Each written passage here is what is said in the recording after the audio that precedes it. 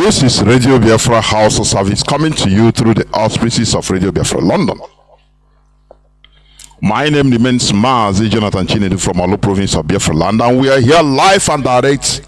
Today is the first day of April 2020, first day of May 2024. I'm sorry.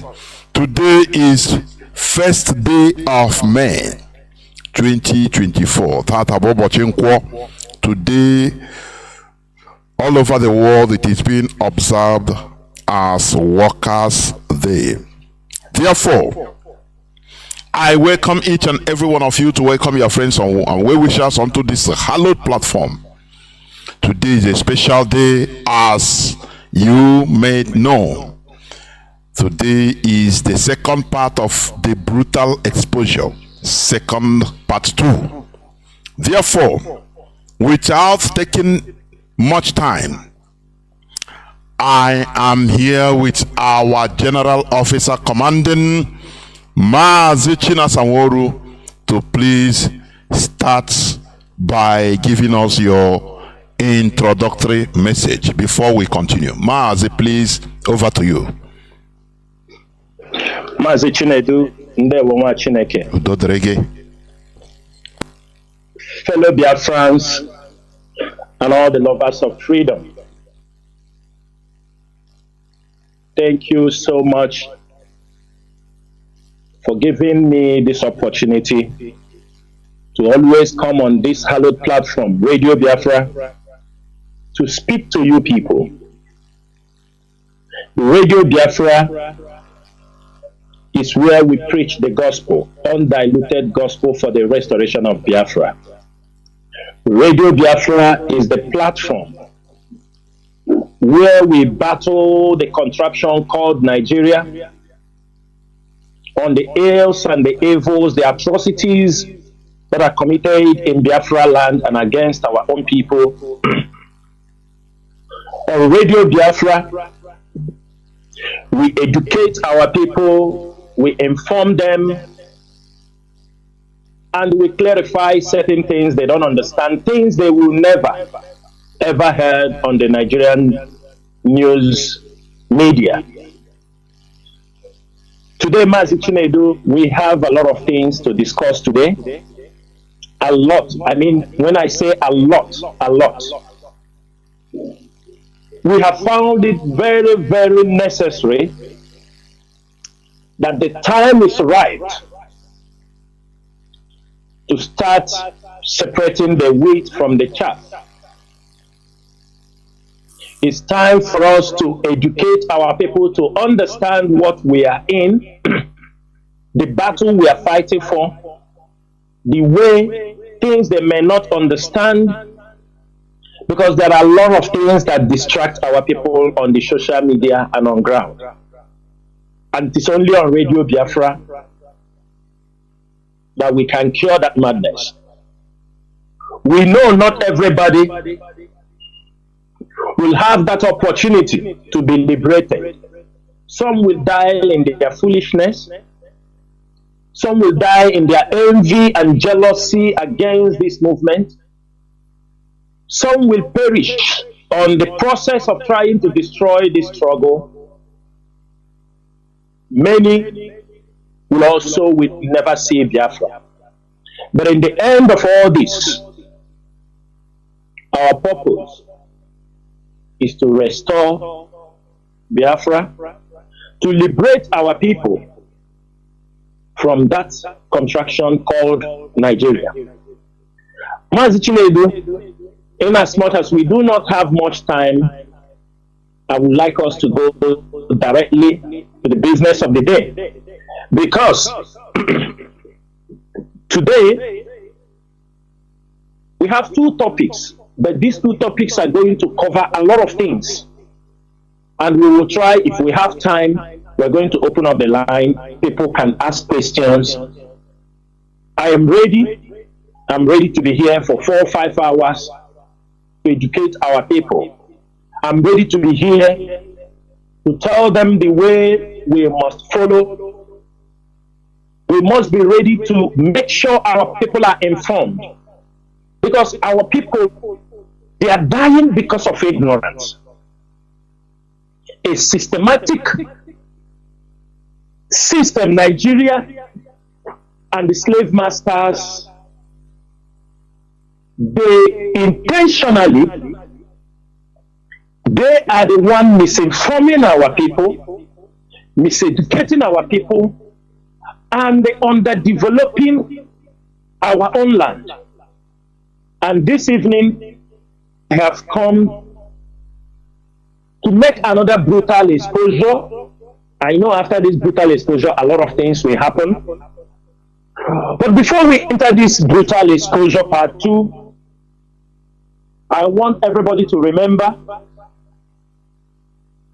that today, 1st of May, is the beginning of our Biafran heroes and heroines day. We are in the month of our anniversary.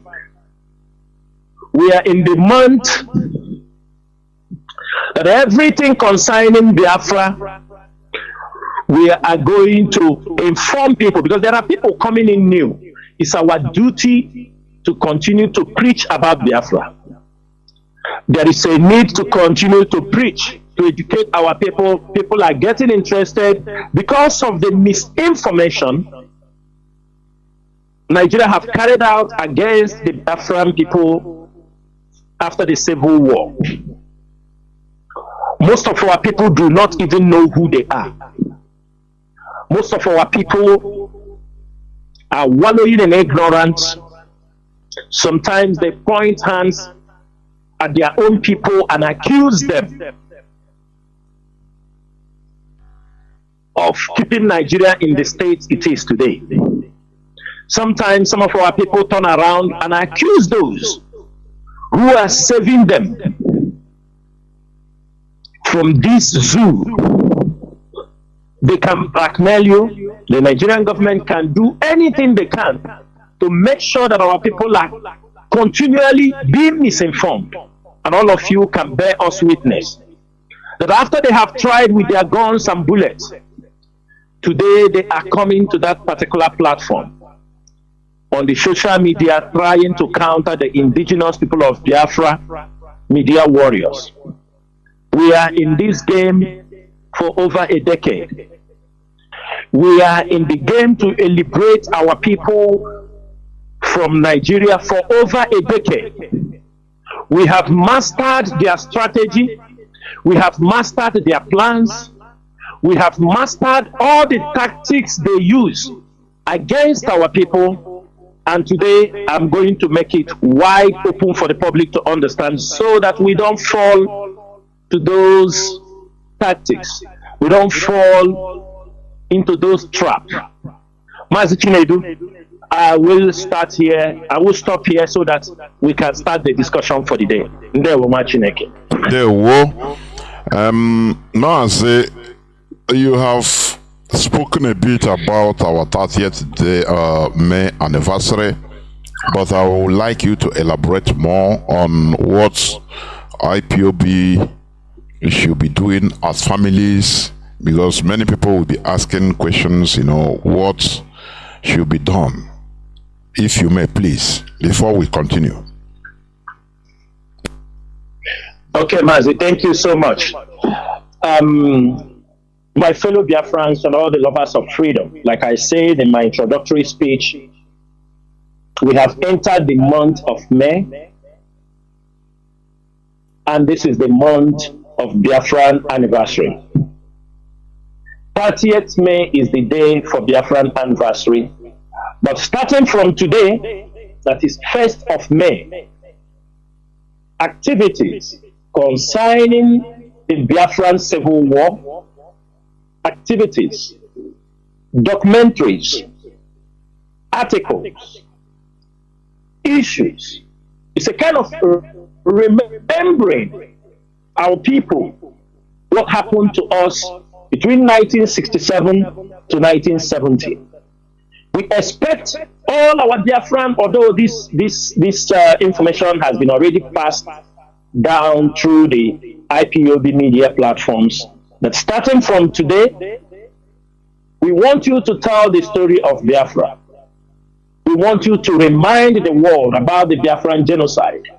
We want you to go out there, interview people. There are many of our parents, our uncles, our traditional rulers, some of our village elders who knew what happened during the Biafran War. Some of them are still scared to talk about it till date. We want IPOB medias to be on ground to make sure that we get some of this oral information that are not written on textbooks, that are not on newspapers. We are in a world of social media. Interview them. People will tell you informations about what happened. We must continue to dig and get out and dig out most of the horrible crimes committed against Biafra. It is a month we remind the world what happened to us between 1960 to 1970. And as every one of you knows that in this struggle, it was Mazi Chinasa who came and brought out this Biafra anniversary to limelight. This started first in 2013 when a cenotaph was built in Enugu. In 2013 or 2014, it's 2013, Nigeria destroyed, 2013 or 2014, Nigeria destroyed that cenotaph in Enugu. The following year, that was 2015, there was the Biafran anniversary in Aba. Mazi Chinasa was there live and marched. In the same year, 2015, Mazi Chinasa was arrested in Lagos.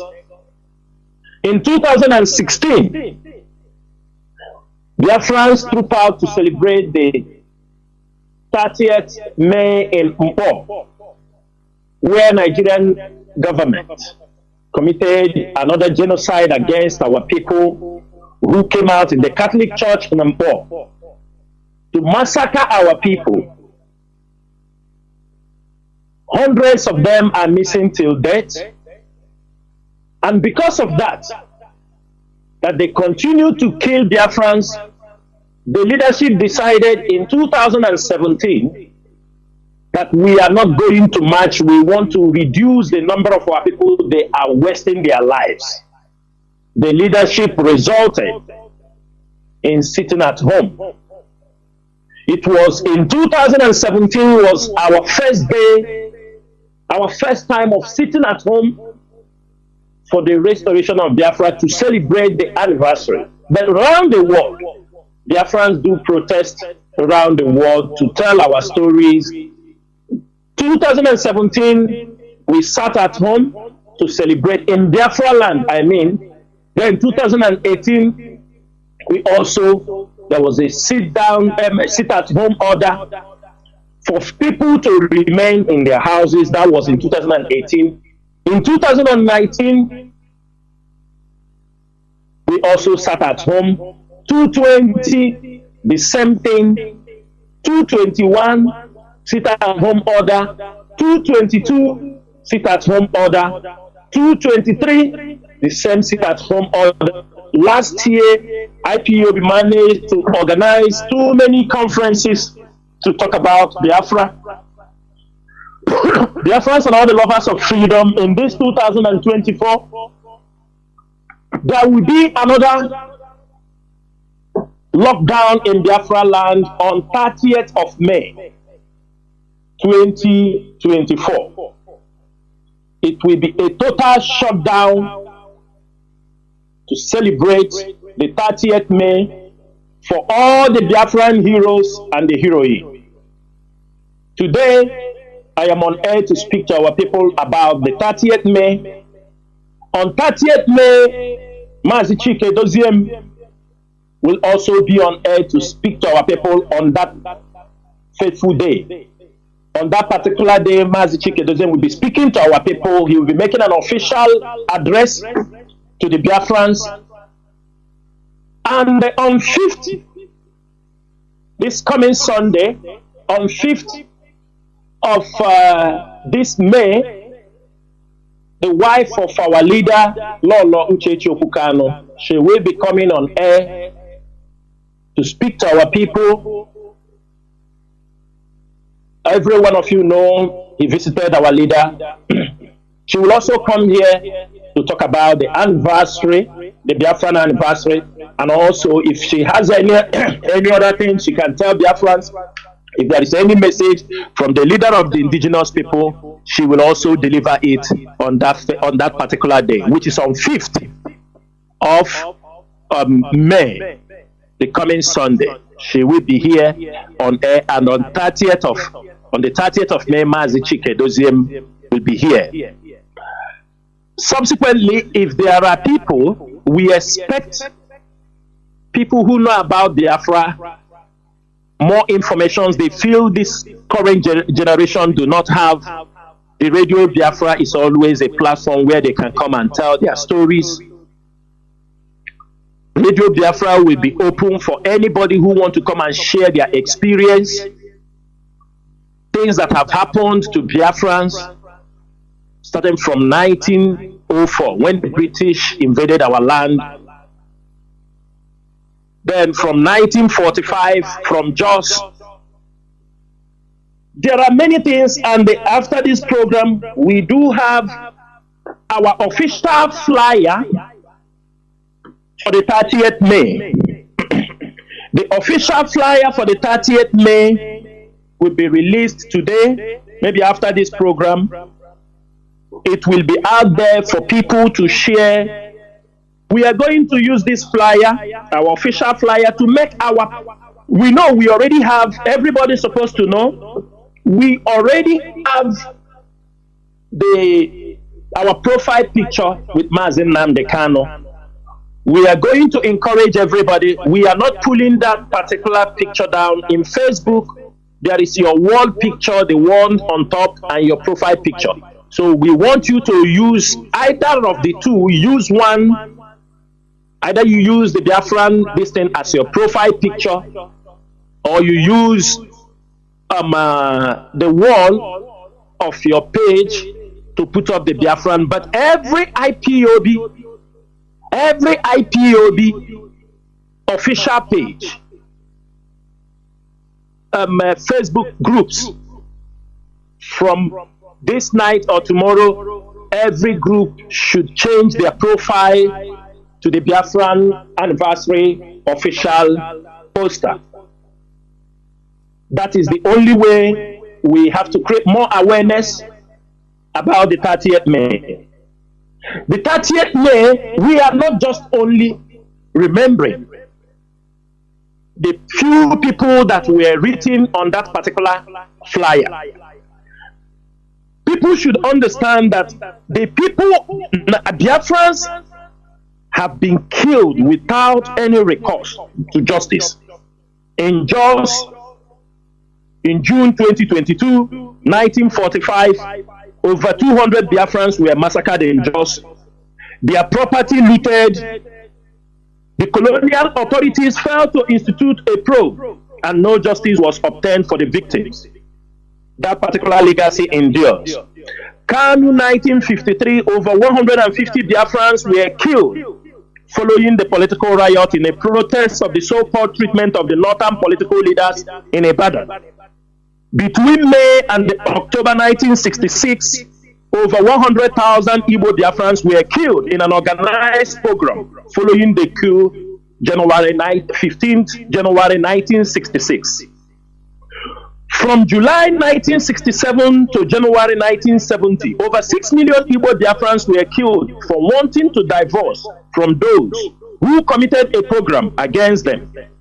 The international community was not impressed by the scale of the genocide.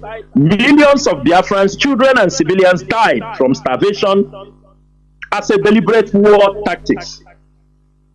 Again, in December 18th to 20th, 1980, Kanu, state Islamic rivalist, Matasena group attacked Christians, Biafran Christians, burned down churches. Over 4,000 Christians were killed and their properties worth millions of naira lost. October 25th to 30th in 1982, Kaduna, another Metasena riot, over 50 Christians estimated dead. October 30th, 1982, Kanu, Sabongeri municipality, 2 churches burned to ashes, 6 more destroyed. December 26 to 29th, 1982, Borno State, Metasena riot, over 100 Igbo Christians lost their lives and property destroyed. In February 15th to 2nd March 1984, the Gongola State, the Metasena group launched another attack against Igbo Biafran Christians. Over 500 Christians were killed. April 2023 to 28, 1985, Dem Bauchi Gombe State Metasena uprising. Another 100 Igbo Biafrans lost their lives in Gombe State. March 6 to 12th, 1987, Kaduna State, Kavanchan, Kaduna Zaria, Kastina in Kaduna State, Muslims attacked Igbo Christian students at a college of education in Kavanchan. Christians fought back. The fight later spread to other places. More than 150 churches were burned and over 250 Igbo Christians killed. In March 1988, Kaduna Polytechnic, Kaduna State government destroyed a Christian chapel under construction, which led to a religious uprising. Hundreds of Igbo Biafrans were also killed. March 1988, Kaduna Polytechnic, Kaduna State government, Kaduna State ABU, Benson Omenka, final year student killed by a Muslim student during the Students' Union election. Christians were also stoned and mined and raped. These are Igbo Christians. They were also stoned, mined, and raped. In 1988, Bauchi State in Gombe, Muslim students attacked Christian teachers and students in JSS Gombe. Other secondary schools in Bauchi, some of the Christians were also badly wounded. April 20th to 23, 1991, December Bauchi, fighting between Muslims and Christians. More than 200 people lost their lives and 700 churches were burnt down. There are numerous attacks against Biafrans. I am just trying to, I think at the end of this program, I am going to publish these numerous attacks because so far we have over, if I start to mention all of them, the IPOB have documented over 101 attacks against our people. We have not included the ones of these recent years, of 2 or 3 years back. We have not included those ones, but I am just mentioning but a few.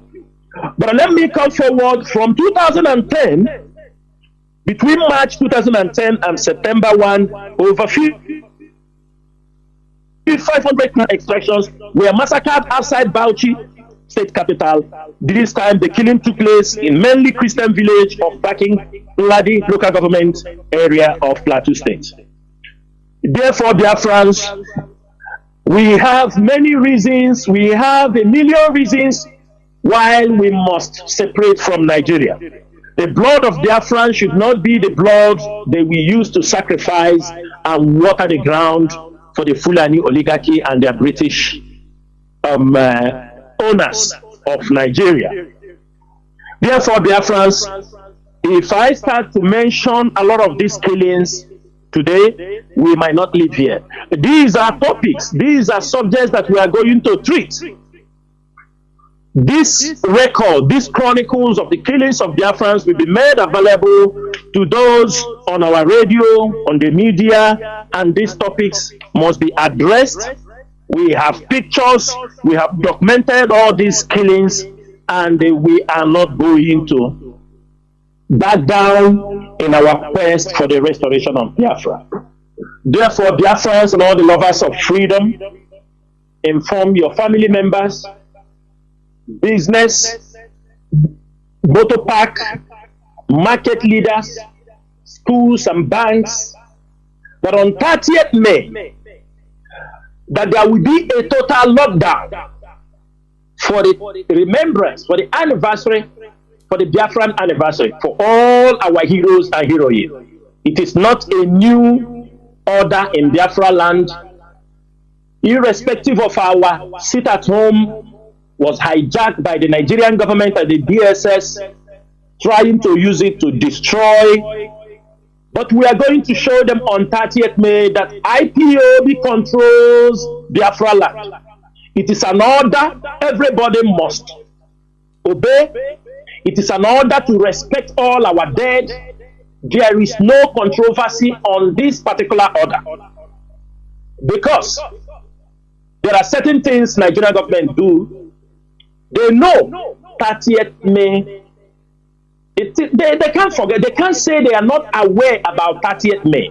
They can't say that over a decade that IPOB. But you can see them after a couple of days. Some parents will come up now to tell us that their children have WAEC on 30th May.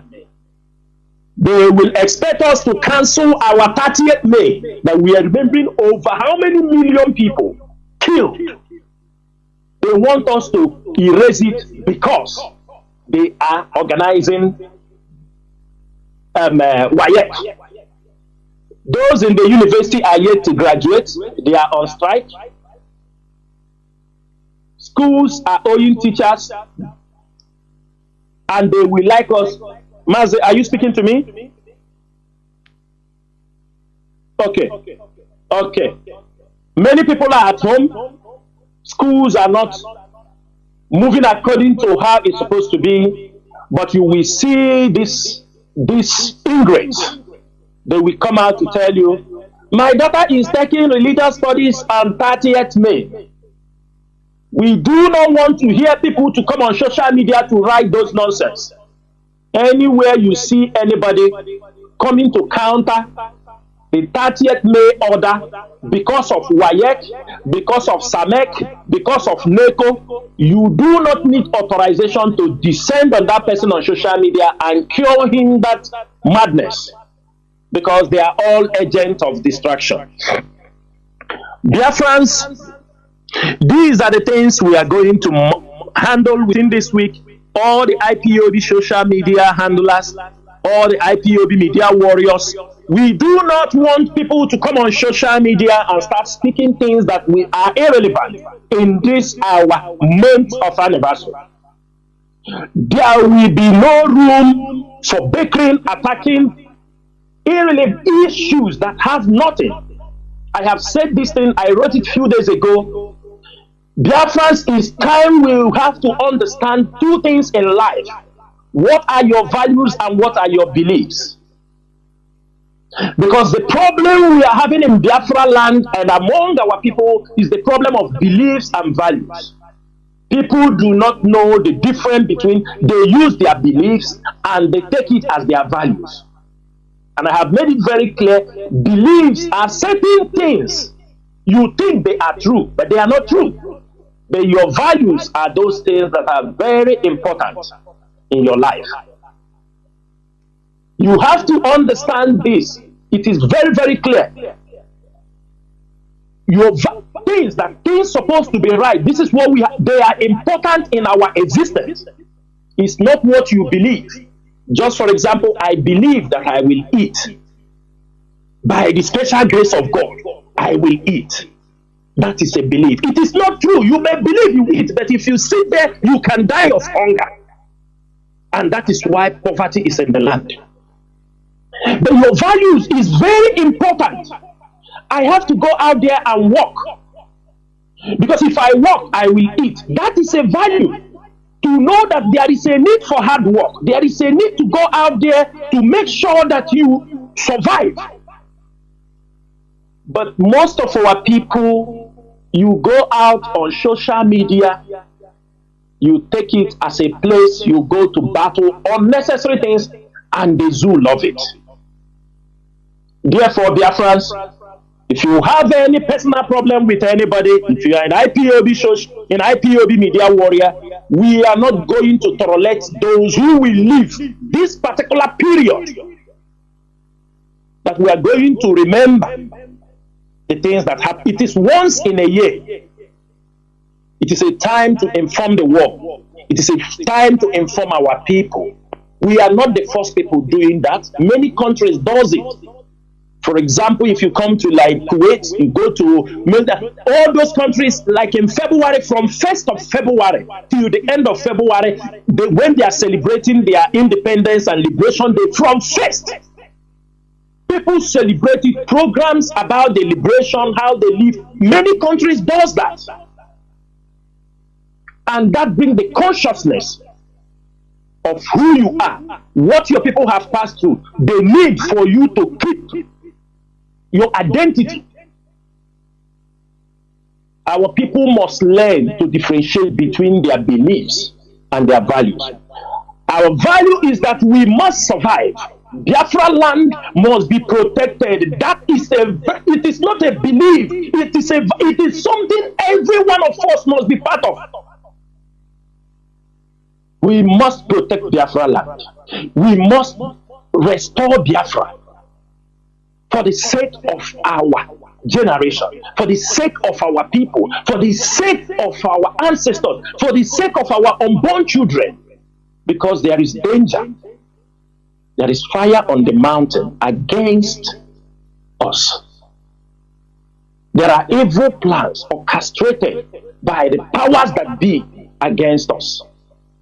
So this month of May is the time we are going to make sure that everything concerning Biafra is going to spread once again around the world. Mazi Doziem, when he came on air last time, he already authorized people, IPOB family members around the world, to pick up their protest permit. And I'm very, very sure many countries, those who are allowed to protest, have already secured their protest permit. And IPOB will be protesting around the world on that 30th May. But in Biafra land will be locked down on that. And it shall be from 6 a.m.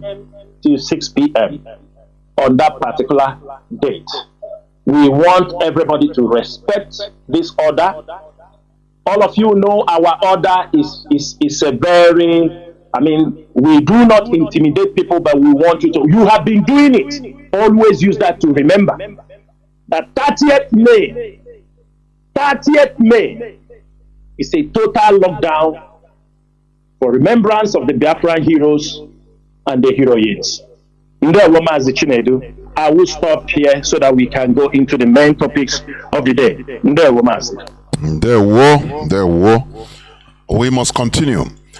Now, the second issue I want you to talk about is about our leader siblings, their actions, and what it is causing IPOB and Mazi Nnamdi Kanu. You know, all these days we have been making it clear that our leaders' siblings are not talking on behalf of IPOB. They are not even IPOB members or leadership, IPOB leadership, never. So please, I want you to address more, hint more on it, and about also our leaders' situation, where he is. Please, Mazi, go on, please. Mazi Chinedu, thank you so much. Biafrans and all the lovers of freedom.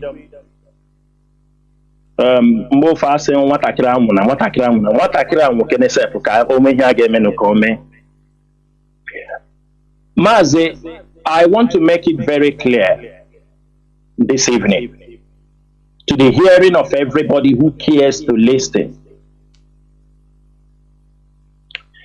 Mazi, it was in 2013, if I'm wrong, somebody correct me, 2013. Mazi Nnamdi Kanu was making broadcast. As he was broadcasting, there was Radio Biafra 2009. We do know that our leader was broadcasting on the podcast. I listened to him first time in 2011.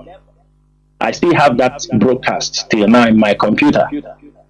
In 2013, As Mazi Nnamdi Kanu were broadcasting, talking about this, I remember, because what he was doing that time was awareness.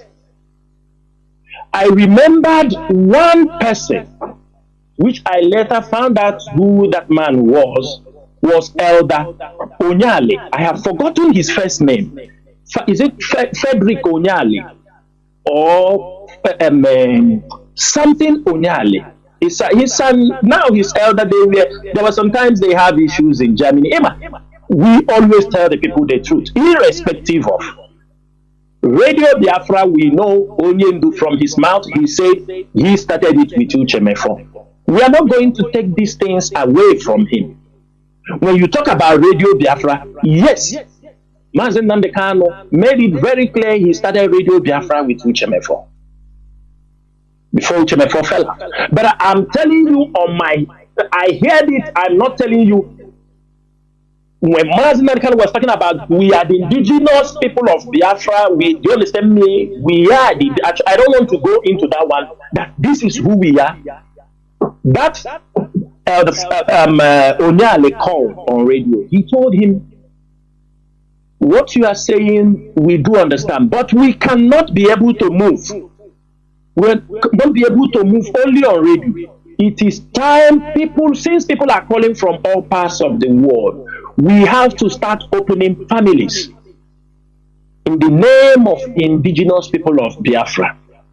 Before we finish this program, if I'm lying, somebody come here and correct me. But I'm very, very sure I was on radio on that particular day. I heard it very clear. That was how IPOB, Mazi Nnamdi Kanu, came up. Even the title we gave Mazi Nnamdi Kanu as Supreme Leader, it was on Radio Biafra. During this period, there was nobody we knew. Or on Radio Biafra, Mazi Nnamdi Kanu have never, if anybody had heard it, that he started IPOB with his younger brother, Kanu. Never heard it. And all the years, people in Germany can come out and tell us, because they are in Germany. People in Europe can come out and tell us. People like Mazi Zurumike, who was the first coordinator of Germany. There are many people in Germany who are there, who can say, oh, when Mazi Nnamdi Kanu was going to Germany, suddenly, we have been hearing this talk from behind. We now realize that the sibling of Mazi Nnamdi Kanu is claiming, that is what he's using to deceive many people on his side, that he is the one that started IPOB with Mazi Nnamdi Kanu. He claimed he is the one that started both Radio Biafra with Mazi Nnamdi Kanu. These are the kind of lies he say it to people who are foolish like him. Who are foolish. And sometimes I ask these people, are you following Kanunta and his group and the siblings of Mazi Nnamdi Kanu as the leader of IPOB worldwide, or you are following them because it is a sibling to Mazi Nnamdi Kanu? He tells people that let me make it very clear. If anybody who cares to listen, both the politicians, those they are talking with, Mazi, there are something that happened. It's not that it happened.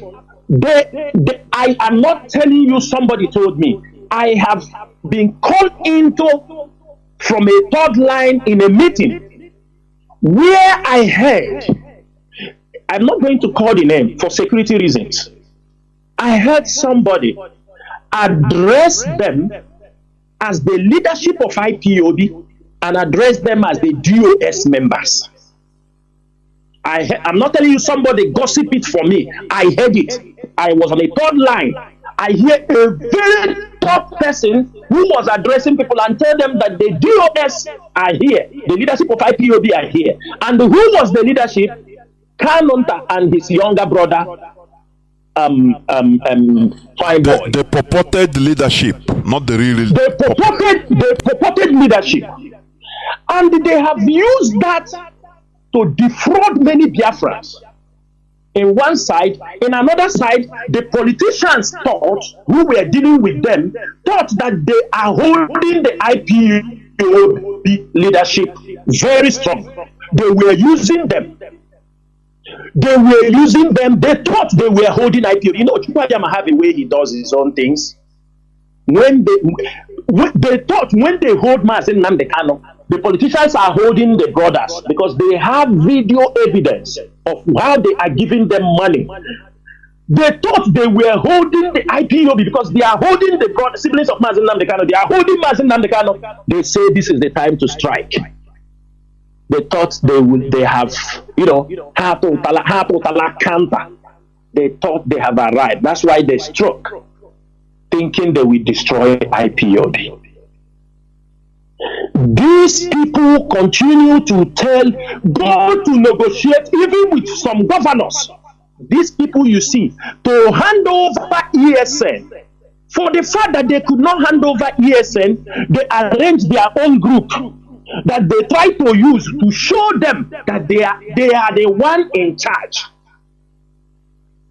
Because they could not, they make moves to money. Because if their ear doesn't hear money, they will. They try to take over ESN. They try to contact some commanders, tell them they are going to employ them. They are going to do this. They will hand them. They tried everything. When they failed, they now make their own group. They are using. They are the people. I want to ask Biafra. Somebody that they are holding his brother, and he is displaying this kind of attitude. Do he really want his brother out, or he want to take over from his brother? Because people he have confronted, you tell them he is the next person in line. He told them. And I want him to come out and tell Biafrans that it's not, let him stop all this backyard talk, causing confusion everywhere. Let him come out. I think he used to talk. Tell them boldly if he thinks he is a man. If he is man enough, let him come out and say, I am the next person. Do you understand me? This is IPOB worldwide. This is what they are doing. This is how they have used it. People thought they were IPOB leadership. On another hand, the politicians were also using them to destabilize IPOB. Because I could remember at a point we confronted somebody. I told him, because he said, oh, I discussed with the leadership now. We said, which leadership? He said, Kanu and the we said, who told you their leadership? He said, that he never knew. They've been coming here saying I have the leadership of IPOB. He said he never knew. So you mean they are not the leadership? Some of them deception. Some of them they knew. But why? They want those who are closer to them, who will feed them with some information about IPOB. Because no member, that is why when you hear some news, Mazi, in America, when they hold Mazi Nnamdi Kanu, people were claiming to be members of the DOS. People like Nelly, Oyibodem, all these people, when they talk to people, they claim to be DOS members, which they have never been. They have never been. At a point, Mrs. Bridget, I hear somebody talking about something. He said, Mrs. Bridget was part of the DOS, and the letter, do you understand me? DOS don't want to accept her. I asked the person, Kemba Ojiburu member of the DOS. You see this misinformation? That is why, from the day one Mazi Nnamdi Kanu was renditioned, the plan was, it was a pre-planned. Kanunta was discussing with the people holding Mazi Nnamdi Kanu in Kenya. Everybody should know that. He was in communication with them. And every day, me and Madibu, we call him, as he told us he's okay, he's fine. But he was in communication with the people holding Mazi Nnamdi Kanu. He never made it open. But the moment Mazi Nnamdi Kanu was renditioned to Nigeria, he now came out and screamed that the DOS are the one who sold Mazi Nnamdi Kanu. They started that narrative. Along the line, they are operating. People do not understand why they counter the sit-at-home IPOB men. I said it here. I am the one who came on Radio Biafra when Nigerian government refused to bring Mazi Nnamdi to court. There were information, I'm saying it, that Mazi Nnamdi was seriously ill and he may die in the DSS custody. We said no, we have to make a move, even though many informations were not clear to us. We said no, we're going to make a move, we're going to shut down Biafra land and find a solution. We have to mount pressure. Who came out to counter it? People should understand it was not Mazi Nnamdi that gave it, because Mazi Nnamdi did not even know we have set up a sit-at-home order.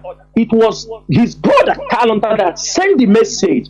They told him, because already he has come and they confronted us, that Ohaneze Ndi Igbo and the whole pose of them have promised to bring up Mazi Nnamdi. People should know that they have promised to bring. Why should we put it at home? My brother, we are getting to 3 years. Purpose of them Ohaneze have not brought Mazi Nnamdi out.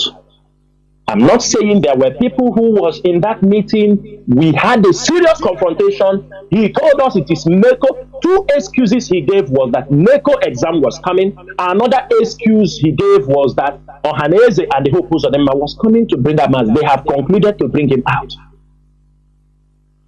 Mazi, these are how he have meddled with IPOB affairs.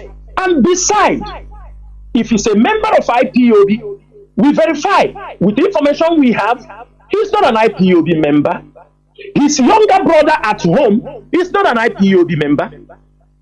But most of you did not understand when people don't know when we come out and pick up a word and start. People don't know why we take it, because we continue encountering that. When we spoke to some people, they tell you, oh, DOS is different, IPOB leadership is different. Told them how is it?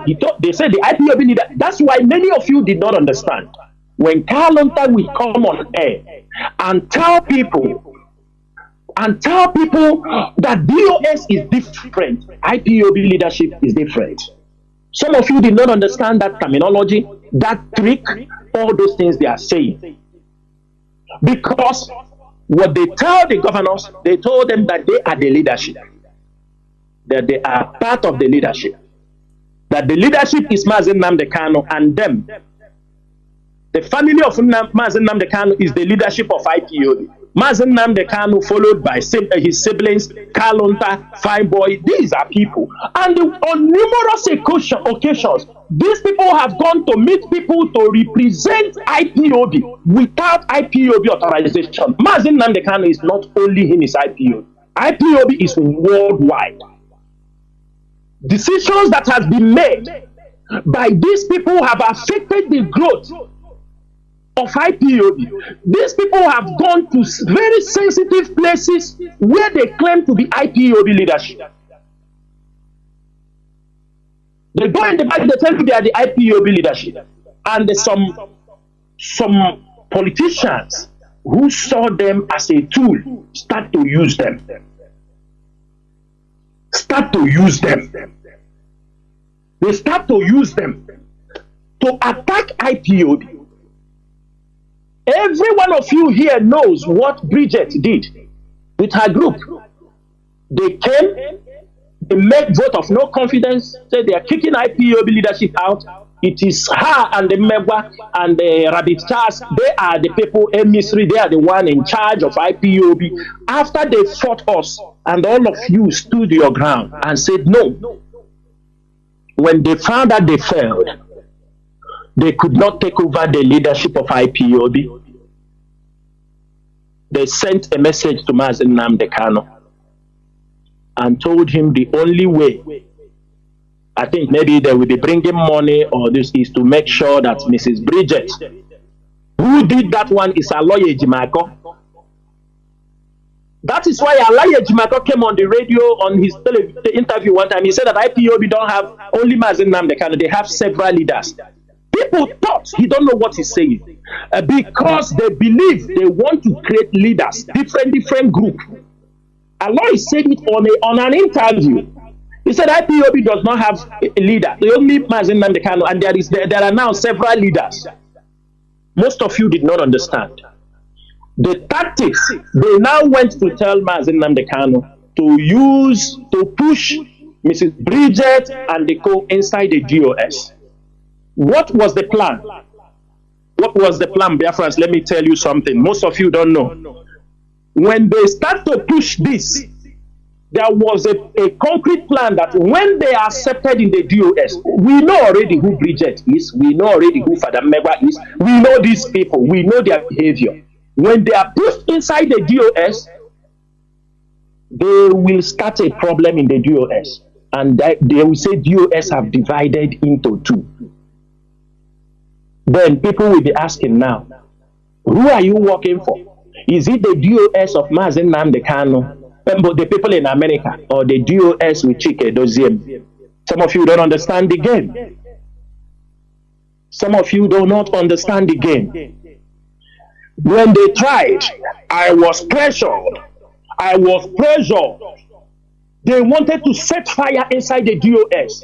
Everybody come to me to make pronouncement against the will of the DOS. They push me, information coming left and right. Onyendu say do this, Onyendu say do that. I say, can we move forward? Please, ask Onyendu, when you come out, you are going to come out soon. It's better you use your hand and announce those people as the DOS member. What we are fighting outside, if I do such pronouncement, Biafrans will leech on me, because Biafrans who have fought this group of people will wake up suddenly and heard that we announce this group of people as members of the US. Some of you will even look for me where I am to attack me, because all of you fought, you saw what they were doing, and that was what they were trying. When they failed in that part, the families of Mazi Nnamdi Kanu, I'm not telling you, if I talk, I will give you example. They start threatening some people. When they call some people, ask somebody like Bright Chimezie. Bright Chimezie will write something on the Facebook. Some of them will descend on him and tell him, on which side do you belong? Do you belong to Chinedu or do you belong to the group of Kalonta? That is what is happening. And many, they are calling people, they are telling people all these things. Who would they be? Most of you don't know what we fight behind closed doors. But some of you think we have time to come. The battle you see we fight behind closed doors is bigger than what you see outside. The fight rages on. The sibling of Mazi Nnamdi Kanu continue to stir problems in IPOB. Mazi, can I ask you something here? Which is, we have been hearing it, but I want, when you think secondly, when you have a second thought about it, why did the siblings of Mazi Nnamdi Kanu lie? Why did they come and tell the public, start lying to the public that, look, the leadership, they sold Mazi Nnamdi Kanu, and they know that what they are saying is completely false and fallacy. They know it. What is their aim? Why? This is a high treason. It's a high treason that you end up being, sentenced to death, because this is a high treason. They want the people that, innocent people to be killed. So, Mazi, please go on. Why this? Mazi, they do not want only innocent people to be killed. Innocent people were killed. People were killed in Imo State. Chinasa, the Olu senatorial, was killed for saying that whom I know is the DOS. He was killed. IPOD also coordinator, was killed. When he found out what they were doing, he came into a meeting and saw where they gathered with some politicians overseas at home. They found out the guy walked away. 2 days, he was riding a motorbike, and the people who killed him, that thing is that boy they call Sky. And the warrior, I think 2 of them. I'm not sure, but Sky was head of that operation. because the guys saw what they were doing. Mazi, many people were killed because they said, what we know is the DOS.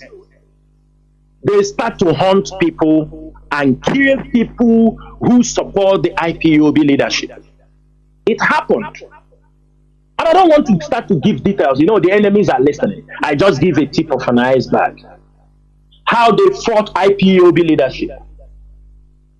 On the process, they divided into 3 or 4.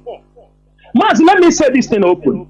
When they were planning to give the Perima power, when the purpose was to be their spokesperson, someone called me in America.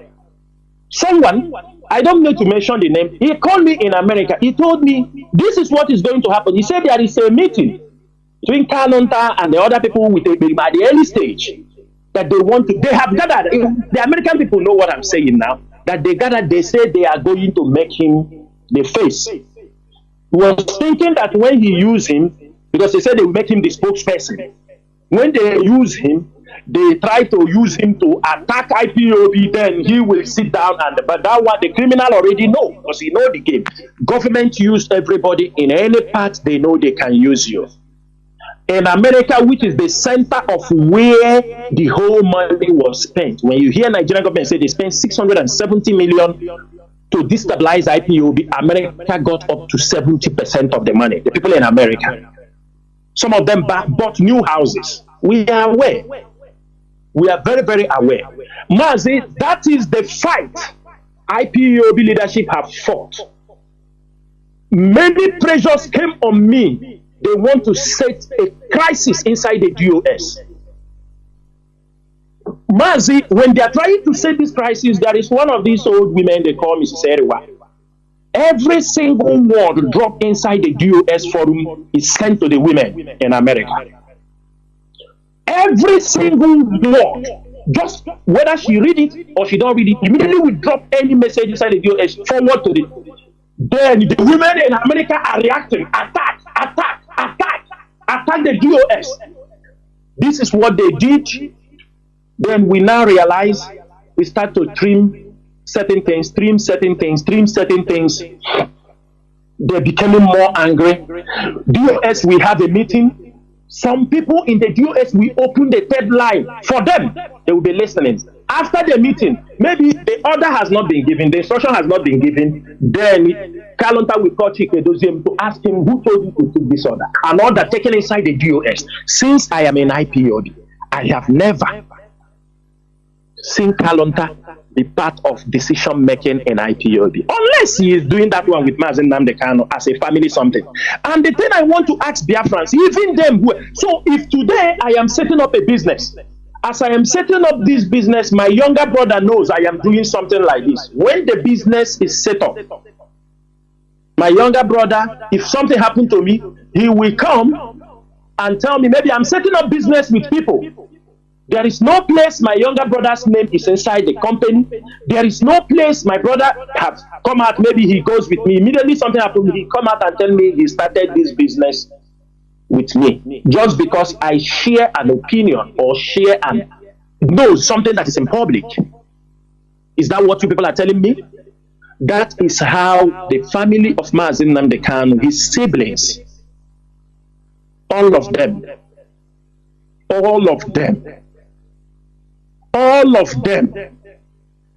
they have made caricature of this struggle. People don't understand why certain things IPOB do again, we don't put it on the social media. Because any positive work IPOB does, they take it and go and they collect money from somebody. Tell him, you see what we are doing? Do you see what we are doing? We need this. Let me say something for people who don't understand. They complicated this struggle in such a way. Every one of you knew that it's only on Tuesdays, on Mondays and Thursdays, they used to visit Mazi Nnamdi Kanu. But the siblings of Mazi Nnamdi Kanu used to arrange in the back. Not now. Anyway, those things have stopped. Because after the DSS have collected all their information, they stopped. They blocked them. On Saturdays, they make special listing, take politicians go to see Mazi Nnamdi Kanu. They take, if they arrange somebody they want to squeeze money out of him, they take him to go to visit Mazi Nnamdi Kanu. On a different day, we have all the information. You know, when you release this information, they tell you, oh, you are working with Nigeria government, thinking they can blackmail you. No, they can't blackmail us. They can't. They go, and everything they are talking, the DSS knows. Everything they are doing, the DSS knows. They continue. That is why they see this struggle as a family business. They see this struggle that it is struggle because of the activities of the siblings of Mazi Nnamdi. Go and speak to people. I'm not saying talk to people at home. Talk to some businessmen at home. Talk to some people. This is family business. Everybody is careful. They say this is not what we expect. But these people are doing these things with impunity. They don't mind the people who have died for this struggle. They don't give a shit about people who have died in this struggle. They don't give a shit. Because if they give a shit, they won't be doing this rubbish they are doing. And I want to tell Biafrans and those who care to listen, the siblings of Mazi Nnamdi Kanu are not members of IPOB, talk less of being decision makers in IPOB. If they want to form their own group, after all, their partner have started his own, it's very easy. He has radio now, so let him pronounce his own group. It's very simple. But you see this IPOB, you see IPOB and ESN, they must be protected. Nobody will play politics with these two movements. People have died because of this struggle. And as long as somebody like me and other hardcore comrades remain in this struggle, nobody will play with the life of our people. IPOB, many of us came into IPOB, we never know there is money. All of us came with our money. We came with our money. The siblings of Mazi Nnamdi Kanu came out when money starts. Some of them, when the struggle was going on, they came out and they turned to another thing, talking rubbish. People they don't know. People they see them on the road, they cannot even challenge them. It's the people they come, they talk rubbish because we have dedicated ourselves to the struggle. Because of our respect and loyalty for Mazi Nnamdi Kanu, they're taking it for granted. Some of us, we are not normal people. They're supposed to know. Already. We are not normal. If they don't know, if they haven't told them that they will men who have seen a lot, men who have gone places, not listen, men who have stepped into countries with different information, different ideas, different ideology, helping to restore Biafra. What they do is to come here, and because the moment they understood that the leadership understood many things, that the moment they hold Mazi Nnamdi Kanu, wow, the leadership saw certain things, but we cannot divulge these information to the public to protect this struggle. We will protect those things we know until we die. They found out that the leadership have found out. They know certain things. Boom. One thing is destroy them, destroy them, destroy them. Make sure you destroy them. Let me tell you something. That's why they say, Onyendu may say, it's him that we know. Of course, he knows everything. But the moment they found we have known a little, they are because we know about them, the siblings, what the siblings did. Of course, they are the one going to feed Mazi Nnamdi Kanu. They start telling him, destroy Chinedu, destroy Chinasa Nworu. Chinasa Nworu did this, Chinasa Nworu did that, Chinedu did this, Chinedu didn't do that. They start because they know what they are trying to cover. They know. And I want to tell them something here. This struggle is not ordinary. This struggle from Chukwoki Kabiaba. Yes, Mazi Nnamdi Kanu might have woken all of us up, but he never know he woke up lions and tigers and other fierce individuals who have come to protect this struggle. We didn't come for a play. Every one of us who have remained in this struggle from 2011 or 12 or 13, whenever you join this struggle, there is a reason why you are in this struggle. We have become the gatekeepers, and people should not take our loyalty with our money. People should not take it for granted. We are in a different level in this struggle. We are getting international advice. We know everything. And that is why we are the leadership. And that is why when we tell people, I know now, many people are returning back to IPOB. Yes, they have divided IPOB family. Because some people, out of selfishness, stupidity, people want where the people were running. Let me give you an example. There was somebody whom there is IPOB family in Angola. This guy went home. I don't know how he met the brother of Mazi Nnamdi. The brother of Mazi Nnamdi, they spoke. He said, oh, I'm in Angola. Suddenly he gets in touch with Mazi Nnamdi, spoke to him. Mazi Nnamdi, maybe out of lack of information, he didn't know we have started a family already in Angola. He told him, oh, you are in Angola, you can start a family in Angola. Immediately the guy returned. The guy started moving around in Luanda, collecting money from people that Mazi Nnamdi told him to start a family. When the coordinator asked, he said, have you spoken to Mazi Nnamdi? I went to their brother. The brother gave me the order to start IPOB. Before we understand it, now they want to arrange for him to come and start moving to go to speak to IPOB. We intervened. We spoke to Mazi Nnamdi. When Mazi Nnamdi realized we have a family in Angola, these are ways that you see the red flag and you started early to prevent those things. But they have failed to respect themselves. We have tried to manage this thing for a very long time. Mazi, it is time we call a spade a spade. If Kalunta and his siblings want, Kalunta, he wants his own group, let him come out boldly as a man. Come out and make what? Make announcement that I have formed my own group. But you see this IPOB, he can never be in charge of IPOB.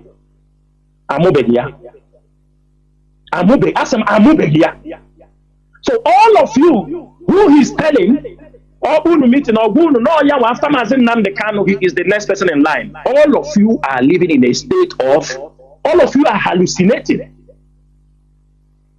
This man in Asubeke, yes, you are living in a state of tankum hukum. Edo State.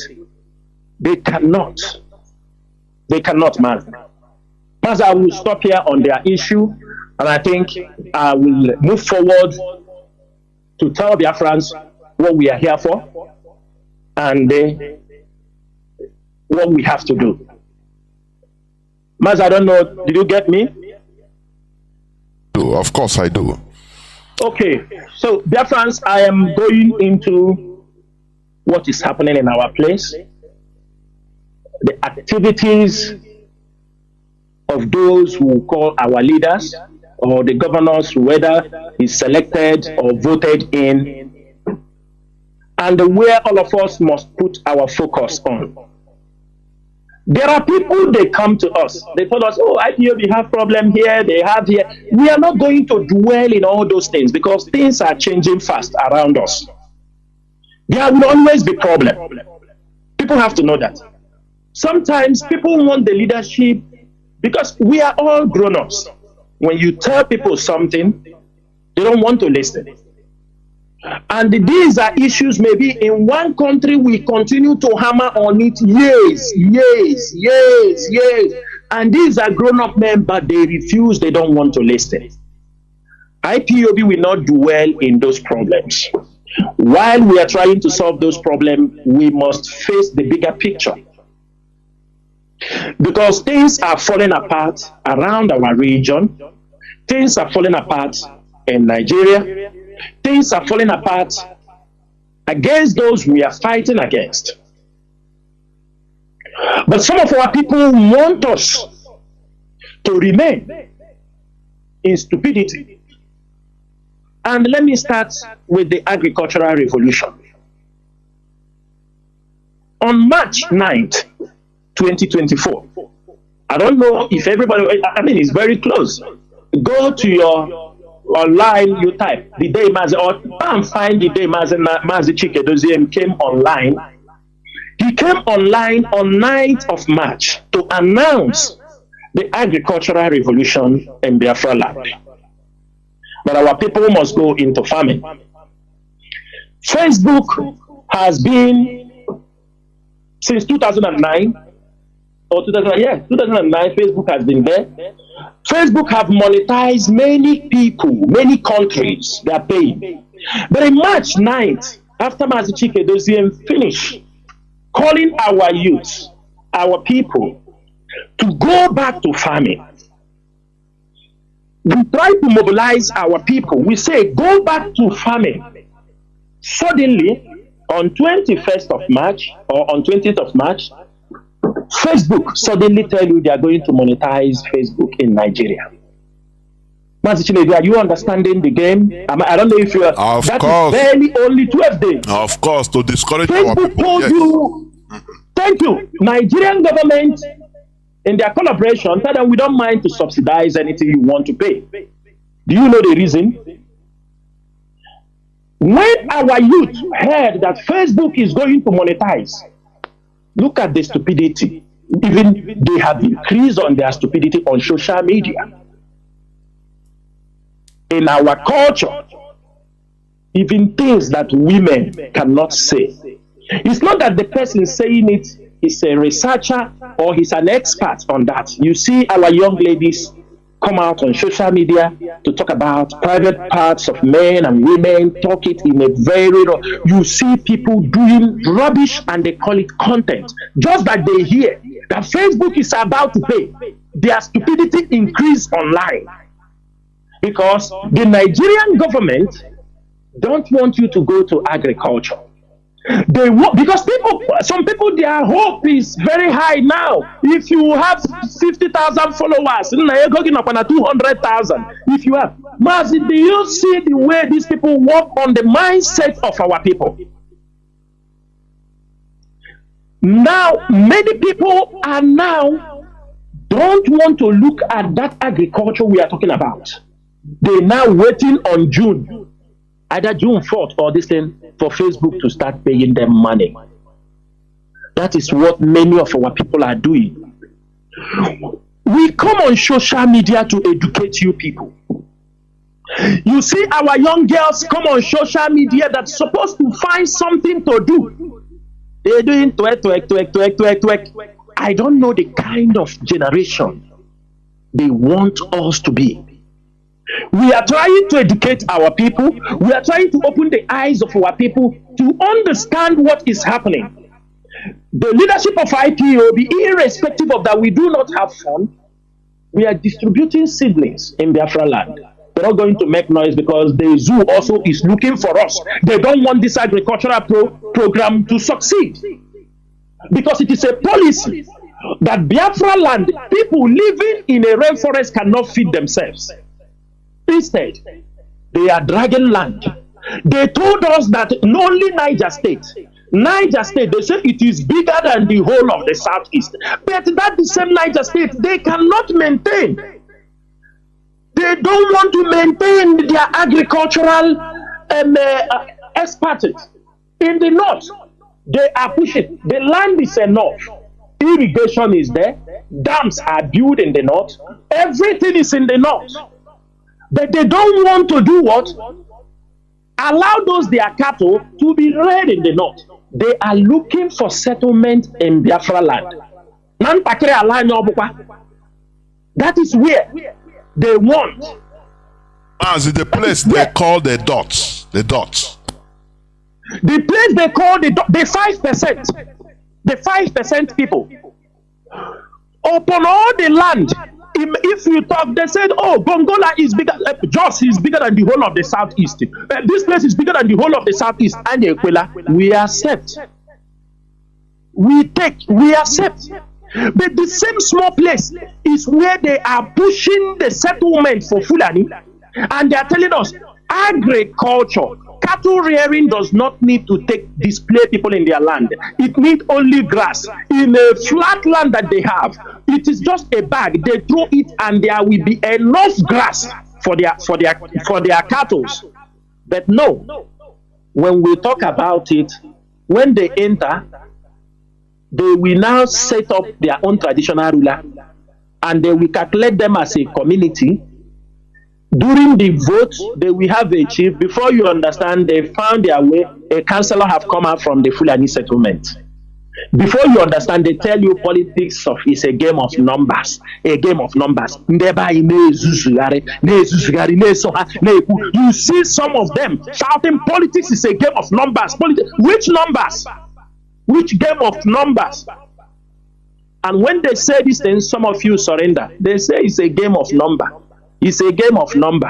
It's a game of number. We continue to wallow in ignorance. We ask our people to go back to farming. We ask our people, make sure you farm something for yourself and your family, no matter how little it is. Even if it is only okra, try to be self-sufficient. Instead, the Nigerian government have told Facebook, no, it seems these boys want to go back to agriculture. No, engage them. Engage them on the social media or Facebook. Or engage them. Give them money. If we're going to give them small money, we don't mind. They will forget themselves. That is what Facebook is doing. They are in collaboration with Nigerian government. They are in collaboration with Nigerian government because they love what the stupidity you are displaying on social media. Not educative something. Nothing educative. Nothing educative. Nothing. Only few of them, only few people, you found out that their contents are very educative. That is why you people very easy when the chief refrigerator call you people start his own content creator, all of you run there. Because you like what you see. But we are telling you that freedom fighting and the revolution for agriculture is not on social media. Social media is only to create the awareness. The content is on ground and not on social media. If most of you can connect these dots, that Mazi Chinasa came on night, announced agricultural revolution in the southeast, that our people, and we recommend, also we commend, not recommend, we commend, like the Biafra state governor who tried to implement, tell people do agriculture. Take 2 days during this farm season. This is an encouragement. The Igbo governors will not do it because so that people will not say, you are following what IPOB is doing. Nah, so all the IPOB could keep. That is why you don't see any of them talk about it. That is why you see the governor of Edo State giving the Fulani herdsmen a marching order. How many governors in the southeast have given Fulani herdsmen a marching order? How many? How many? Soludo told us that there is anti-grazing policy in Anambra. But you go to Anambra, every evening Fulanis they will move out their cars to block highways on the Enugu Oka road. But he gave a non-grazing, open grazing policy. Is any one of them implementing it? Instead, if I hear moving to kick the Fulanese herdsmen out, they will send military. Enugu will send. You are not hearing about it because it is not criminality. Because if it is criminality, had even a car was snatched, you will see them shouting, IPOB snatch car, IPOB. But they know this one. This is the job of ESN. They are not talking about it. What they do is they rally army, told them come from Enugu, this one come. They attack ESN. Most of you don't know, but we don't come because we know this battle is not an easy one. This battle is not an easy one. Imagine we are talking about agriculture and food and herdsmen.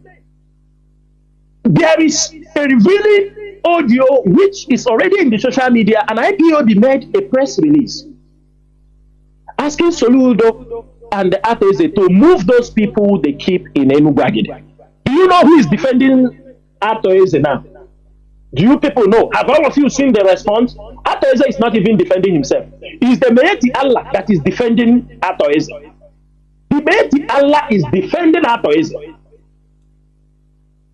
Have you people see those things? Are you connecting the dots?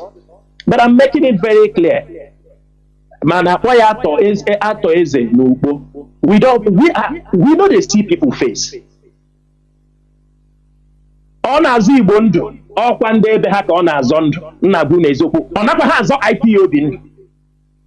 As long as we have smelled, as long as we have found out that particular camp, that is why they build police command area 13, because the area 13 police controlled by Atoeze. These are people, they know what is all happening in that place. All kidnapping. Few weeks ago, there was some 2 of them caught. To make everything calm down, they said they handed them over to police. They kidnapped somebody and took 15 million. The police is protecting them. Abateke kahana arona Anambra. Abateke. The police in Abateke in Anambra. They protect. Where on earth can they build area 13 at the back? They use, if you go to Obis, the same way they camp Fulanis, they are all at their back of their barracks, at the back of their stations. They are protecting them. They are going out there, they kidnap, they bring in people. In your mindset, you say, area command, they here now. They know fit, but that is where all of them are coming out from. Every kidnapping, they carry them, they went back there. Akwa share, akwa ransom, onene kere kere nke ya. That is what we see in Biafra land. That is what is happening in Biafra land. And our people are not saying anything. Our people are keeping silent. Ana akotuwo na masara. Ana akoyene wehishi. Look at the killings in Enugu. Have you heard any Igbo, or where is Ohaneze? Where are the Igbo celebrities? But if it happened in the north, say, oh, we have sympathized with the Nigeria government with what happened to them in the north. Look at their own people, they are massacring them. And people will come on social media and say, where is ESN doing? If I curse you now, people will say, Chinasa Nworu is abusive. Every day we come on social media, we tell you people about certain communities in Enugu. Example, that Nibo. Even one place in Enugu again, if I remember the name, I will tell you. These are places that ESN came to support them. Even in Ihamufu. Some of you do not know that some of our men who are from that area, the community sabotage them. Some of them are in detention. They are in detention. Who is taking care of their family? When people, community, sabotage those who came to protect them. Tell me. Come, let us deploy you there. In Nibo, let me say, if there is no man in Nibo, if you discuss anything in Nibo, you see the youth president, the Igbo in that area, all of them are saboteurs. They just what they do. Anything you say in Nibo, even their women are even more reserved, conservative. They understand. Anything you say in Nibo, within 1 minute, is in the hands of the Fulani people. If you talk, they come and pick you. They are competing who we sell information. That is what the youths are doing. That is what they are doing in Nibo. But anyhow, irrespective of all their stupidity, irrespective of anything, it's still a challenge for IPOB.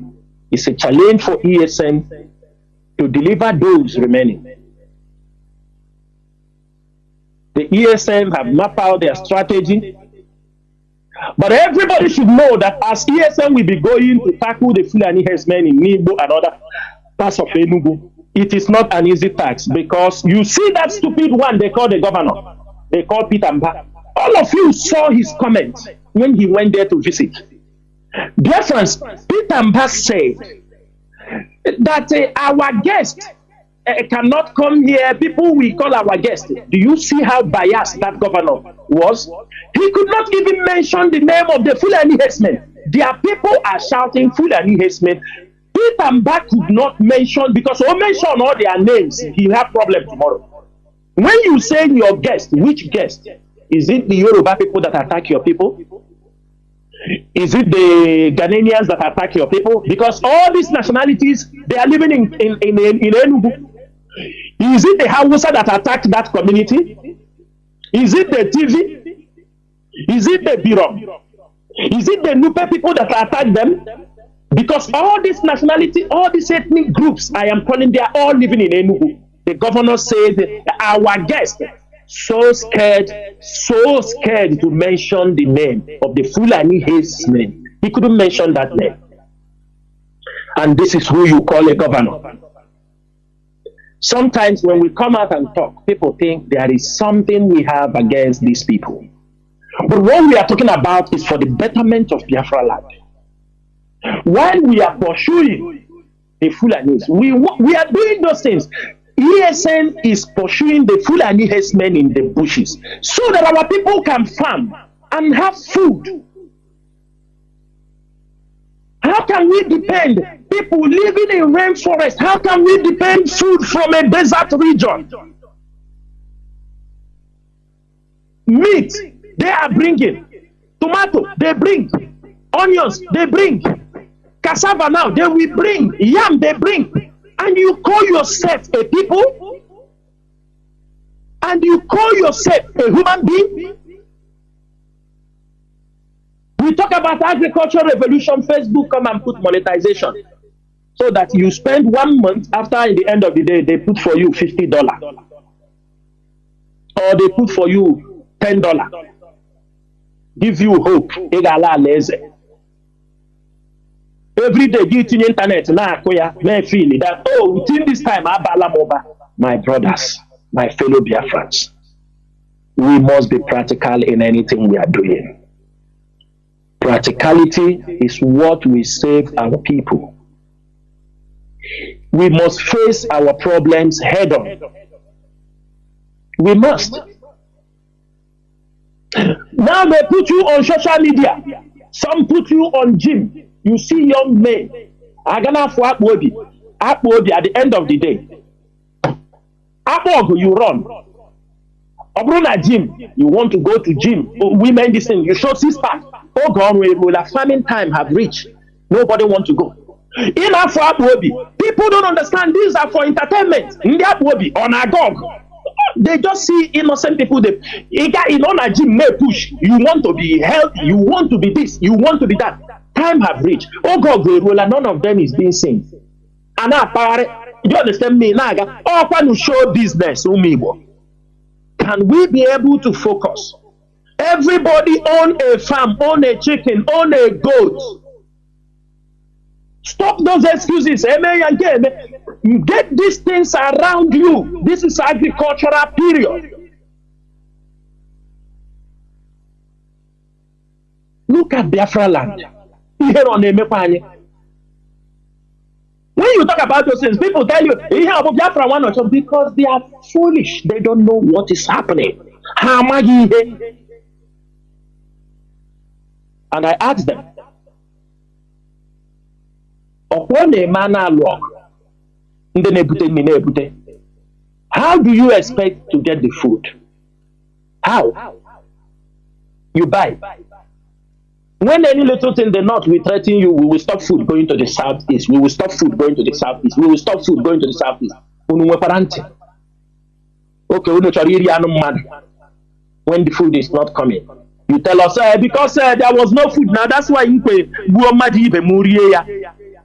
That is the stupidity you people want to bring in our land. And we also beg people. We beg all these philanthropists. We beg all of them. Many of them. Beg them. Not only in December, in Easter, you go and give them food. Give your people seedlings to plant now. Provide seedlings for. Help them. Obudoruna December, 20 cars come inside the village where poor people are living. come and spray money, spray. You people turn, even the Christmas period, you turn it to money. Everybody put his burial. Only Obula burial in December. Only people came for celebration. People don't come from year to year. When they come for the Christmas, that is a period people have come to meet families. Hey, with a burial. What kind of people are we? And that is the gap IPOB have come to fill in. We have come to educate you. We have come to correct certain abnormalities in our society. We have. That is why nobody should open his mouth and call IPOB a non-stakeholder, a non-state actor. We are state actors because IPOB is impacting people in that region. We are impacting. That is what they are afraid. That is why they use criminality. The moment they Nnamdi Kanu, because the Nigerian government knows that self-determination is not a crime. They know. All of them, they know very, very well. They are signatories to the African Human Charter, right? They are signatories to the self-determination charter in the United Nations. They are signatories.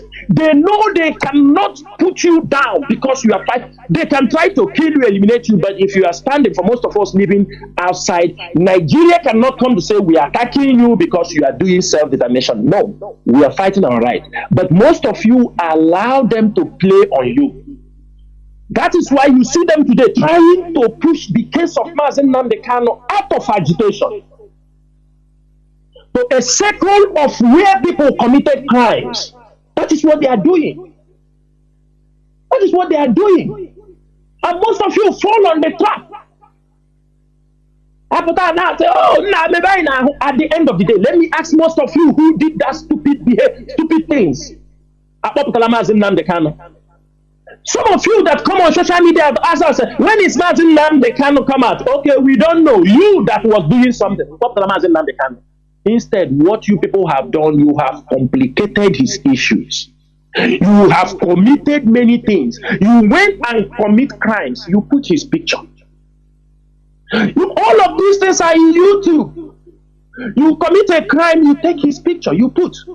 Mazi, according to the lawyer, the charges of Mazi Nnamdi Kanu might carry death penalty. Let Biafrans know that. That is it, Mazi. According to the lawyer Jimako, he said the charges of Mazi Nnamdi Kanu carries a death penalty. That is what they have committed around Mazi Nnamdi Kanu. Sorry, I do not mean to generalize this thing, but some people in America, please, I'm not generalizing it. There are very hardcore Biafrans in America, and some people in America, when you see them shouting, they have stayed in America for many years. Their job is to, their agent. You know what most of our people don't understand? You see some of these, your aunties, some of them you see in America, some of them were side chicks for many governors. Some of you don't understand that. Many of them were side chicks for many governors, for many politicians. So why they are disturbing them when they are in office, if they see so that this thing will not bring them problem, they make visa for some of them, especially America. That's where, some of them in the school, and they are awkward. They send them to America. That is what they have done. They did it a lot now. They make visa, they send many of them. That is how some of them in America. So as the politicians are going, they already have their contact. At least let this one not bring problem for my wife. They keep them 3 and 4. This is how they grow. Many of them, that is it. When politicians arrive, they gather women for them. That is all the people. That is why when Mazi Nnamdi Kanu said, these were the people they bought over. There are many, I'm not saying there are no respected people, but I'm telling you the reality, what is happening in America today. Most of these politicians, the bad eggs they sow in America, many of them don't go to America again. Now they are running to Australia. All of them. Now they are moving to Australia because they have messed up America. They are afraid that IPOB understood what happened in America. Hardly you see many of these crooked politicians in America because they know the game they play. We know how many of them now in Australia.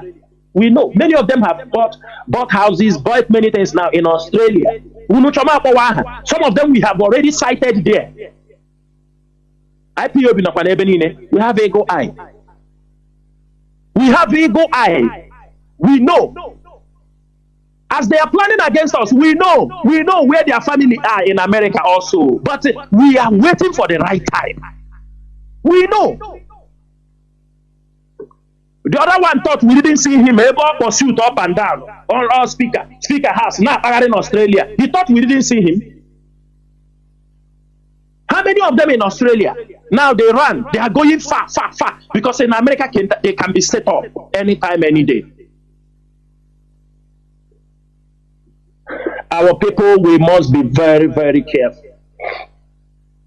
And this message I'm talking is about IPOB principal officers. Every one of you must be very, very careful. The mission of Nigerian government is not only to get Nnamdi Kanu down. Their mission is to destroy IPOB totally. That is their mission. The job is not done yet. They are looking, you see how they have tried this pattern for 2 years, 3 years.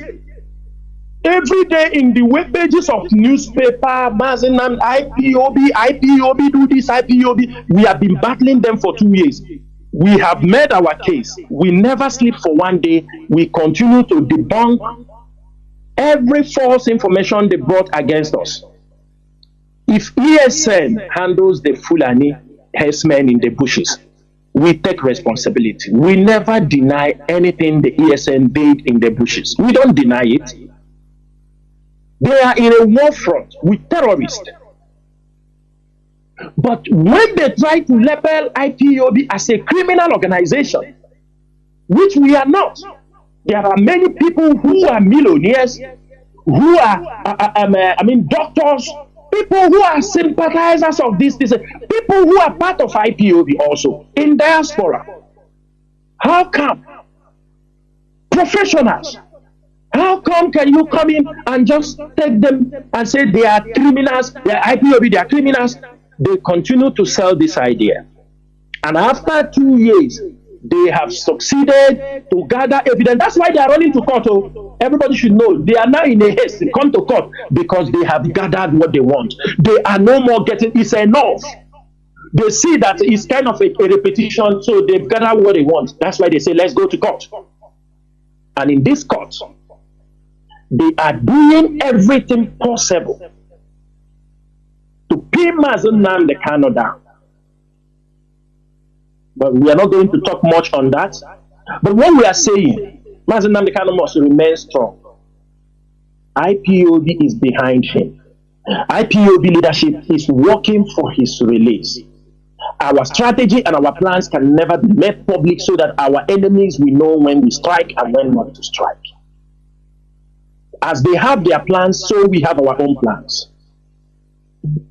I have said this thing on a numerous occasions. Never you surrender your gun because the enemy smiles at you. Don't. And always remember, a war you can win through deception. There is no need to take it by force. This is the ideology and the perception every one of us must have. Nigeria government is not laughing. They want to get IPOB destroyed.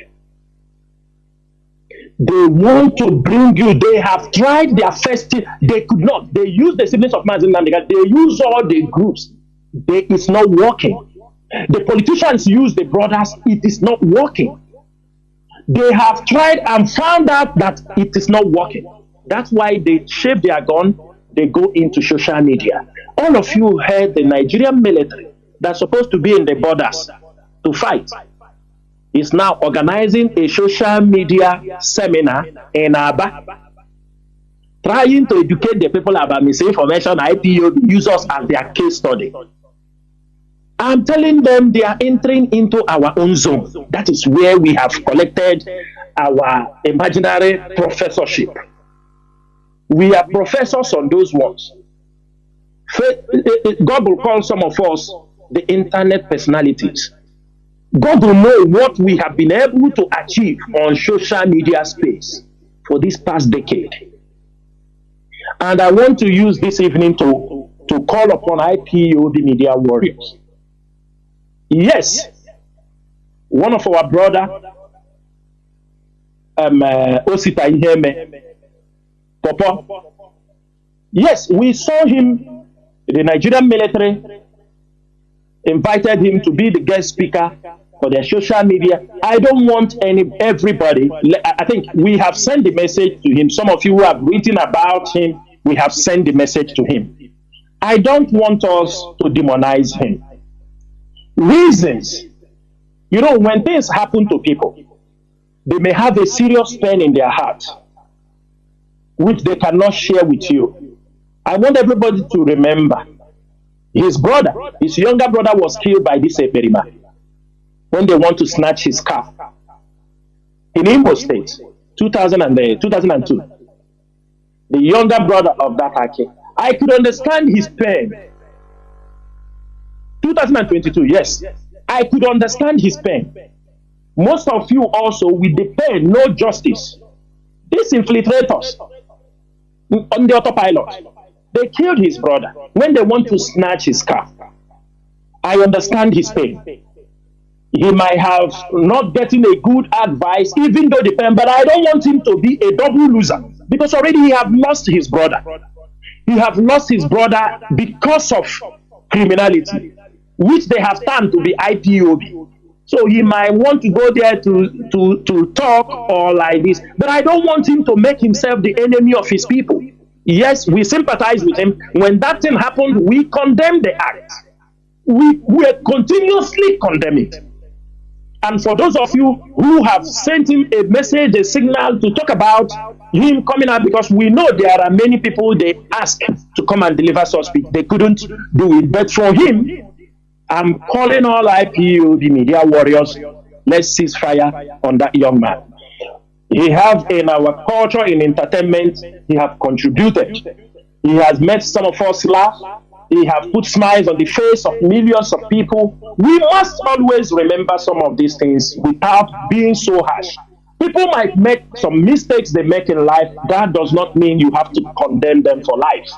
And I'm using this opportunity this evening, call all IPOB media warriors, say please, let's cease fire against this young man, because if we continue, the enemy will take advantage of it.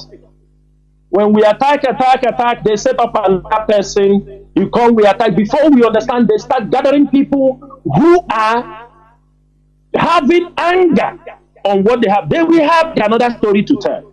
So that's why I'm saying the messages have sent to him, it is enough. They say a word is enough for a wise. So I call everybody to restrain from attacking that guy, which is Osita Iheme. Remember one thing, you cannot, because of this, maybe somebody have not told him the implication of what he has done, because I found out that when you started descending on him, the military came out to defend him, to talk about how patriotic he is, all these things. The military will be putting him to be your opponent. So, and I do not want such things to happen. Our duty is to bring our brothers. Those who do not understand, we will explain to them. After the explanation, after we draw all our sword, the person said, no, it is a final, it is a do or die affair. Then we have no option than to defend ourselves on the social media. But please cease fire on that our brother and let us move forward, because sometimes it might be a strategy also. We write, the military will write, the military will, because they are trying to create something you might not be aware. So I'm telling everybody, it is time we move forward, especially this month. We don't need those ones. It doesn't matter that, it doesn't mean that issues may rise, we are not going to handle it, but we handle it and remember the month we are in. Mazi, I want to go to another topic. Another topic is, because we are talking about the agricultural revolution, then we are moving into why Biafra land, we must continue to campaign for our people to return and development of Biafra land. I know sometimes they will talk. People will say, oh, there is no light everywhere. But this evening, my topic on why Biafra land is not having electricity is in darkness.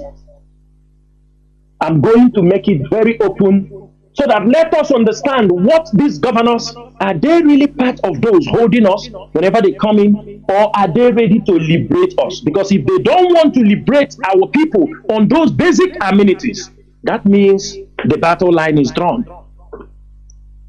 Very, very important. I want to talk about why Biafra land is in darkness. Today, Biafra land is in darkness, or for years, is because of this man they call Emeka Ofo and his EEDC, Eweta Ewelo Destruction Company. These are the reasons why Biafra land is in darkness. Every one of us here can agree with me. IPOB have mounted this pressure during the time of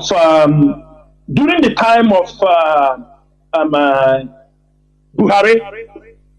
We have been mounting pressure on the process why they are trying to let states generate their own electricity.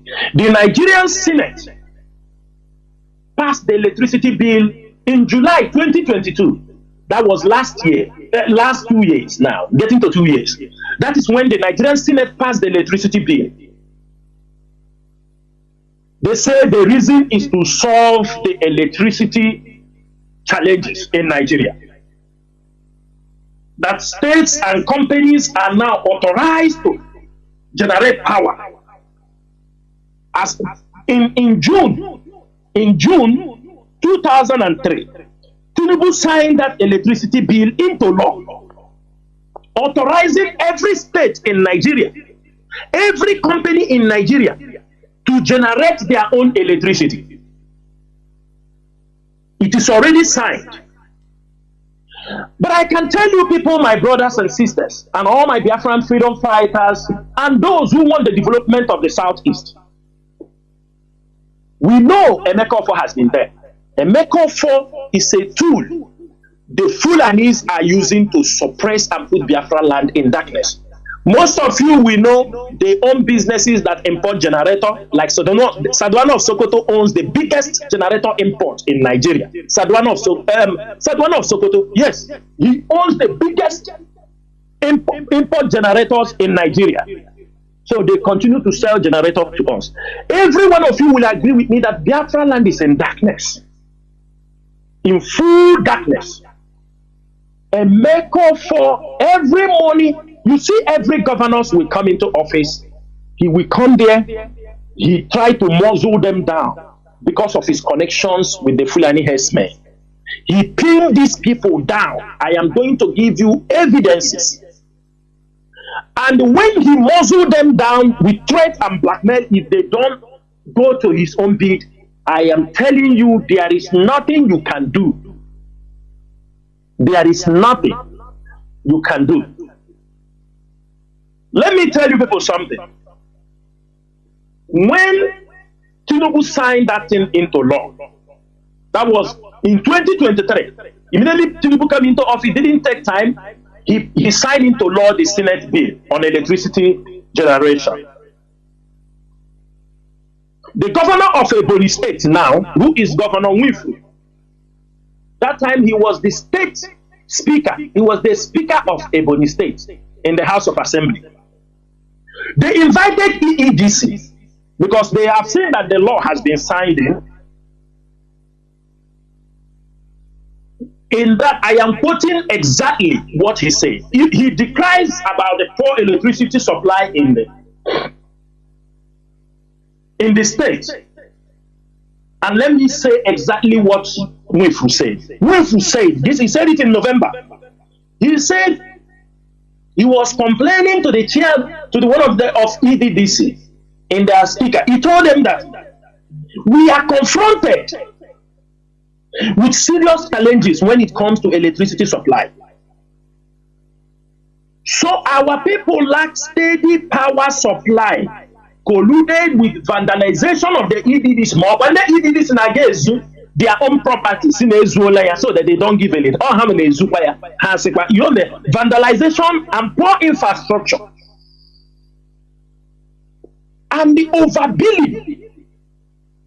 overbilling people.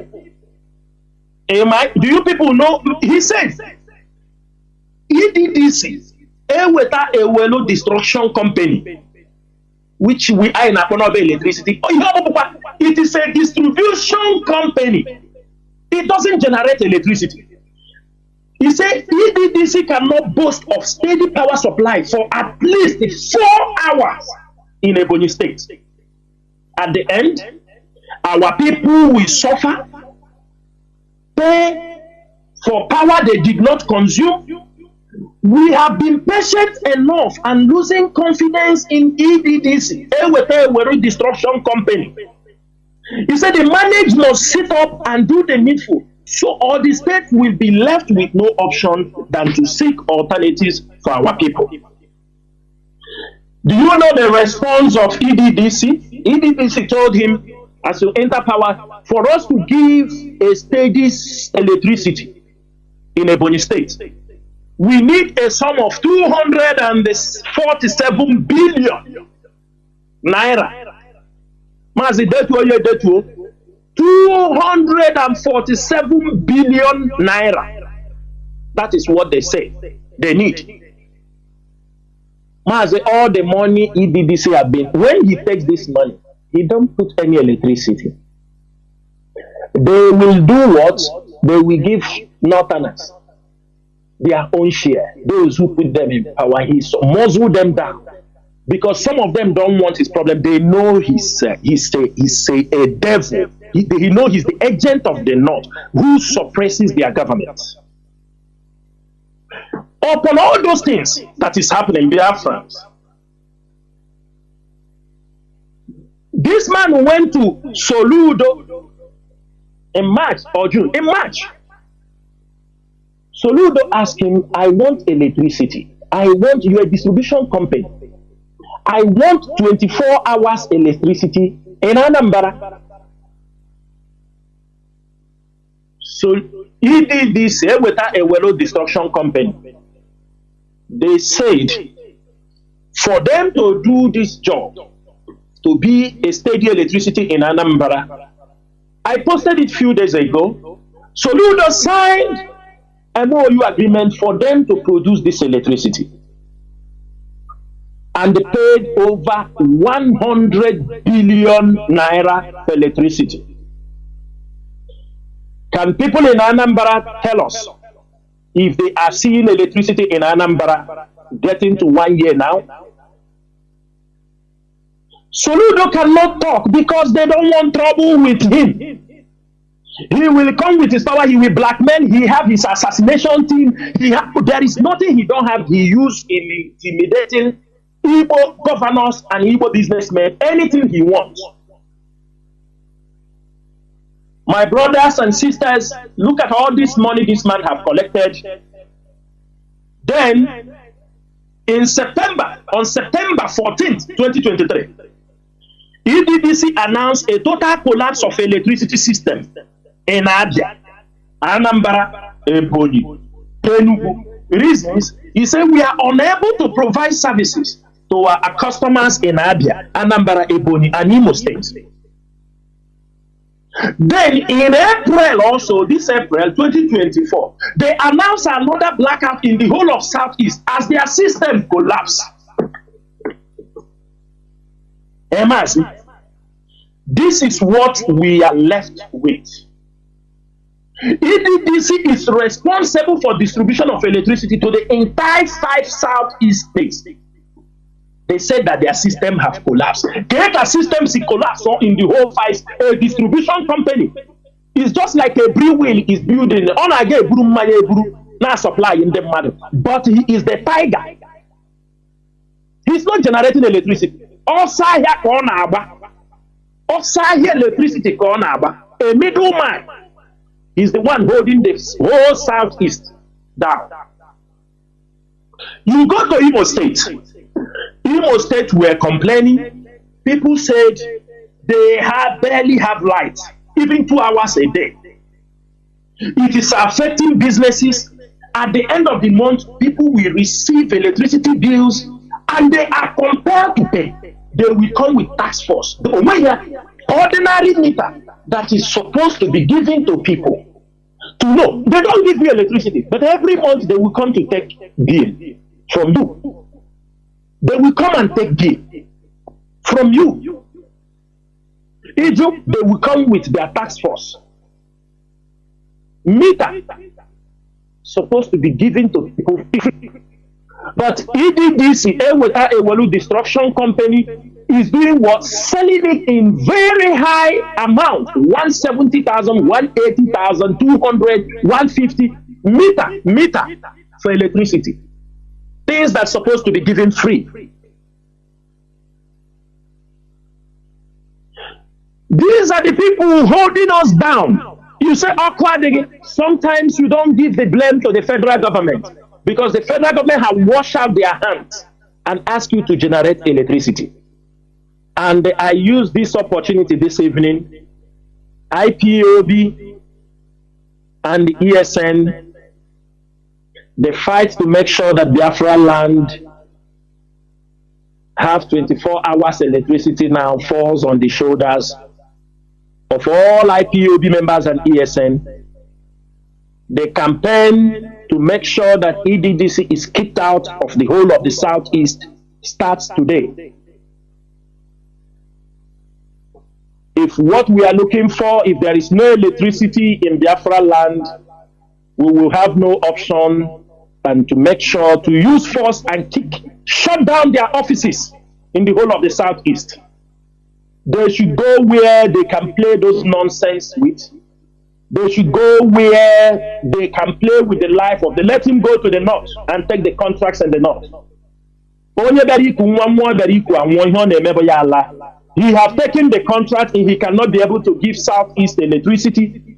And we ask every governor to make sure that they take up this fight and make sure our people have electricity so that people can return, business can flow, industrialization can be developed in our place. We have no other place, as we are all living in diaspora, than Biafra land. Today is a very serious warning. You know one thing, I love IPOB, and you know one thing, I love the words we speak on this hallowed platform. As I have said this thing today, it is an order. And they know if they fail, it can cause a very big destruction in Biafra land. I always want them to know, if they provoke us, we come here and make a statement. Destroy that pronouncement. They should always remember that there are people who are waiting to take advantage of whatever we say, and they may take it to another level. And because of those people, we will not make the orders we want to make in Biafra land.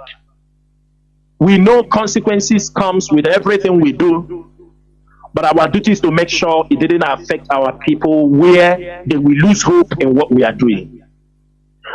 Therefore, from today onwards, they fight. They struggle to make sure Biafra land, after all, the federal government have authorized every state, every governor to generate their own electricity. We are not going to depend on Emeka and his EDDC, distributing company. We are not going to wait on him any longer. The governors, whether like, if they want peace in the whole of the Southeast, electricity is what every one of them must deliver before they leave office. So Ludo, 3 years is about to finish, your 4 years. Frankly speaking, you have really disproved people that professorship is not leadership.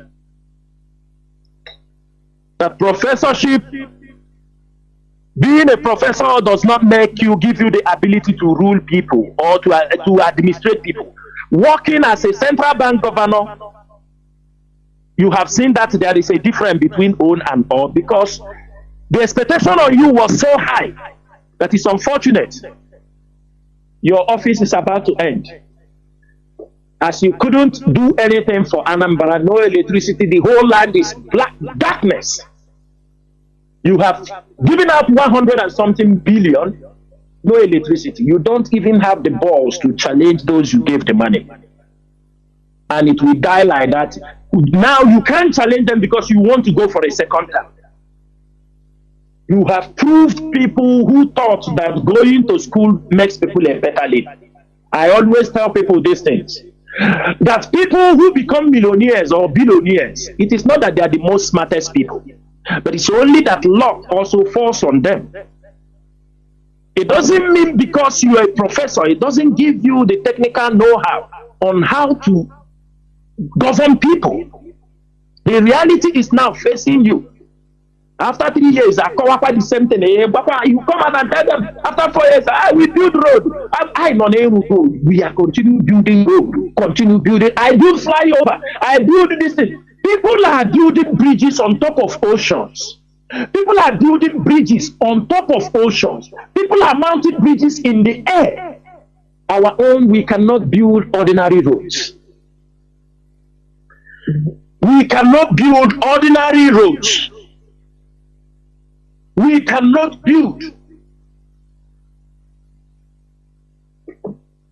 This thing we are saying, most of you capitalize on what IPOB is doing. And I'm coming to that. Most of you is just like OKZ Bazo. I will say it here. During the 8 years of OKZ Bazo as a governor of Abia State, everybody know we are in the rainforest region where there is always many months. I think 7 or 8 months is full of rainfall. OKZ governed Abia State for 8 years without building roads. I mean, I'm not talking about all Jews or Kalu. There are roads they left. He came and made them. He didn't do anything. Every day, Pepsi company, he spent 8 years without doing anything.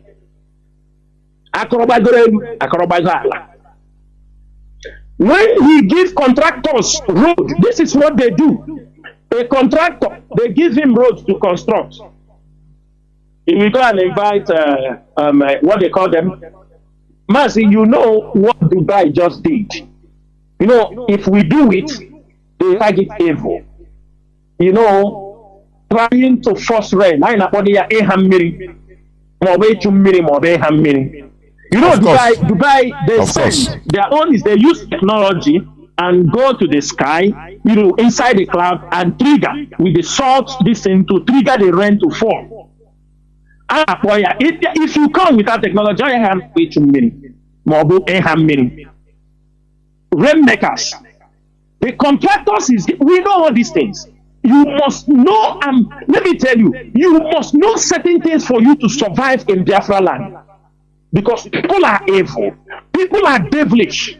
But what makes you a leader is to be able to tackle every one of them in any step they take. You follow them. That's how you can really succeed. For 8 years, OKZ was signing contracts. All of you have here how many contracts to say he signed, people who didn't deliver. When they go, rain is falling. The contractors, all those people they are giving the contract are those ones. They are also employing rainmakers. When the governor wants to come and drop, let me tell you, this time around, people who know their system have arrested them. Because if you really want to build your road, it's not about I believe more. I don't believe in those things. You are stupid. Whether you believe, you don't believe. Building of roads is important. So you must do everything to make sure that it's road. Now you come out as a rainmaker.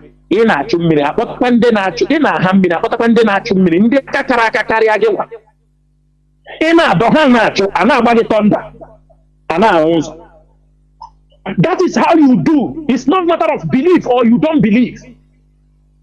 If you are building road, you build road in the ocean. Why they building bridges on top of the ocean? They didn't say it is an ocean. They didn't say because it is an ocean, we are not going to build bridges there. Chinese are mounting high bridges in the sky, in a cloud. People will be crossing.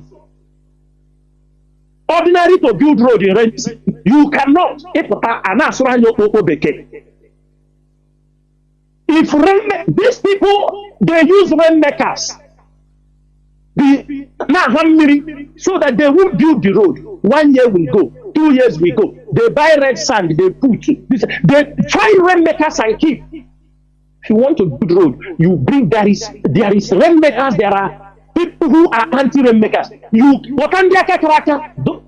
They will clear road because what is a rainmaking is that when you are drawing the rain, you give road are built.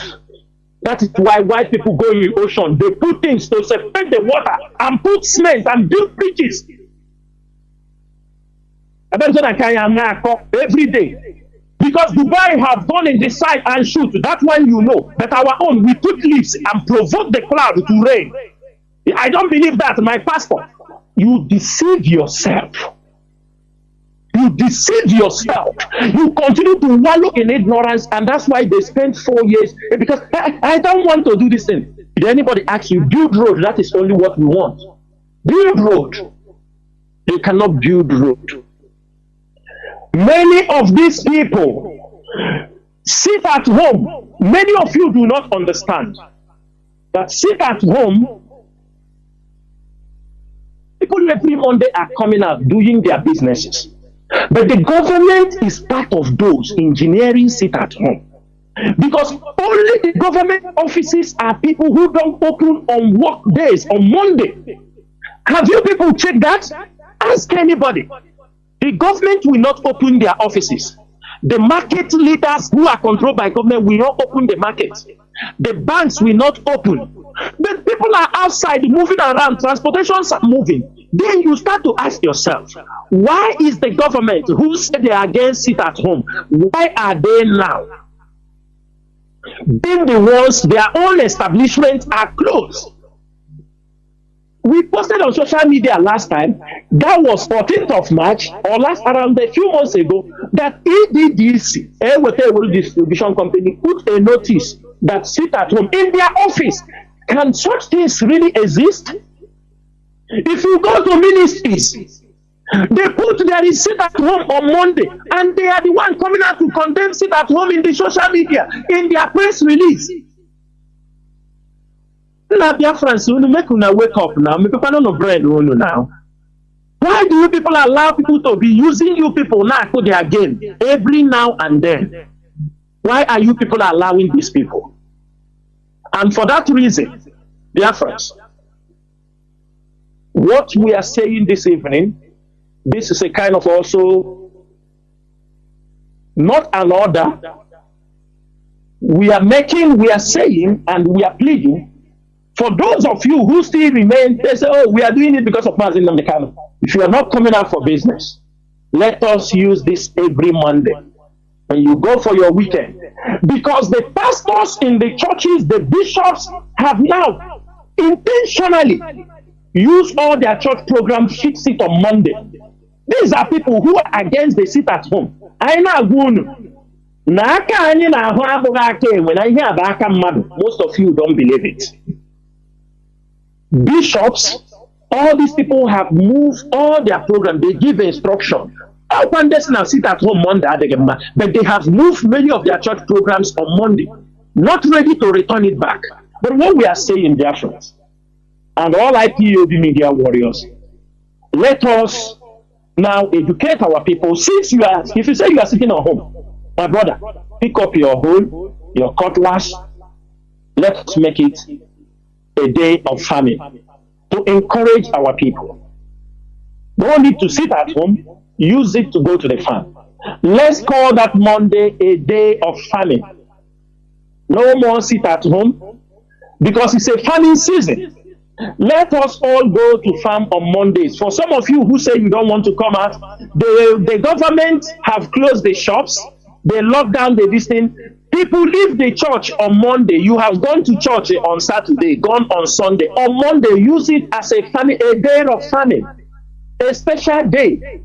Let us use every Monday. Since most of you, the government have intentionally put up notice on your offices the banks, and tell you that people are moving. City is bubbling. Transportation is moving. But ask yourself, why is the government putting that? That's what is going to happen. We are now telling our people that every Monday, use it. IPOB would like to encourage our people that every Monday, because we found out the governors are the ones who instructed the market leaders. It is the governors that instructed the market leaders to shut down the market every Monday. It is not easy for them, for you people to understand, to tell the market leaders to open the market, but it's easy for them to gather military. Now, IPOB in the bushes. They cannot give order. So what we are saying, since the governors intentionally lock your offices, ask the market leaders, please, Biafrans, don't allow the church leaders to use Monday as another day to deceive you. Meeting in don't accept it today. Let us use that Monday. And I want IPOB media personnel to take note of this. Every Monday, we shall promote our people. It shall be a day of our campaign for farming, because we have already used Tuesday as a Twitter Tuesday. So if you go on the weekend, you are in Biafra land, you are at home, finish your Sunday. On Monday is the beginning of the week. Everything used to be very rowdy. Try to do one or two things. Things have not said. It's always on Tuesday. Things do start fully. On Monday, use it to do some farm work. And I will encourage everybody. That is what we have to do. Starting from the next Monday, over this weekend, always remember to promote Monday to be a farming day. And Biafrans, it is not an order. Hear me. It is not an order. I'm not saying you must go to farm on that day. After all, not everybody is a farmer. Not everybody has also a piece of land, those living in the city. Farming is mainly our people in the communities. People in the city who have also farms at home can use that opportunity. But it is a plea and it is a campaign that Mondays is now called the Farmers' Day. We have to use it and promote it, and it is a way to encourage our people to make sure we go into farming. Mazi Chinedu, if I continue to say more, we are not going to leave them. So I will encourage, let us open the line so that people will come in. So from the questions they are going to ask, I can be able to tell them more, educate them more, and answer some of the pertinent questions that may be disturbing them. Mazi, before I open the line, there is one other thing I would like you to talk about, just very briefly to touch, about the update on IPOB appeal against its proscription held the other day. What really happened, Mazi? Please. Okay, now you remember all this. Mazi, we found out, that was around a couple of months ago. Every one of you knew about that there was an appeal against IPOB proscription, and the leadership was informed that this appeal now is in the hands of Aloye Jimako and Sam Machuku. And this appeal, I know that this appeal was filed in 2018. That was when this appeal was filed, in 2018. But as Nnamdi is inside the detention, there were some, some understanding. They said, okay, hand it over to Aloye Jimako so that he can move on with Sam Machuku, because to avoid unnecessary bickering, they say this person is handling this, give me this, let me handle. And at the end of the day, the case file was handed over to him. To our greatest surprise, they didn't want to come and even tell us. This is an IPOB matter. That is where I used to, when I look at them, I say these people are playing with the lives of millions of people. They didn't even make the update. If it is something now, he will come out and make some more updates. Many of you did not know we have, because we keep dates. We have phones. We put our reminder. Today is this date. Today is this date. Today we're expecting something on this day. Okay, IPOB prescription appeal is on 30th April. So we had this in our dates reminders, and on that day we make sure we follow up, because we know sometimes they want to tell us whether it come out good or bad. But what I'm trying to make sure is that it's a message for those also who are engineering them. Aloy Ejimako can handle the case of Mazi Nnamdi Kanu, because he said the Mazi Nnamdi Kanu is his special counsel, and so far there is nobody have removed that title. We don't have problem with that. But any issue concerning IPOB is very, very important to us, because it is Mazi Nnamdi Kanu is not only him that is IPOB. Millions of people. Any decision that is made is against us. Everybody remember when he told us some couple of months back, he told us that the court in this thing have de-proscribed IPOB. IPOB is no more a proscribed group. We came out and we said this thing. Show us where they wrote such thing. You know, one thing I don't like is these guys go in there. They thought we are fools. They write something, they put it on Facebook without any evidence. They think they are manipulating fools. And when you question them, they don't like it. You come and tell us that IPOB have been de-proscribed. I say, make the screenshot. Where that judgment is, they will not give it to you. They tell you that the Supreme Court said like this, said like this. You tell them, make the screenshot and give us so that we read. School road. Mazi, we request these things so that people can interpret. You go and bring a judgment. We don't have the copy. You just write it on Twitter or tell somebody you expect us to carry the news, be flying everywhere. Are we fools? We're not fools. Then yesterday they went to court and everything they go there was dismissed and trashed out. Even before the judgment, him and one of the guy, they ran away from the court and they left the case with somebody who did not even know that he was handling IPOB prescription case to make the briefing. When they see the judgment, they left the court. They left the court and ran away. They were not there. That was what happened yesterday. They just want to destroy the name of IPOB. That is the role of these people. And that is what we are not going to accept.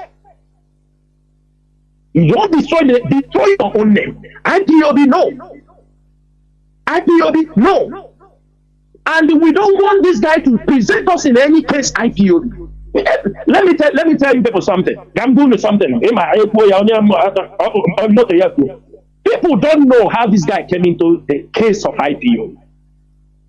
We have, IPOB, we are a center of intelligent gathering. We are a center. Do you understand me? The info, sometimes I became scared of IPOB or within our circle, because if you know too much also, it's not good. If you know too much, you become a target. Mazi, we dig and we research. Everybody go ahead. Let me say something. These are people who come to make money in the name of IPOB. Aloy Ejimako came to make money. When Aloy came back from America, he was in Nigeria writing for some people, write something, they write and give. And there was somebody he approached when the case of IPOB in 2015 was shaking everywhere, case of Mazi Nnamdi Kanu. He managed to convince the person that if he get the opportunity and go to law school in Nigeria and enter this IPOB case, that he will make some paper with some NGO in America and do that, he can be able to make from IPOB $1 to $2 million. Mazi, that was how he convinced the person. The person paid for his law school fees in Nigeria. He went after he finished. That's how he joined IPOB legal team. He might know Mazi Nnamdi Kanu before that time, which is very clear. But there is an ulterior motive. Some of you don't know Aloye Ejimako. The politicians, Igbo politicians, they know him. Then on America, they know him. Go and ask Maurice Iwu about Aloye Ejimako. Go and ask people about Aloye Ejimako. He is not worthy to handle Mazi Nnamdi Kanu's case, talk less of IPOB case. I will leave that case there. Because if there is something, if we start talking, we know how everybody comes. It is only pain us, but at a point, the Mazi Nnamdi Kanu can go bring people without no investigation over Tahana IPOB. Just like how I don't know how it happened. He goes, see one young lady, make her secretary, and bring in info. The lady becomes something else. Just somebody, the leadership, as a leadership, nobody knows what we hear. Boom, he announced a secretary. We don't know how it happened. Brought her inside. He doesn't know these are all the agents. Collect information and I distribute information. DSS are now collecting. And that is where we are today. Anybody in IPOB today, before you come at the top of the leadership to come to seek information, or if we see you, my brother, we will make sure we do very deep due diligence. Before we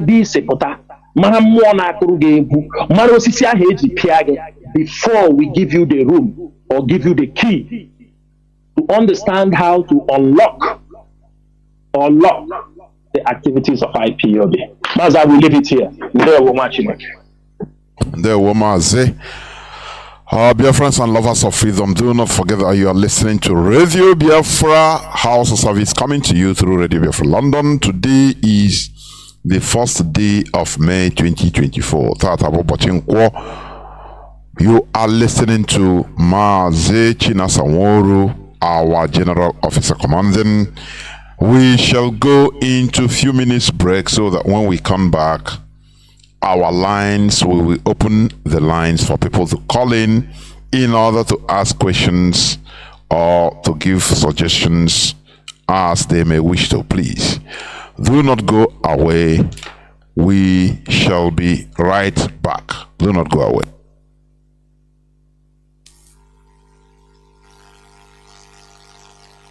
Forces plays a pivotal role. IPOB call to action. Biafrans return to farming. Invest in agriculture. Have you ever paused to question the importance of self-sufficiency in food production, food self-sufficiency, or the ability of a nation to feed its own people from its own resources, plays a pivotal role in securing a country's future. It's more than just filling our bellies. It's about nourishing our economy, our workforce, and our independence. Imagine being at the mercy of external sources for your daily bread. It's like a constant game of tug-of-war at where your sustenance is the rope. Any moment the balance could tip and you'd be left scrambling for resources. This reliance could pose potential threats to national security and economic stability. Outsourcing our food needs puts us in a vulnerable position, susceptible to price hikes, supply chain disruptions, or even political manipulations. But let's flip the coin and look at the benefits of self-sufficiency in food production. Firstly, it empowers our economy. When we invest in agriculture, we're not just planting seeds in the soil, we're sowing the seeds of economic growth. The farm-to-table journey involves many hands, from farmers to transporters, from retailers to restaurateurs. Each link in this chain represents a job, a livelihood, a boost to our economy. Secondly, it ensures food security. By growing our own food, we can control the quality and quantity of our produce. We're also less likely to experience food shortages, ensuring that no one in our community goes to bed hungry. Lastly, it promotes sustainability. Agriculture done right can be a tool for environmental conservation, preserving our land's fertility for future generations. So you see, self-sufficiency in food production is not just a matter of pride. It's a matter of survival, of economic prosperity, and of national security. Understanding the importance of food self-sufficiency sets the stage for our discussion on the call to action from IPOB. Recently, the indigenous people of Biafra, IPOB, called on Biafrans to return to farming and invest heavily in agriculture. This is not just a call to action, but a clarion call for survival and self-sufficiency. The world is on the brink of a food crisis, and Nigeria is no exception. An impending famine looms large, threatening to cast a dark shadow over the land. But here's the thing. Biafrans are not destined to be victims, but victors. IPOB, led by the indomitable Mazi Kanu, believes that Biafra has the means and the fertile lands to avert this impending danger. This call to action isn't just about planting seeds in the ground, but planting seeds of hope, resilience, and self-reliance. And it's not just about farming. It's about creating an entire ecosystem that supports agriculture, from cash crops to animal husbandry. It's about building agricultural cottage industries that process and preserve agricultural products for export, turning Biafra into a powerhouse of agricultural productivity. So where do you come in? IPOB is appealing to all Biafran philanthropists to support farmers in their communities. But this support doesn't only mean giving temporary food items. It means providing seedlings and other farming implements. It means encouraging and supporting farmers to go back to farming, to go back to the land that once provided for us all. And it's not just about the present, but about the future. IPOB is urging Biafrans to invest in agricultural research centers. Why? Because quality research and development is key to growing our native food products efficiently and sustainably. It's about learning how to fish, not just buying fish to eat. This call to action is not just about investing in agriculture, but also... Welcome back. This is Radio Biafra HAUSA-SERVICE coming to you through Radio Biafra London.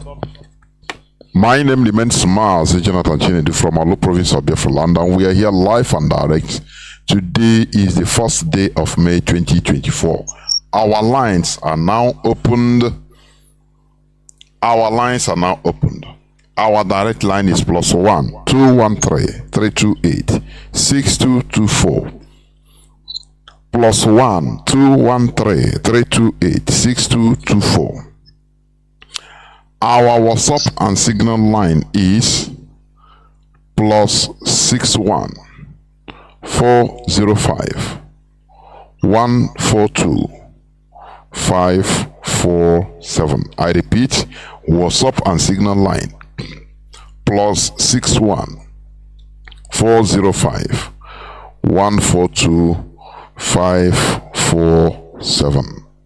I have callers already lining up, but I want you please to restrict your questions or contributions to the maximum of 3 minutes so that we can take as much calls as we could. Please be considerate. Please don't be selfish in your contributions or questions. Caller on direct line, you are the first caller on direct line. Can you hear me? Just hold on, I don't know.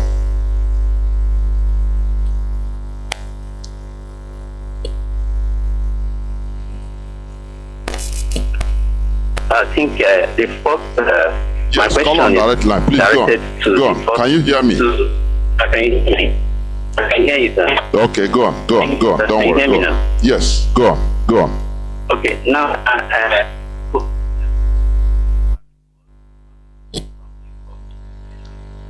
and that two particular points, we are lying in between belief and also what did he call it? Believe, and there is another word he used. Now he made us to understand that that belief is as a result of what you never believed, what you never seen, but rather you believe and hope for it, which will never sometime materialize to realistic. Now, looking at this issue of IPOB, we have realized that we have gone so far that there is no need of us going back.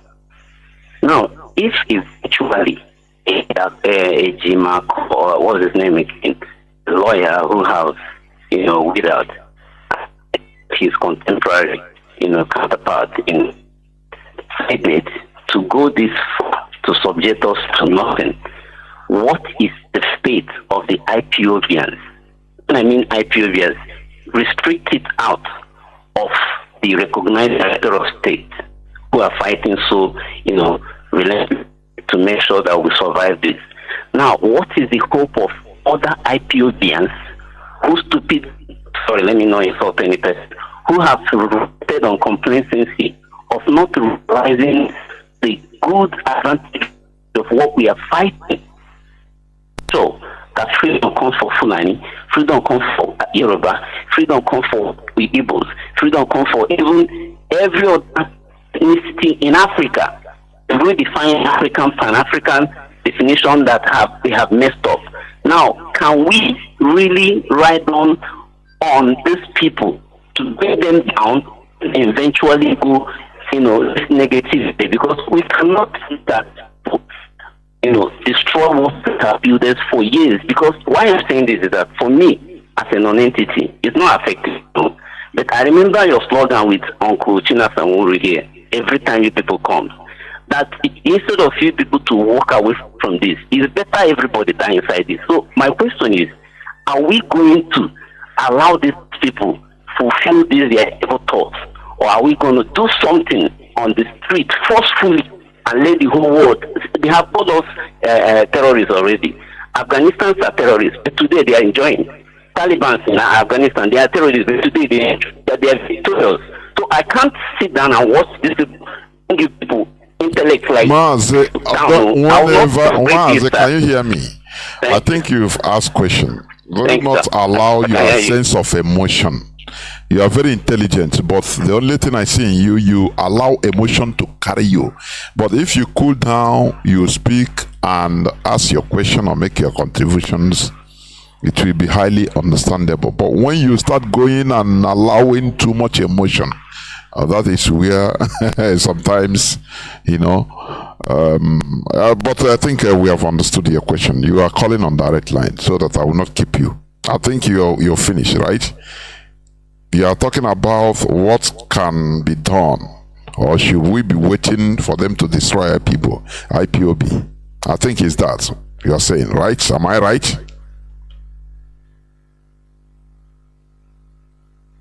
I think Mazi is off. I don't know. Mazi Chinasa Nworu, do you want to say something? Please take it from there on what our brother asked. Yeah, Mazi, thank you, our brother who have just asked a question. Mazi, I want to tell him something. Are we waiting? If we are waiting for them to destroy IPOB, IPOB will not be here today. The leadership would have splitted and all move away. We are fighting. But what I am saying is this. Our people should understand. I used to see when they speak out of emotions, they will say, let's do this, let's do that. And I will tell them, I say, any fight that you can win through deception and intelligence strategy, there is no need to use force. Mazi, you see, as we are fighting for criminals, as we are fighting for the criminals, all of them, thank you. Don't ever think that tomorrow the criminality will completely wipe away in Biafra land. Are you understanding my point? It will never wipe away. It will never. Because there are criminals there. The Nigerian police are there. Most of them are criminals that are being recruited. They are with guns. The soldiers are there. Criminality will never. But one thing is this. We want, when criminals commit criminals, you call them criminals. It's not when criminals commit anything, you call them IPOB. That is the fight we are fighting. We are fighting from different fronts. Different fronts. Are we keeping silent? No. Are we fighting back the enemies? Yes. If we are not fighting back, me and you will not be here. If we are not fighting back, the Radio Biafra might have been destroyed by now. If we are not fighting back, many people will not still be part of IPOB. So, Mazi, be assured. Like I have said here, I've made it very clear. Sometimes some people want some pronouncement. Oh, aloy Michael, we don't know. We have told him, he knows that we reject it. We don't want this case of taking IP. Mazi, for me in particular, You know, there is something new here about HAUSA-SERVICE. For me, I don't care whether they continue taking this case to the Supreme Court or this thing. Look, Mazi, Nigeria will not be proscribed IPOB only the day we get our freedom. Are you understanding me? They will not. But what we're asking, people should stop using those cases to try to be. These are cases that there is nothing they can do. So let the sleeping dog lie than complicating more issues for us. Because we are surprised he went for the appeal when he have already told us that they have deproscribed us. So what did he went for appeal to do in Abuja? And when they gave him some pronouncement, he disappeared. He never make any distance. Just like the sibling of Mazi Kanu went to court in Kenya, kick out. Went to court in UK 3 times, kick out. Instead, the UK court gave him fine for bringing nonsense cases for them. And Mazi, they always keep quiet. They don't talk about it. They keep quiet. They will keep quiet. They are criminals, honestly. Talk. They keep silent. They keep silent and they keep their mouth shut. Like dog, you know, they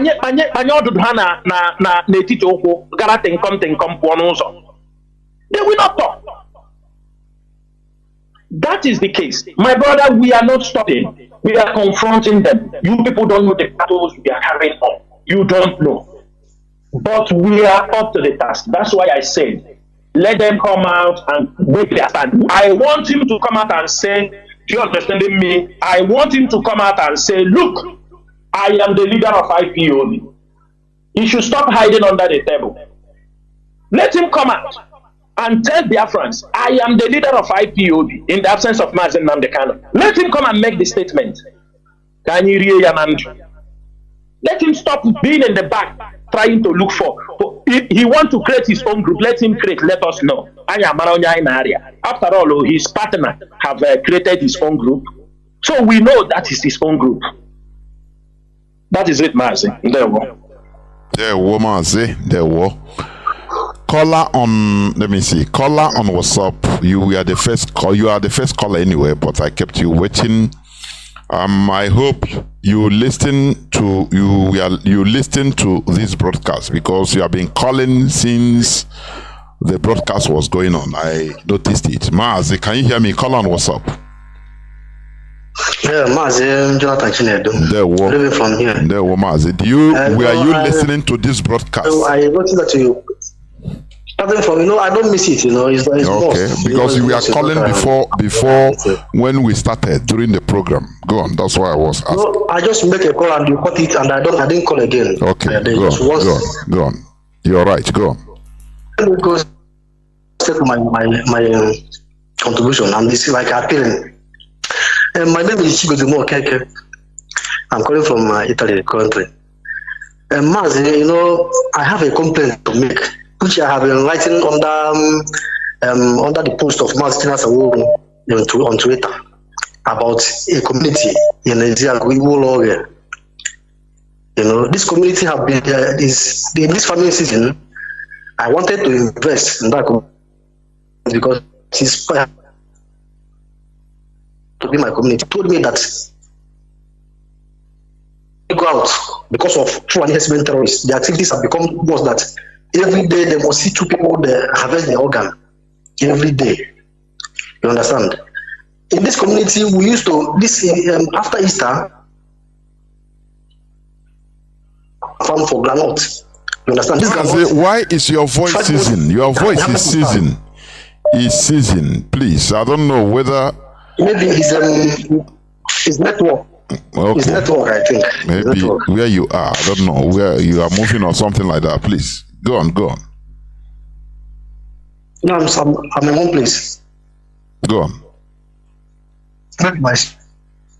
He produces enough farm produce, but today people are hungry. People are hungry. A basket of cassava in my place is up to 30,000 because nobody goes to farm again. Chinese men have occupied that place. Who is in Chinese too?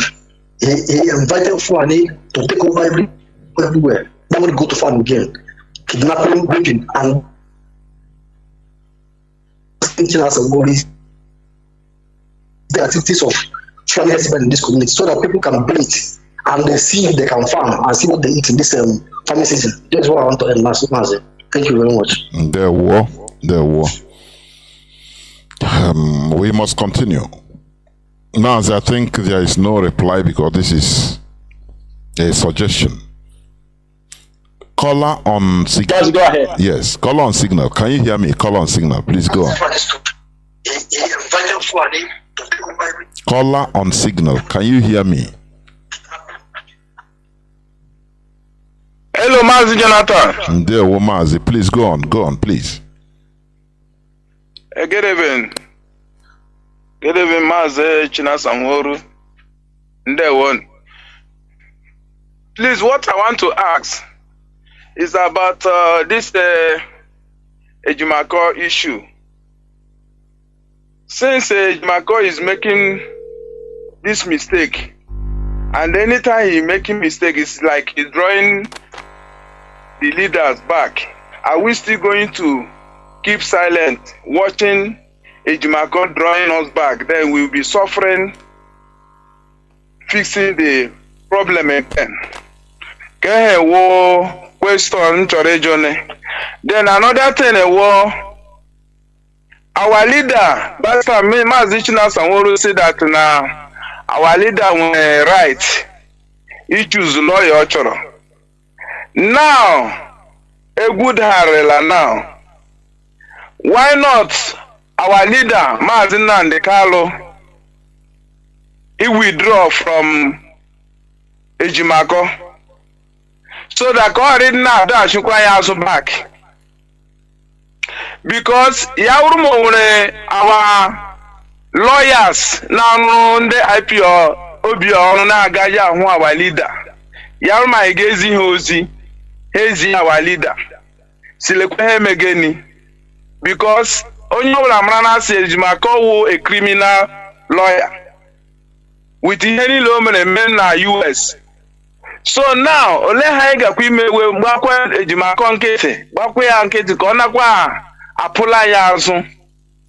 Mazi Chinasa Nworu biko, asị ka m jụọ gị. Onwe otewe kishi gwa our leader, go withdraw. Mazi, ndewo, I think you have made your point. You are repeating. Thank you very much. Ejimako. There were. Please let us learn. Once you make your point, either question or suggestion, no need of repeating the same thing, repeating. Many people are on the line calling, please. The question is very clear. Mazi Chinasa Nworu, please go on.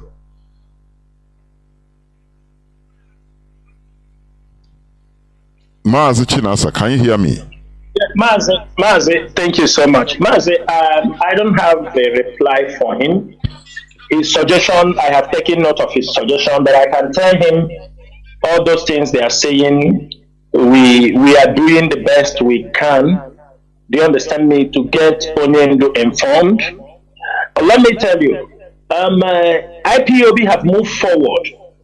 Seriously. Those are now some of our problems that we have to be tackling. But in terms of moving forward, they can't draw us back again. Because if you understand what is happening within the Nigerian circle, if you understand the pressure, if you understand your region, how things are happening, you will know IPOB have moved forward. We are so much interested and dedicated because we know also what we give Mazi Nnamdi Kanu freedom. But the moment you are playing that card with the enemy, do you understand me? They will always thwart your plans. One thing they have to know is that nothing will happen to Mazi Nnamdi Kanu. Because that's, I heard when some of them are saying if something happened to him, it's at least 1 month, everybody will make protests and this thing. It is more than that. If anything happened to Mazi Nnamdi Kanu, they should know that it was only just an announcement on the radio. They have battled for sit at home. Criminals took over for the next 3 years or 2 years. They know it was only one statement on the radio Biafra. They battled it for 2 years plus. They could imagine if something happened to Mazi Nnamdi Kanu, we will come on the radio here Son will kill father, father will kill son, children will attack mother, even everybody will run. It is not what they expect that is going to happen. They have to know that. The politicians that are part of holding Mazi, their son will stand up and kill them. They don't know what we have, and they don't know who are talking to them. I want them to put in their mind, just because they brought Mazi Nnamdi, they refused to bring him to court. We went and made a pronouncement of a seat at home. People who took part of it, it has taken them for years. And after 2 years or 3 years, they haven't learned anything. So anything happened to Mazi Nnamdi Kanu, let me say, they already talk, even if he die in the jail, nothing will happen. After all, people will protest for 1 month or 2 months. No, people is not going to protest for 1 month or 2 months. Your child will stand up and kill you if you are part of those who kill Mazi Nnamdi Kanu or destroy IPOB. Your son, even your governor, you're a politician, you don't know what we are in for. Your child will stand up and murder you. When you reach to that, it is only pronouncement. We will pronounce it here. You people will see what will happen. We didn't come for play. I know your fortune tellers have told you these people have come. The people who have come to restore them. If we fail to restore Biafra, we die. We come back again. The fight continues. This is our land. It is the land the white people came and called the white man's grave. It is things that happen to them in that land that makes them to call it the white man's grave. It's Biafra land.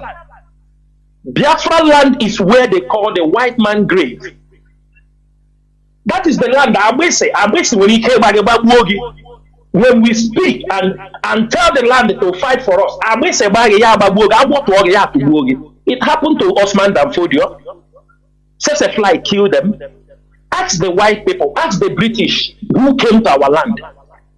For all the whole thing they cost, they know what they got. It's in our place. It's in our place. Mazi, they are listening. Caller on direct line. Can you hear me, please? Welcome to the program. Please go on. Let us be brief. Yeah. Caller on direct line. Yeah, thank you, sir. Yeah, thank you, sir. Dr. Jonathan, and thank you, our GOC. First of all, I start with commendation. I thank you for chronicling all the killings of Christian Biafra in various parts of the north. I know they will be shocked that we have this information in our data bank, and that you just gave them a few with names, dates, years, and places. That is amazing. They should know that this generation of reincarnate Biafran are not the people they killed 67 to 70. I commend you for that, sir. Secondly, I want to say that let the DOS tell us what they want to tell us, and they don't tell us what they don't feel like telling us. You people don't owe us any explanation. 3 things in this struggle. 1, Nnamdi Kanu. 2, his establishment of DOS. And by the caliber of people we have there now, we are okay. We love your direction. Whatever you feel, you can tell us. Whatever you feel is for our own sake, you don't want to tell us, don't tell us. That is part of my commendation. Now, my request is this. I want you to throw more light on the aspect of this particular great month in our history. I'm so excited that you say that it's going to be a month full activities, and maybe in a different way that we have been doing it. I know we have our mother station, Rapture Radio in London, and with all the broadcasters scattered everywhere. I want you to throw more light on it, because we need to remind ourselves there is no family in Biafra land or IPOB member that didn't lose a brother, a relation, a cousin, a nephew, a friend during that Biafra war. I would like to share my own account of what they did to my people. So that the world will hear, so that you will be part of the record. Because since you have declared, IPOB, through you have declared month of May as month of our hero and heroine, the whole world will be watching. Please, that is my request. Thank you. There were Mazi. There were Mazi Chinasa. Do you have anything to say? Yeah, Maz, what I will, we will draw our program. Of course. Especially on the radio programs, as we are kicking in this first week, after maybe the wife of our leader, after her broadcast on 5th, then we will roll out programs. But from now till 5th, so that people will start gathering their informations and pushing out.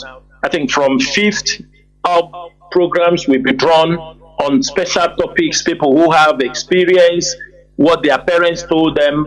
You can share your stories here. During our 30th May also, we have passed the stage, we just come and protest. People who want to speak on why we are protesting, tell the world. That is also a platform people can share their experience. Radio Biafra is always on for us to do what? To tell the people. Come to Radio Biafra, maybe one of the programs that we schedule, tell your stories. It will be a Biafran story. And nobody can take it away from us. Thank you, Mazi. There were Mazi. We continue. We must move on. Caller on, let me see who's been here first. I think caller on WhatsApp. Let me see. Yes. Caller on WhatsApp, please go on. You have 3 minutes at the maximum. Go on, please. Okay, Mazi, Do the reggae. am I coming out? You are. Please go on. Okay. Yeah, Mazi will be calling from Oka. I greet everybody. Mazi, I have some observations that I want to point out. First of all, is about information, like intelligence. During the court case of our leader, the last court case. When our leader was on air broadcasting, there is this information that something I used to say about our lawyer Nnamdi Jofo. He was saying something about, is it a hand grenade thrown into the car and killing the mother, And I've heard him say this thing like 3 times, if I'm not mistaken. So, but when one of our broadcasters, Mazi, invited the barrister to his program, and Mazi asked him a question about the hand grenade. The barrister denied it, saying that it was a fire Jofo. So I was wondering, is it that he did not hear our leader say this thing? Let's assume that the information was false. He could have sent message to our leader will correct it, but he kept it until when Mazi asked him the question. So I feel that this is some of the things that Nigerian government will be using against us, saying that it's propaganda, that everything we are saying is propaganda. So that is right way. Then the second one is about propaganda also. All this Nigerian army invading all these criminal camps and targeting it as ESN camp.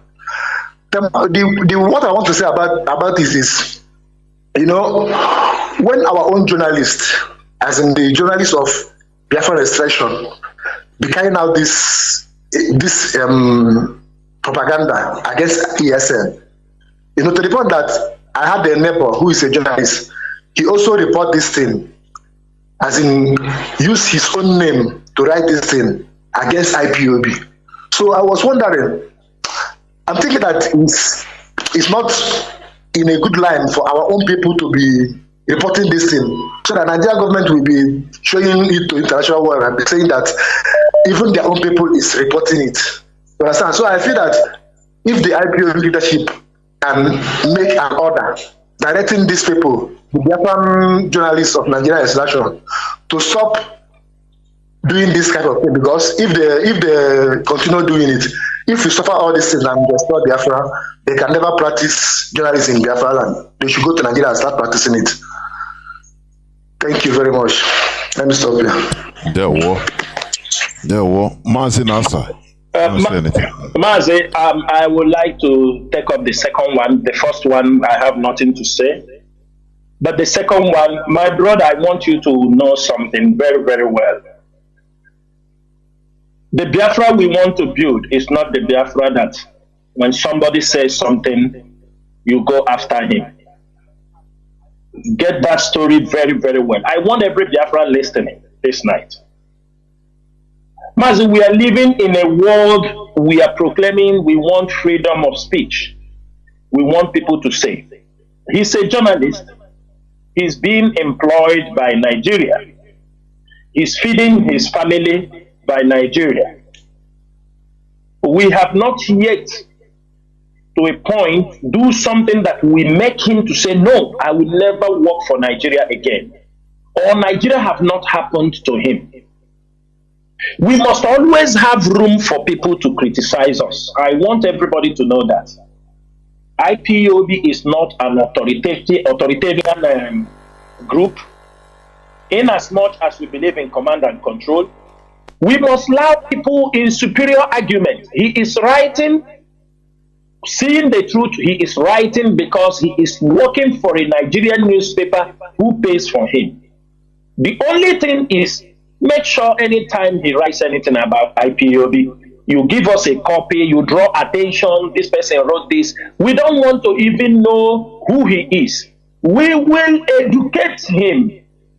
We will counter. If he lies against us, we will counter his lies. If he says something that is not true, we will correct him. We will not go physical. There is no need to go physical. Any fight you can win through deception or strategic thinking, there is no need to go fighting, or there is no need to go by force. I have said this thing. He is a journalist. He's not the only journalist in Biafra land. There are also journalists in Biafra land who are writing in the favor of Biafra. So we still outnumber them. He may be 1 in 100. If one of them wrote against IPOB, there are 100 people who will write for IPOB. Take that one and let your heart have peace.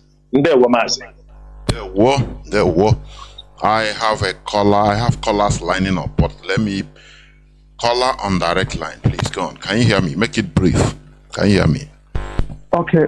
Good evening, Mazi Jonathan. Good evening, Chinasa Nworu. My name is Chinedu. I'm calling from Scotland.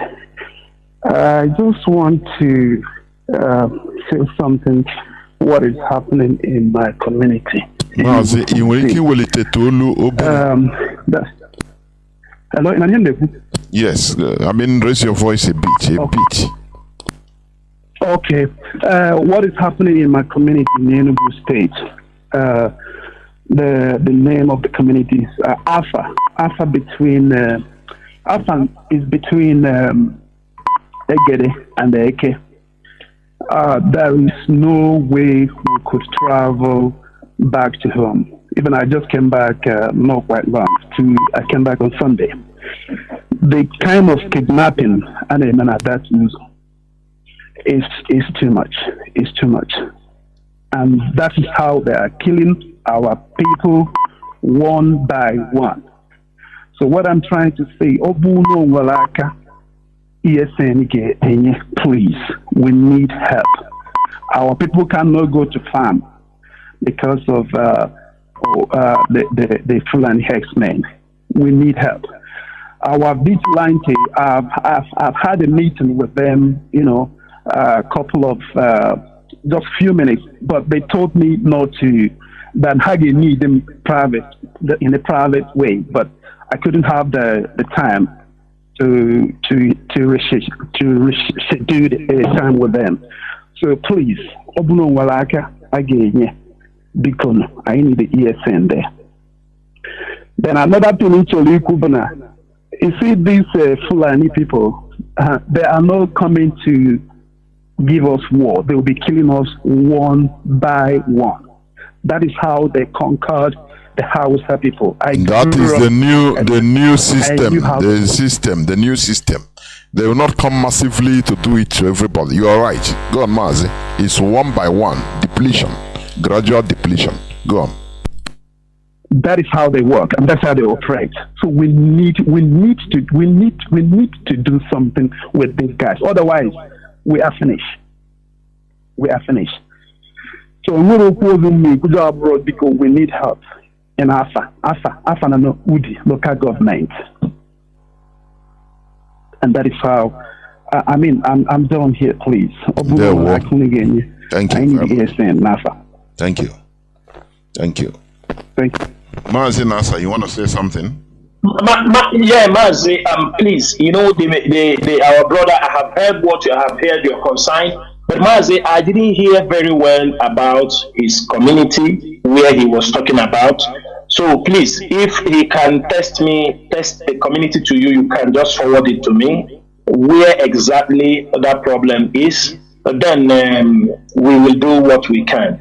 And there are people in IPOB, there are people who have brought reports. They are there, they are listening, they can testify when they tell us that the Fulanis are disturbing in their community. They know what we do. They know what ESN can do. The moment we have the necessary information we have, that is why we do encourage communities. Call ESN, inform us, be ready to give us the necessary information. Because, let me say this thing very clearly so that most of you will understand. Even sometimes there are videos, people see Fulani man that is talking, and people are just talking.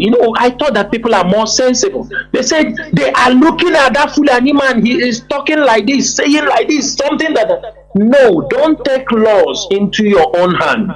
Reasons are, in the midst of, in your village, if any of you touch that Fulani herdsman, it is also somebody from your community will inform the police, will inform the army when they come, that you are the one who touched the Fulani herdsman. Just for example, the video where they show the man, the Fulani herdsman was intimidating an old man. If any one of you touch that Fulani herdsman, you can go. When they come, they will kill that old man, irrespective of anything. That's why we ask every one of you, support ESN. Do you know the benefit? ESN is a state actor in the Southeast region. If you support ESN, those things come. We will come inside that community, work their ass very well. Nobody can hold you responsible, and we will take responsibility that ESN did it. We are curtailing the Fulani terrorists in our bushes, in our farm. Even if you cry from now till tomorrow, there is nothing, they don't care. Because they were sent to kill. They were sent to display your people. They were sent, they want everybody to run away for them. They were sent to rape. So, but some communities, they are stupid. Sorry to use that language. Because they will say, no, we go and pursue Fulani, don't pursue the Fulani. Because if you pursue them in your community, there is one politician who is working with them. He will, when they call him, say, are you there to see this Fulani like this? Bring police and come and pick you. That's why we tell them, inform the leadership of IPOB. ESM will be drafted into your community. And make sure we do not make noise. The result we show. The result we show. When they come there, they will be dealt with very, very well. Your community is not involved. Your brothers is not involved. Nobody from your community involved. ESN will deal with them. That's why we say, how many of you are supporting ESN? How many of you are recognizing the work ESN is doing? Not something happened, somebody got, what are you people doing? What are you people? These are foolish people. They don't know how it works. These were people who thought that when they rendition Mazi Chinasa Nworu, you go to police station, you bail him and bring him out. These are the foolish people. And some of them are also DSS agents. Some of them are also the boys for politicians. You go to their Facebook, they come and comment something. If you go to that Facebook, they are posting once in 6 months. There is nothing IPOB they post, nothing in Biafra, but they are the one who will run and come and ask you, what are you people doing to remove Mazi Chinasa Nworu? You are just talking to us. You are telling me you are this. Click his or her page. He don't even talk about Biafra. He is not proud. He will post one in June. Maybe he posted this last month, April. Before he will post again, he will post in July. That is how you know people with fake accounts, DSS agents, Nigerian politicians. They bought them laptops, bought them everything to be attacking us. Sometimes they come there and trigger for you to attack those who are defending you. My brothers, I can tell you, if you are working for the betterment, anybody who see those working for the betterment of Igbo people, my brother, give them a bottle of beer. To work for Igbo people is very difficult. This is the most ungrateful people in life. They are horrible. They are terrible in their attitude. But we have no option. Chukwukikadema brought every one of IPOB leadership and members. We can endure and we continue to fight for them. We are telling them the danger that is coming. But our people are still on Facebook tweaking. Some are still going to parties, spreading money. Some, if you are talking, are not nonsense. They don't know the danger facing them. It's only when some people are killed.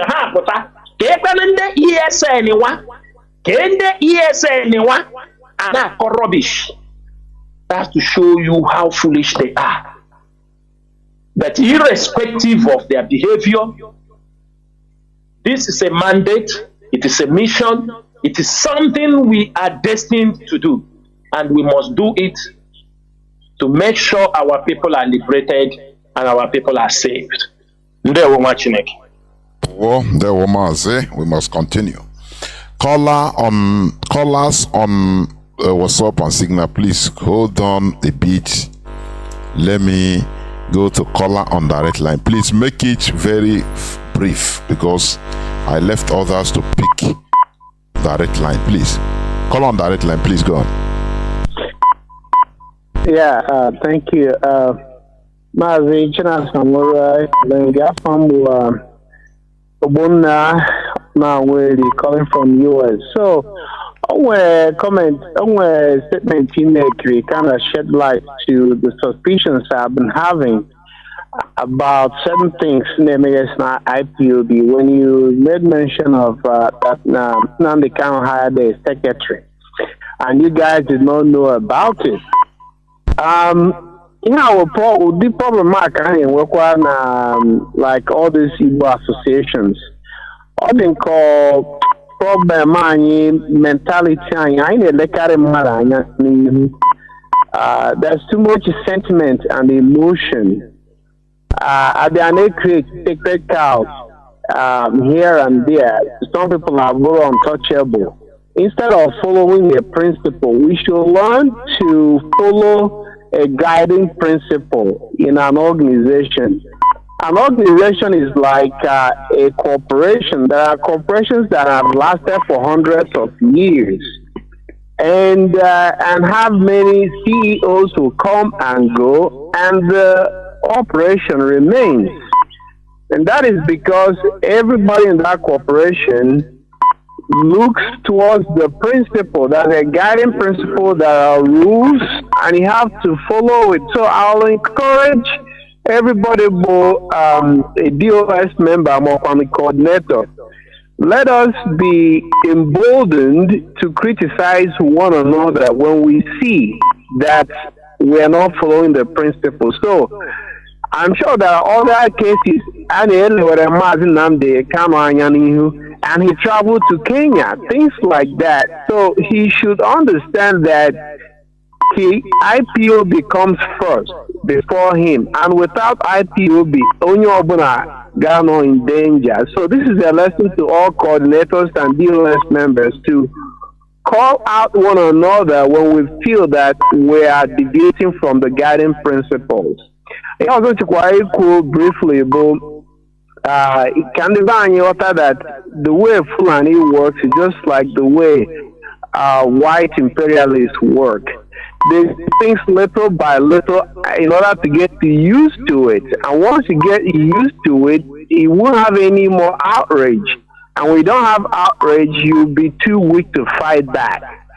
Unfortunately, our people are getting used to this kidnappings and Fulani invasions. Even in our current modern US, it seems like they're disinterested, even though that thing is happening in Igbo land. Thank you. I'll get for some other people to call it. There were, Mazi. There were. I think it's an advice. Caller on, let me see. Caller on Signal. You have been here 26 minutes plus. Please go on. Mazi Jonathan. Mazi, in my time, these are trouble. I've been equipped with the exposition that is coming here, not to ask questions, but just to stick to the instructions of the leadership. But on today's program, I say, let me add some things. I don't know, I'm hearing myself, I don't know if it's how it's supposed to be.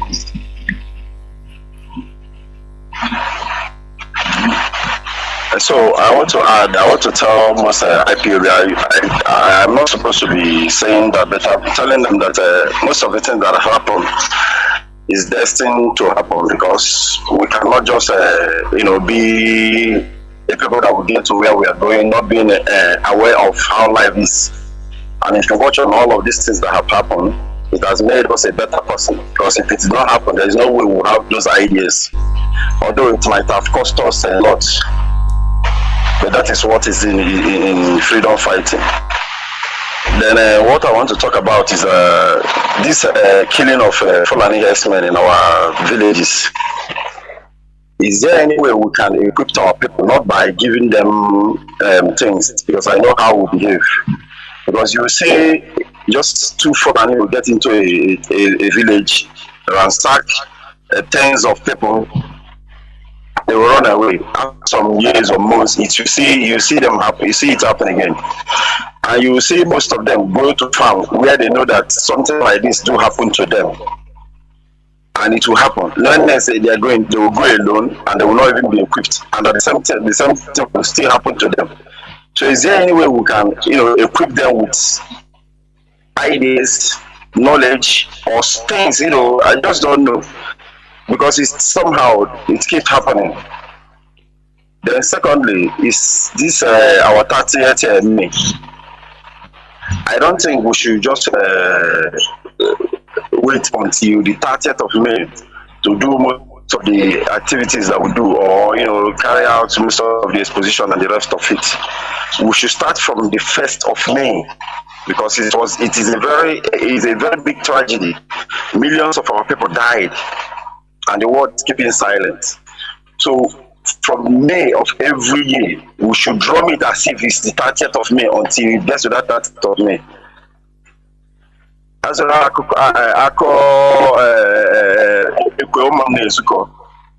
So we should not be waiting until that 30th May before we start burning candles, we start making exposition, we start going haywire, telling the whole world of what happened and of it. We should start from first. Just like how they do carnival. I don't know if I'm getting it right for people to understand what I mean. Then thirdly, in the issue of health, I know I feel we have to have several departments. But this health department is very, very important, because we are taking back our life. We are taking back, those things that define us, those things that will preserve us. So health is one thing that is very, very important. I know that we have not established a government, but since we are here now, we don't need to keep silent, neither will we leave anything. Is there any way we can contribute when it comes to health issue by educating our people, carrying out lots of activities to enlighten our people. Because if you watch it begin, and most of is happening is plans and how is carrying them out. It's depleting us. This target of the West, in order to reduce the populations of people, they are more centered on us. So these are another area we should not keep quiet. We should look for means in order to carry our people along in all of these sectors. Thank you so much. There were Mazi. Mazi Nasa, you want to say something? Yeah, Mazi, I want to say something. I don't know, maybe this our brother might not listen from the beginning of this program. I said it here. He said we're supposed to, it's not wait till 30th of May. Mazi, it's very simple. I came on air today to launch the beginning of the Biafran Heroes and Heroines anniversary. That is why I'm on radio today. It is also stated on the flyer, a countdown to the Biafran anniversary. It is a month, everything pertaining to the Biafran struggle, histories, things we need the world to know. That is why I came today, and I told you our leader's wife will be here on 5th, and on that D-Day, which is the 30th May, Mazi Dozim will now come with an official statement. The whole month is the month of Biafra anniversary. I have said it, and that is why we are here. So sometimes we need to pay attention when informations are being given on Radio Biafra. Secondly, you talk about health. Mazi, we have the health, I will not call it the health, we have the medical corps, IPOB medical corps, and they are doing very best. We have not yet expanded to say we are taking care of our people's health. We don't see, there are things we have to be very careful. There are priorities. Even if we are venturing into it, we know the specific health issues we are handling. People, members who are ill, people who the government brutalized, wounded. These are people we are taking care of. But at the same time, we do create awareness about the importance of health. You know, that's why sometimes you give people $1 million to do a business. They will use 50% of the money to make advertisement, to create awareness. Some may see them as being stupid, but awareness is a that's why many people that are being paid even on social media, is money that people paid to advertise their businesses, many things on the social media. From adverts, when you're playing a video, an advert plays, you are getting money to show you awareness. Is very, very important in whatever you are doing. We are dealing with 70 million people. Let's assume 40 million people or 50 million people at home. We can't tell you we are going to venture into medical when we know it requires a big amount of money, but we can start somewhere. But the best we can do at this particular age is to create awareness on health issues. People are thinking we will continue to be in this struggle, shouting, give us Biafra, give us Biafra. Even when Biafra comes, they don't know Biafra has come. They will stay on Facebook and all this thing. Woto, do this thing. They don't know Biafra have said. People, when you continue living in the bush, or you continue fighting without taking note of all that sphere of life, things that matter so much when Biafra come, by the time you come out from the bush, other people have taken position of what you're supposed to take care. That is what people don't understand. Some people thought Biafra is all about kill, fight, do this, do that, stay in the book, shout, kill them. That is what some people see as Biafra. That is what some people see. But the leadership of IPOB see beyond this. Because as you want Biafra to come, There is a time also in this struggle that will be no killing. Only we kill those who have come to kill us. Because we transformed. When Biafra is restored, you will transform from that stage to another stage, to development, to put stability, to put security. These things have stage by stage. And if you miss the point, the enemies will hijack it. People do not understand. Let me say something. It's an opportunity to say this thing, Mazi. People don't understand that countries, they use your predicament to fight for their own interest. They can use your own problem and fight for their own interest. You think they are fighting for you? No, they are not fighting for you. That's why we have to be very careful. Let me give everybody an example. Because you know why people think we are difficult or we are asking too much is because we question everything in this leadership. Everything we question. You can't bring anything to us. And sometimes when people don't feel comfortable, they see it that maybe we are very tough or we don't want things to move forward. Everybody saw just a few days ago when America talked about MFL and the Mazi and the Kanu. Already some people have claimed it is because of the prayer they are praying every Monday.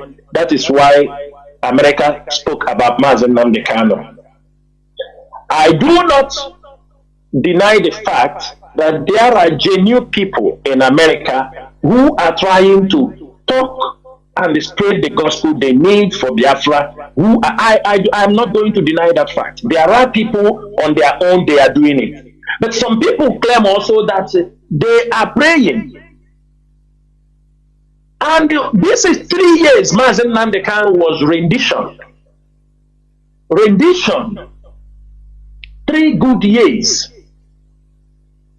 Both all the people we have paid, from consultants to all this, and none of them have said anything. But people did not ask. 19 northern governors were in America a couple of days back. Instead of America or the northern governors to tell us what they went to America to do, or even any media to tell us what they went to America to do, what they want to talk about.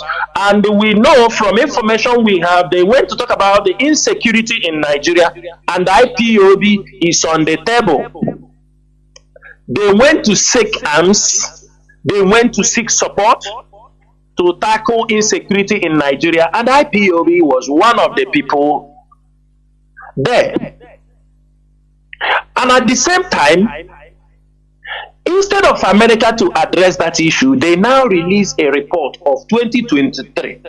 They say they wrote and keep on human rights, which they have never released before. They release it to the public. Some of our people leap for joy. Oh, America have talked about Mazi Nnamdi Kanu. That is why I say, do not drop your gun when the enemies smile at you. It is not only that report, oh, America is supported, but most of you have not think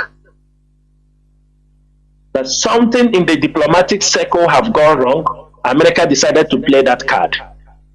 Today, we have realized that Nigeria want to withdraw all their assets. I think all their gold assets gold reserve, withdrawing it from America. Yes. Mazi, I think it's out there. Gold reserve, yes. Nobody. Yes. Thank you. All their gold reserves that Nigeria is withdrawing all and their foreign exchange reserve from the United States of America. Nigeria is withdrawing its national gold and foreign exchange reserves in USA. As they are withdrawing it, don't you see it is a threat? Do you think America will be happy? Do you think, where are they taking it? Maybe Tinubu they've convinced to move it to France. Do you understand me? Yeah. Or to Saudi Arabia? We don't know. We don't know where they are taking it. But one day we're gonna say, "Ihe mama ga ya futakwa ụka ka mmatakwa ya." Ọpịọta ihe mmiri. Ihe mama ga ya futakwa ụka ka mmatakwa ya. Do you understand me, Mazi? Now, people have jumped to because America said, Mazi, Nnamdi Kanu, they never condemn it. Oh. They just say they are judicial, papa. They use English because they know many of you are gullible. People have used it already, start raising money. People have used it already, start defrauding people. Don't you see our work is yielding results? They have, because our people, many of them are fraudulent people. They are fraudulent people. Any news they see in the public, I swear to God, they use it. Do you see? That is their work. Oh, it is that one of the lawyers already have used it and display and make a press release. One of Mazi Nnamdi Kanu lawyer, he have already jammed it and used it, and it is already a news for him. And by the time they see you, we told him America is talking for you. Just like when those Israeli guys who were doing documentary. They in Uganda, Kenya, about this thing, they stepped in our place. They were just doing documentary. People hijack it and use it when they go to Mossad. Israel have come to deliver Mazi Nnamdi Kanu from the DSS. They have come to rescue him. They didn't rescue him when he was in Kenya. People use it immediately with false information. They are using DSS move from Abuja, come to Ogidi or Nodi, and arrested those guys. Put them in an underground cell for 3 days. Because of what? Where people have whispered some things they are using to defraud people. Oh, Mossad have come. Our people should stop this deception. It is not going to give us Biafra. It is not going to help us in any way. Many people who jumped on some news to use it to tell to the public, they are using it to defraud people. If you know how many do you know the missions IPOB leadership have gone? Do you know countries they have talked to? Do you know what Nigeria is battling in the international community? Do you know? Do we come to use it to raise funds? Have you ever seen the leadership of IPOB using what they went for the betterment of Biafra to raise funds? People already use what America did to defraud people. Mazi, this is one thing our people don't know. Because today we need to be very, very tactical in what we are doing. Today Nigeria have went, all of you saw it, they went to Italy to buy fighter jets. It is for insecurity. We have informed also the Italian government. We know it is a private company business who is doing this business, but we have informed them in our own way. We know they will say it is private business, but we want them to watch very carefully, because these things will be used to kill Biafrans when the time comes. Some of you will say, when they post news about somewhere, most of you are not, because you are not informed. Most of you, that is what I say. In your presence, most of you in your presence, France kicked out from Guinea, kicked out from Mali. When they started, oh, Mali, it is not possible. France, Mali kicked them out. They ran to Niger, ran to Burkina Faso. Burkina Faso kicked them out. They ran to Niger. America positioned themselves. They stabbed the French at the back, thinking the business will remain. After they kicked them out, they ran to Chad. Now they kicked them out in Chad. Do you know where they are moving now? All these soldiers you see, many of them are people who want to get American citizenship. Many of them are not Americans. They are mercenaries.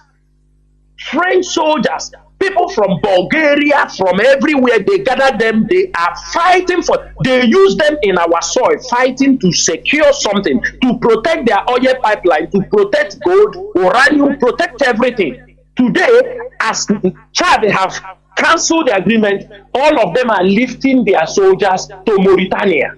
All of them. They are lifting the soldiers to Mauritania. Mazi, these people don't want to even leave the shores of Africa. Mazi, they don't want to leave. They are not leaving. When you see many of them, I mean American soldiers, some of them are looking for papers. They go to war, they came back and get nationality. They go and fight, they keep them there to fight for them. Chevron invested $13 billion. The pipe gas line going to Europe from Biafra land. America set up their drone base in Niger, worth over $100 million. The largest outside America. The largest the largest air drone is there. But migrants are going through the Sahara Desert to Libya. Their drone don't see that. They tell you that the drone is monitoring terrorists. Which terrorist? They create the terrorist.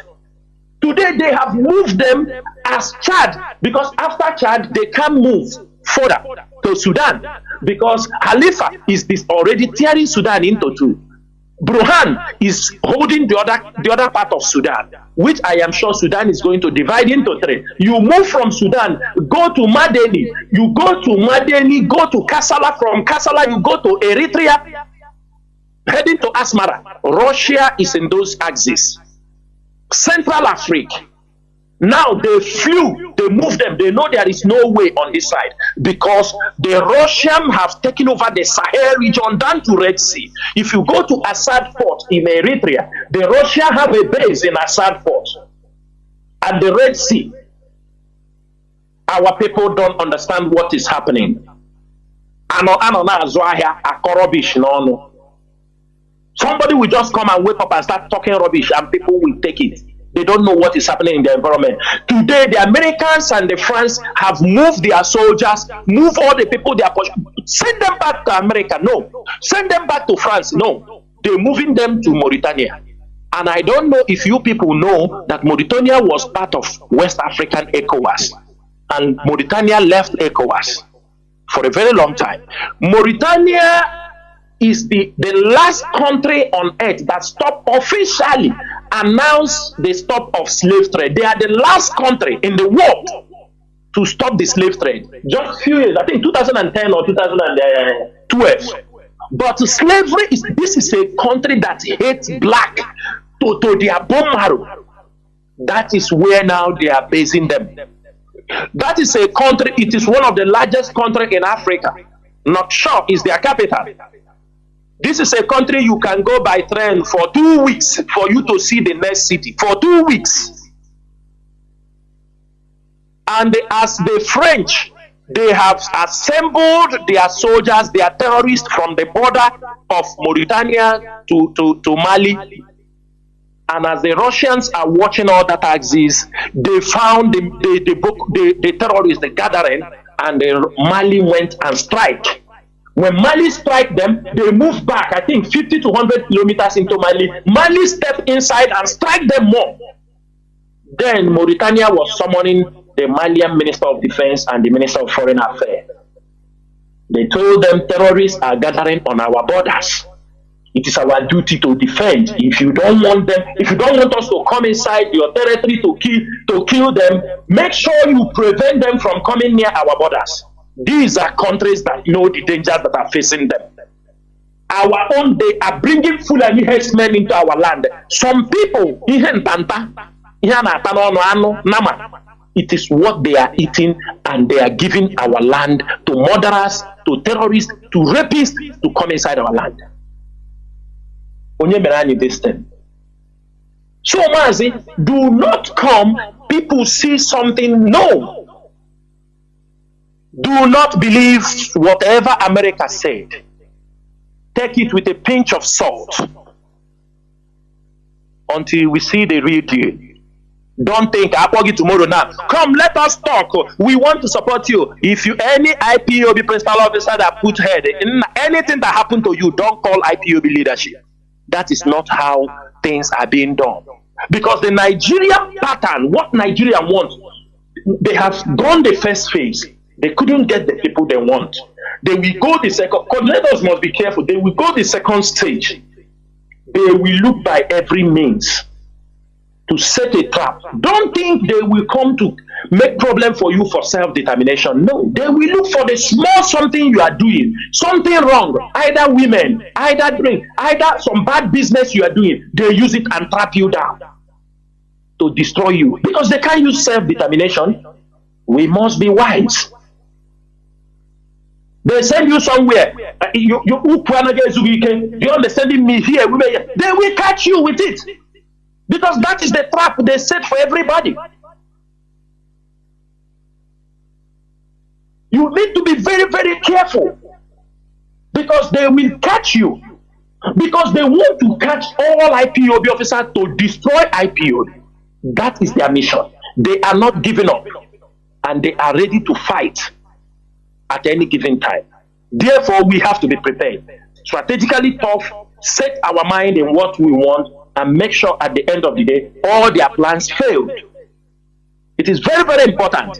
If you're an IPO principal officer, be careful of your movement, where you drink, where you move, any move you make. Be very, very careful. Because the fight is not yet over. Even when they will bring you on the table to talk about restoration of Biafra, you have to be very careful. Because at that time, they will plan to lure you. Tom, let us talk. You go, they buy you. You go away, they kill you. They say they send you private jets to bring you. You follow private jet, they bomb it. They can kill everybody in the flight because they send you private. Do you think they care? Everybody open your mind. This game is bigger than what you are thinking. Stop all this rubbish we are doing on social media and think beyond what is happening on social media. Think how to gather more information from the enemy. Think how to gather the things they are planning ahead. They have plans. They have evil plans against Mazi Kanu. They have evil plans against IPOB. They have evil plans against the Southeast. That is why everybody must understand that Buhari is over now. When Buhari was there, people were saying, Buhari, it is because it is his kinsmen. That's why Fulani, now he is no more there. Are they not coming to tell you it is a bigger project? The fight continues. It doesn't matter who comes. It doesn't matter whether they are holding Mazi Kanu or not. Our duty is to strike on. We never stop.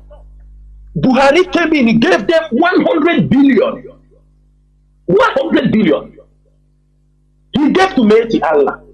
The one we knew, the one that is made public. That is that is the one signed officially from Nigerian Post. We don't know about the ones do you understand me? The state governors gave them.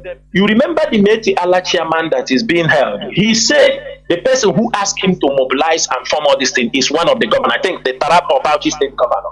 He said he's the one who asked him to do those things. Ask him to mobilize and form the militia.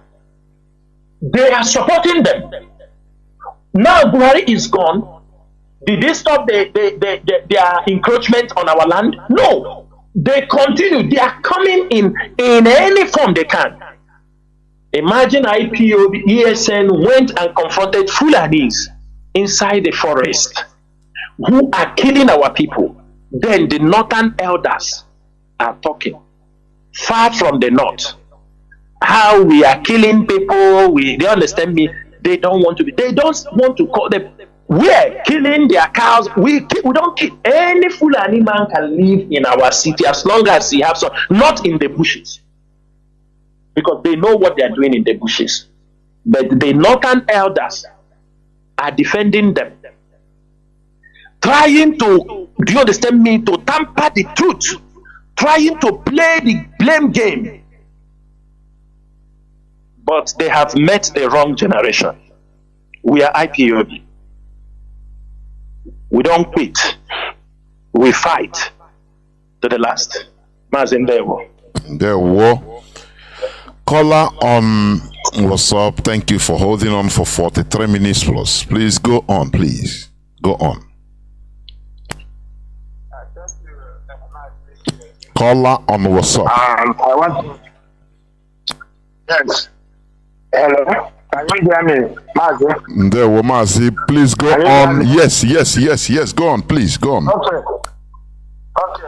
Thank you. I want to use this opportunity to thank you and also thank Mazi Chinasa for his resilience and also all the members of DOS. Mazi, what I have to say is that there is an information that I want to share to Mazi. because there is a group called the Anonymous. This Anonymous, I could remember 2020, they posted one information saying that Mazi Nnamdi Kanu, there is a plan to arrest him. And fortunately, those the thing they said finally happened. Since that day, I started following those people. And last week, they posted something again, saying Nigerian government, there is a plan to poison Mazi Nnamdi Kanu through bottled water. So I posted that many times in Facebook, and I was trying to post it to Mazi Chinasa through his homepage, but I don't know if he gets it or not. So even this program, I put it on writing, reminding you to remind him about the information. But I decided to call to let leadership to ask them if they had anything like that, or even see the post at all, because Nigerian government, they are very,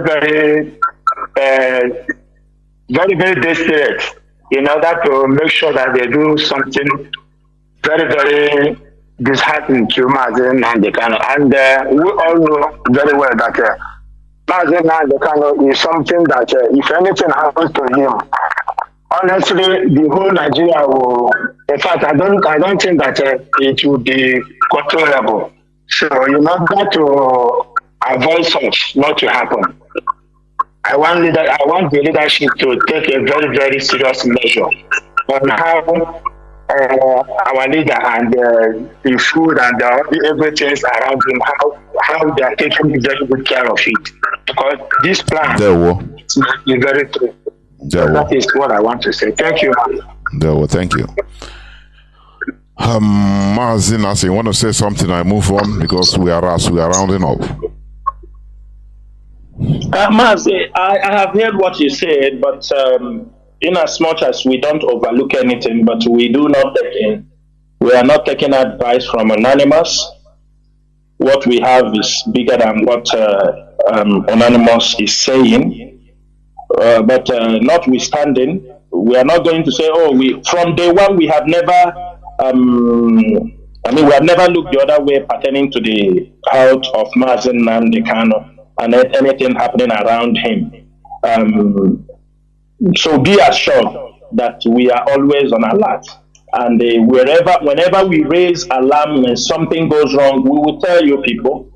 But one thing I can tell you, or even those who are planning this, I have said it here, they should just have it in mind that it is only announcement on Radio Biafra. They can't control what will happen for years.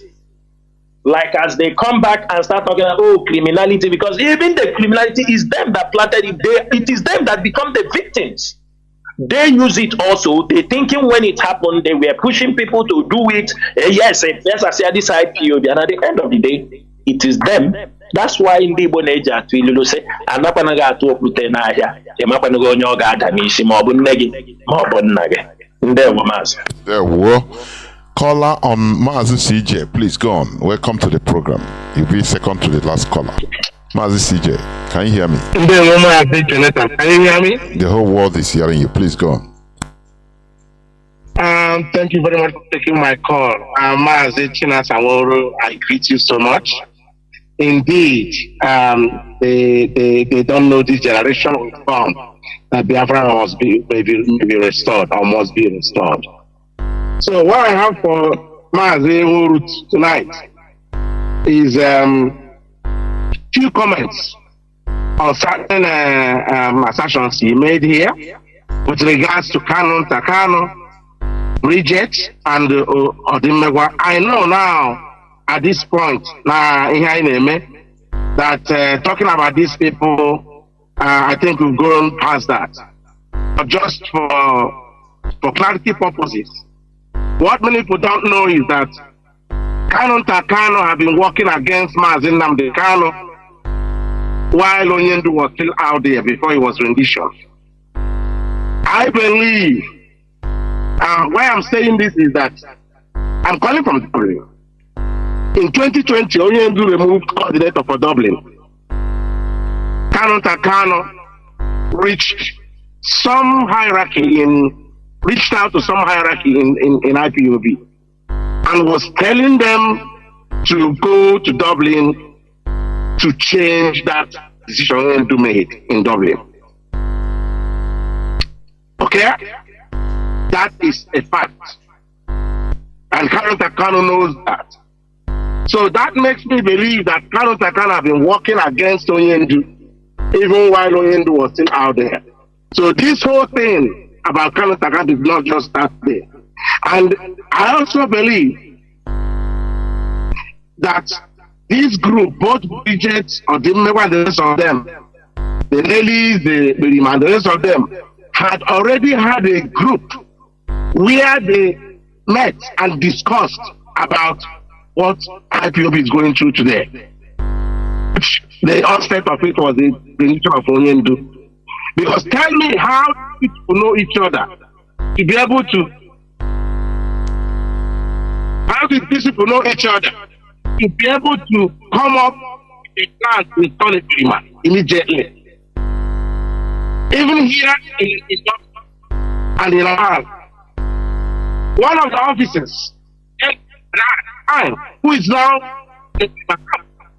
I believe that this particular officer was also involved in that pre-meetings, in that group, because the questions this officer was asking when Onyendu was absent within before Malami presented him, showed me that this officer knew that Onyendu was missing at the time. About 3 times this person asked this question. Now this person knows themselves. And I believe that Kanu and his crew are listening today. Kanu did not just stop there. I believe he's been trying to organize, he planted and his group planted infiltrators in IPOB meetings and zones and units across Europe, if you like, and outside of Europe. And this was the reason why, immediately when there was rendition, they began to mobilize inside. Bridget and Oliver invaded a meeting and coordinating. And when they came in, I didn't know who gave them the link. This was during COVID. I didn't know who gave them the link. And when I came in, they were there sitting. And I asked, who gave you the link? And they mentioned one of our members. And this member didn't inform me. And I said, they said, and they have come to deliver a message. Can they continue? I said, okay, no, I know you, I know, remember, tell me what you want to do. I know Nama Azuba have mentioned about this in one of his programs. But I want to confirm that to Biafrans today, that actually happened. And when they came in, they said what they want to say, that they have come to, they organize, to Kanu, they found out that Nigeria bought to Kanu from America, they want to organize to make sure that they don't use it, blah, blah, they are raising funds. But I think that that have gone to some countries in Europe and some zones, and I've spoken to them that it's a turn of Ireland to come. And when they finished yapping, I asked them, does the DOS know this thing you come today? The woman first. So can I ask again, is the DOS aware of this, your presence here today? Says, I am an independent. Onyendu already gave me mandate to do whatever I want to do outside of the DOS. I said, okay, I've heard you. This is IPOB under DOS and Nnamdi Kanu. I cannot do anything without informing my line of my line of reporter, which is line of command, chain of command. So I will talk to my next chain of command in IPOB, and I'll come back to them. And that was it. They didn't come back again. But why I made this comment is just to let Biafrans know that Mazi Chinasa Nworu is not just yapping. What he's saying is real. Now, secondly, there was an audio clip that was played on Radio Biafra about 2 weeks ago about Fulani herdsmen ravaging 3 communities, Amako Yubi, Orongwe, in Owerri West. Now, Sompa had also made a video about that a few months ago or a few weeks ago about that. And this I have also called on Little Biafra to talk about the last 1 year. But this time around is getting too much. About in the last 2 months, 2 young girls have been raped and three people kidnapped with ransom paid. And people now don't go to farms anymore. I was around sometime in December in Biafra land. I spoke to one of the PGs of one of the communities who said that we were looking up the police and they're ruling the police and all of that. And even that clip that was played on Biafra made mention of them engaging the police and they have now lost hope. So please, I want to know if at this point the leadership have found it worthy to send ESN to these communities. They no longer go to farm.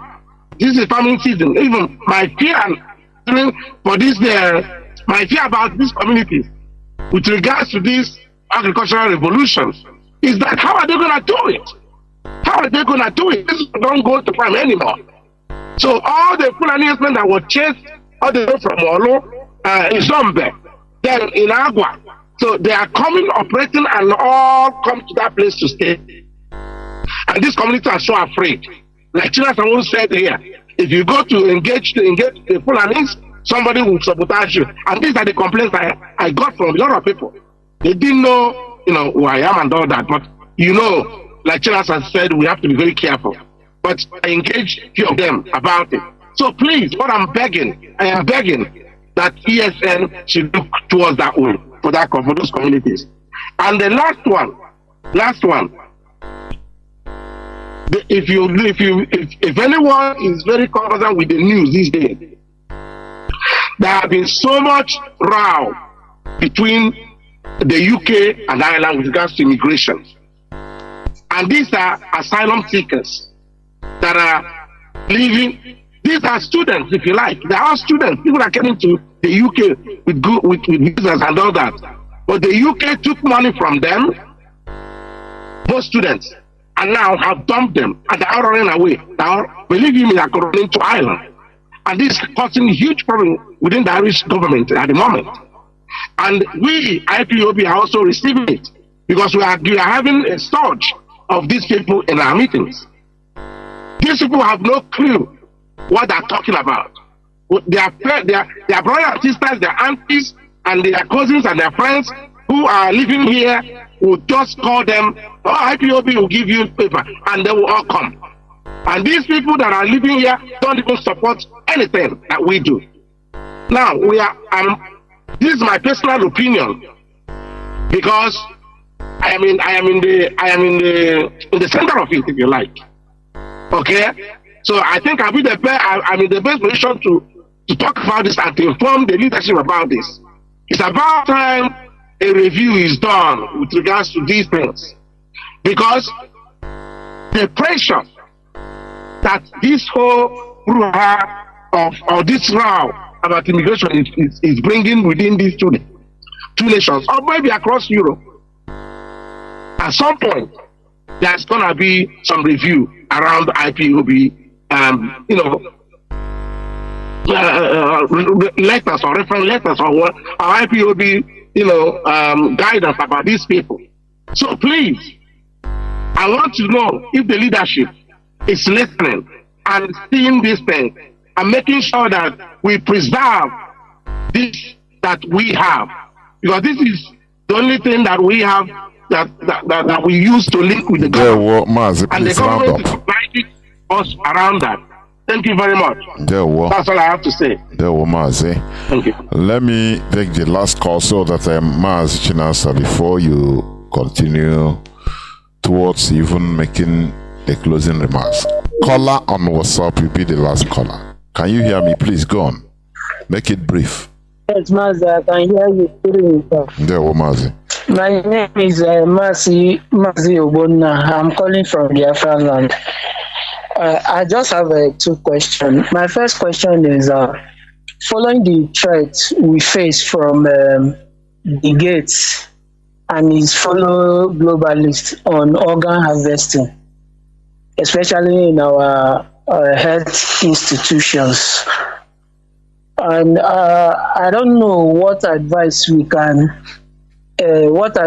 can give us on how we can protect ourselves and our loved ones, since the government have already sold our organs to Bill Gates, and it's left for their foot soldier to be implemented.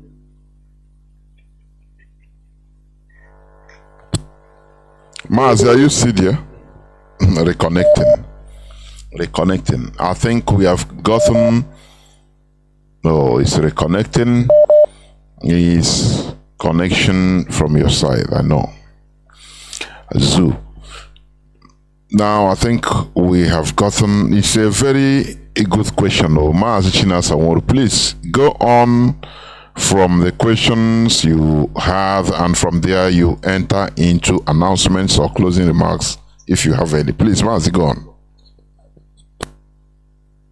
Mazi Chinedu, thank you so much.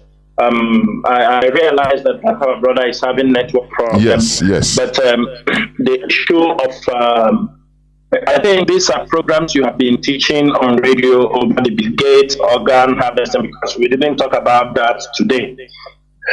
I'm very sure, and I would like sometimes when you come on air also you continue to hammer those programs. It's enlightenment, it's an awareness. We have nothing to lose to educate our people. Our brother CJ that spoke from, we have taken note. I've taken note, and I will inform the leadership. I am sure also the European rep is listening, and the coordinators. There is a need to protect the image of IPOB. We have seen things that are happening. The British are also going against the rules they have on immigration, because according to the United Nations Convention, any country where a refugee found himself, you can't send him to another third country when you have the right to protect him.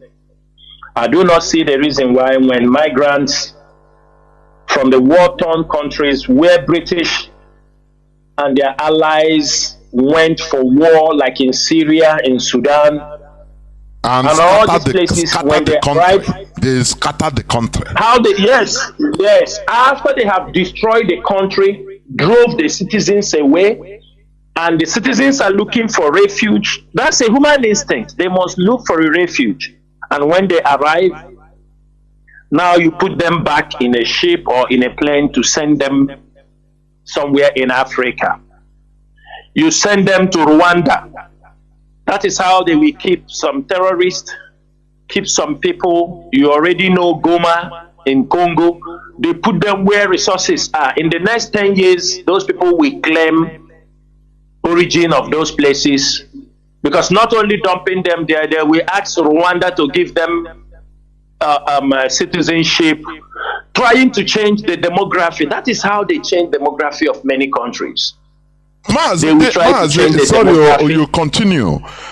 This thing makes me sometimes, I wonder, these countries that talk about law, rule of law, order, democracy, it makes me start asking or continue asking, do we really have law in this world, or it's about power? What you can do, you do it, and get, as long as you can get away with it. That is what I always think, because people that are clamoring for law, rule of law, look at America. Mazi, just let me give you it just enter my head. Look at the protests that are going on in American universities. They sent police to clamp down on them. Imagine it is other countries. They will be happening everywhere that dictator. But they are the people that are talking, but they don't respect anything they are talking. Sometimes I give up in this world, honestly. Mazi, please go on. Mazi, we are not giving up because they are full of deception. If you see what is happening in American universities, thousands or hundreds of students have been arrested. they are being beaten, they are being molested because they are protesting and asking American companies that are supporting the war in Israel to stop. But tomorrow America will tell us about human rights, about freedom of speech, about this and that, amendment. Look at what all they are doing. It's just like what British, they're talking about immigration law, protect human rights, but they are the ones that went to many of those countries, caused the war. It's not the Syrians that caused it. It's not Sudanese that caused it. Today, people are running, coming down, and they want to send them back to Africa. This is what they did in Syria. They tried to do it in Iraq. They tried to do it in many places. This is their system, and this is what they know how to do best. I was discussing with somebody today. I told him, look, our people must learn how to study the slave master, what they have done before in many countries. Even as Mazi Kanu is there, there is the plan the British have. Let me make it very clear. Every one of you know they are pushing Mazi Kanu to denounce Biafra. They are pushing him to denounce Biafra, which Mazi Kanu must remain strong before he can seek for freedom. As they push him to denounce Biafra, you will think, Mazi Kanu may think that is where it ends. In the back, they will set up machineries they will use against him. The British, the Western powers don't always like to kill you by themselves. They like to destroy you by your own people. That is what they are doing. Look at what they did to many people. Thomas Sankara, who killed him. Patrice Lumumba, who killed him. Look at Saddam Hussein. They bomb you until your people catch you. They bring you to the court as if everything was so your people will sentence you. Look at what they did to Gaddafi. Have you seen anywhere you see them? No, they will try to get you and hand you over to your people so that they will demonize you so that you won't be a martyr. That is the game they play. That is the game they play on the minds of people.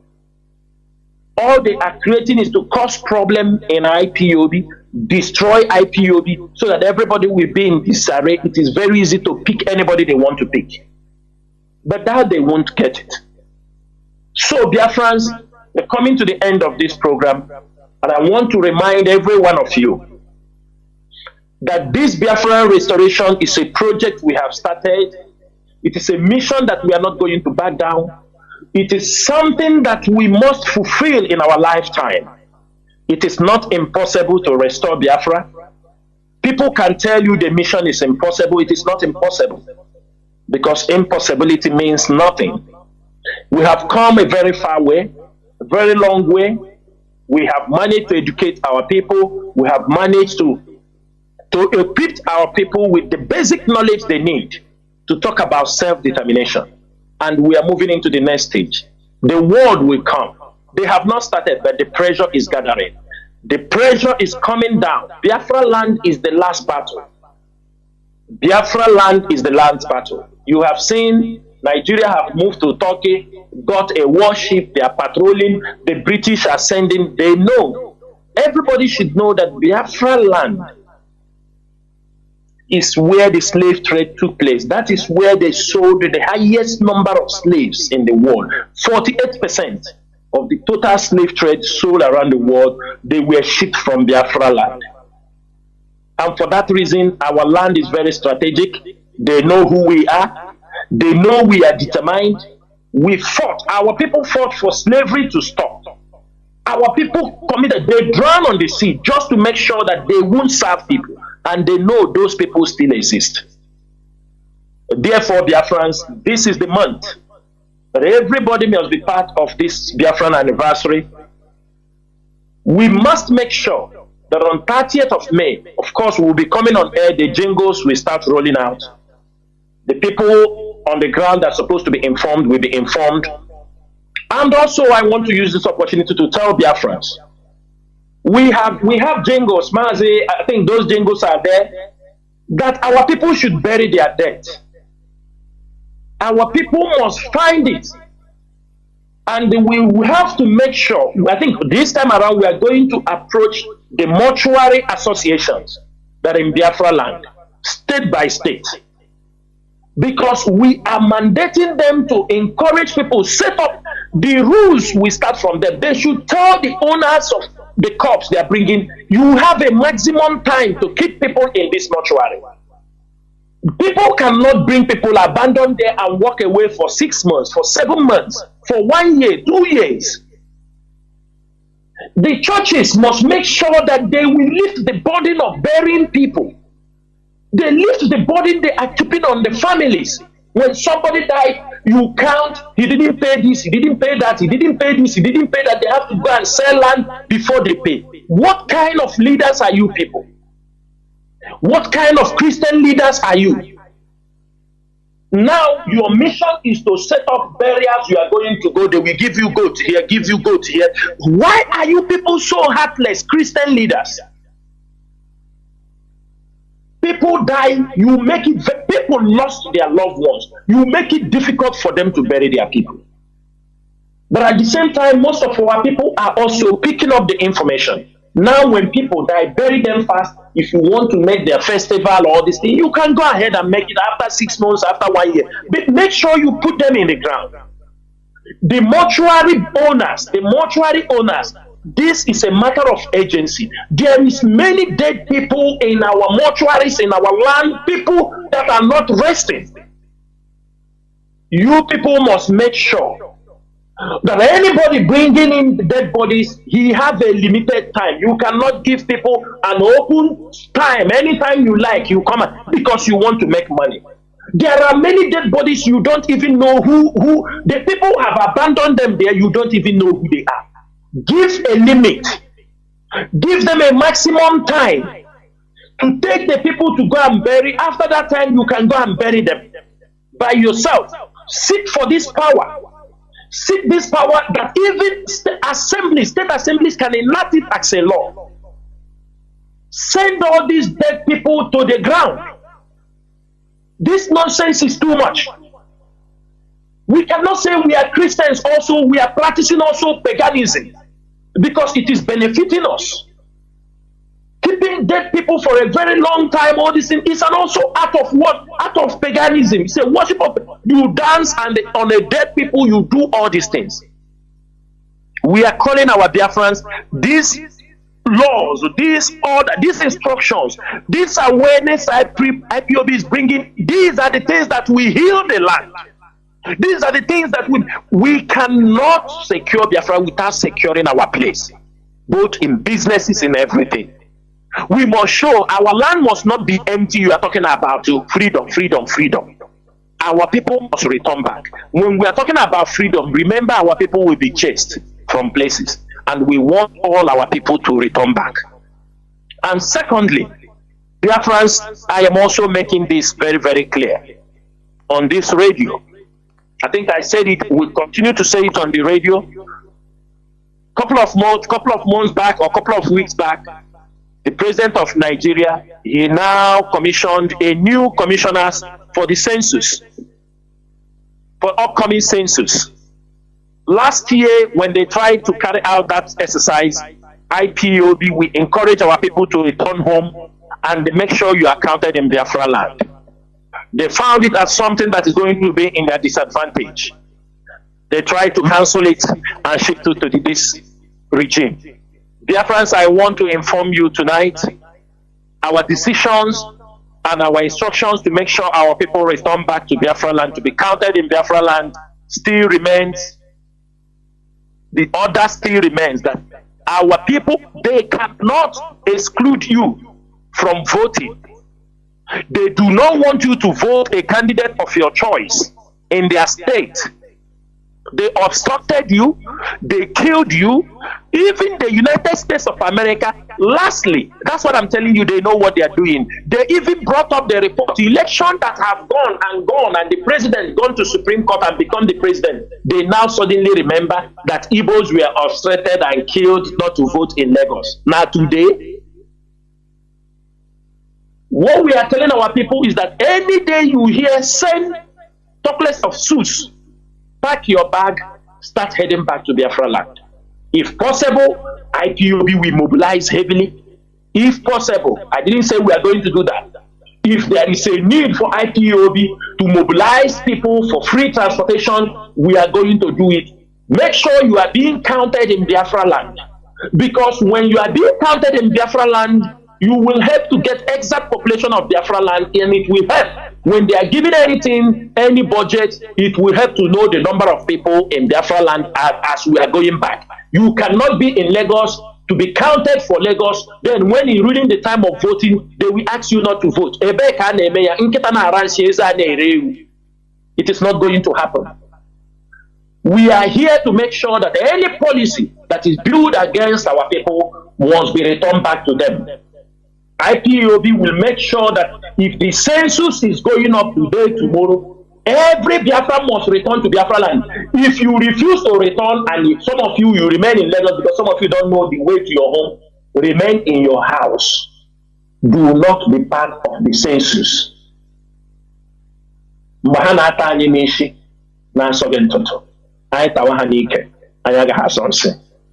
It is very, very important that Biafrans know this. And they put it, there are wars we are going to fight. The policies of Nigeria against us. It is a war, it is a different battle together. They have opened it in different fronts, and we are going to pick those fights one after the other. From their policies to everything. Look at the government.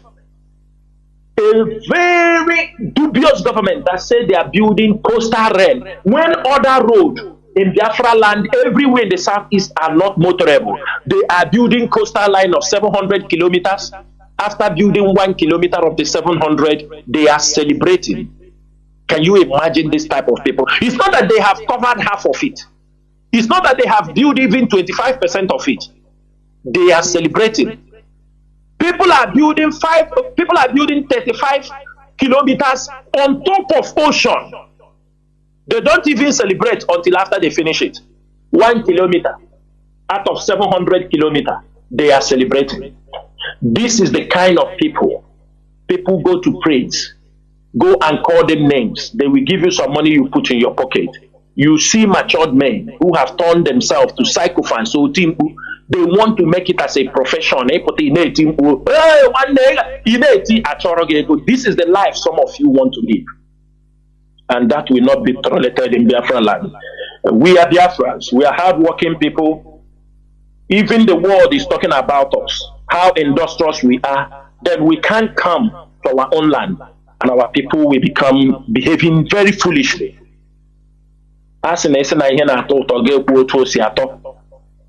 If people say that Biafrans are industrious, that Biafrans are great people, we must always showcase that. Not like Nigeria, that say giant of Africa, giant Ebe, one of the worst countries.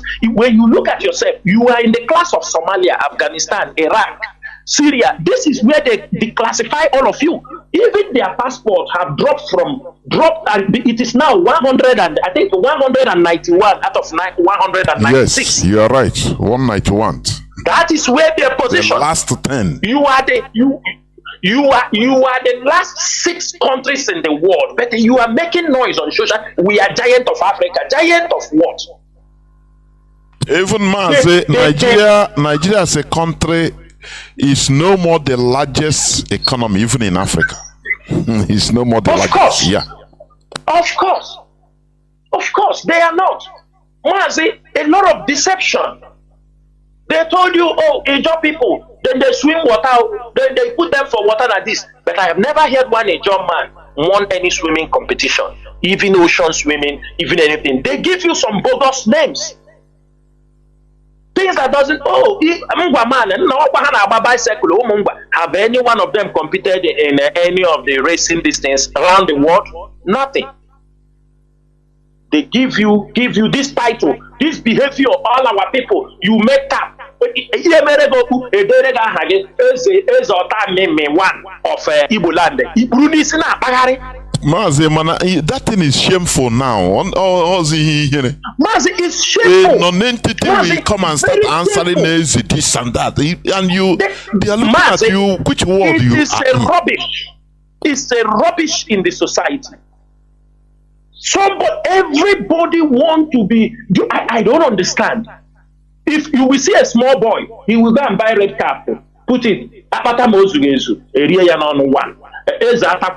One. If people just call you a name, you go and prepare the cap, carry staff, small boys, abusing the culture, abusing everything about our people. Who will respect you? Everybody want to be known. Everybody want to show himself. You think you have arrived. What have you really done for your people? Because you love show. You just 1 second-hand vehicle. These are behaviors our people must learn to be very, very. They need to be very, very. How can I say it? Be humble people. Humbleness have disappeared from our dictionary. Everybody is behaving. Mothers will come. Instead of mothers to send their children to go to learn work, go and learn skilled job. Also laptop. Yahoo. What society are we building? What kind of society are we building?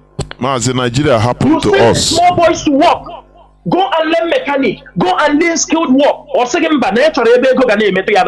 That is why you see everybody is on Okada. Because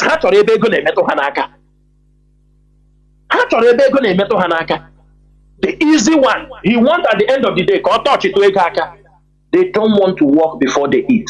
Everybody want to buy keke. That's why keke, look at how keke have dated the whole city. Keke they use.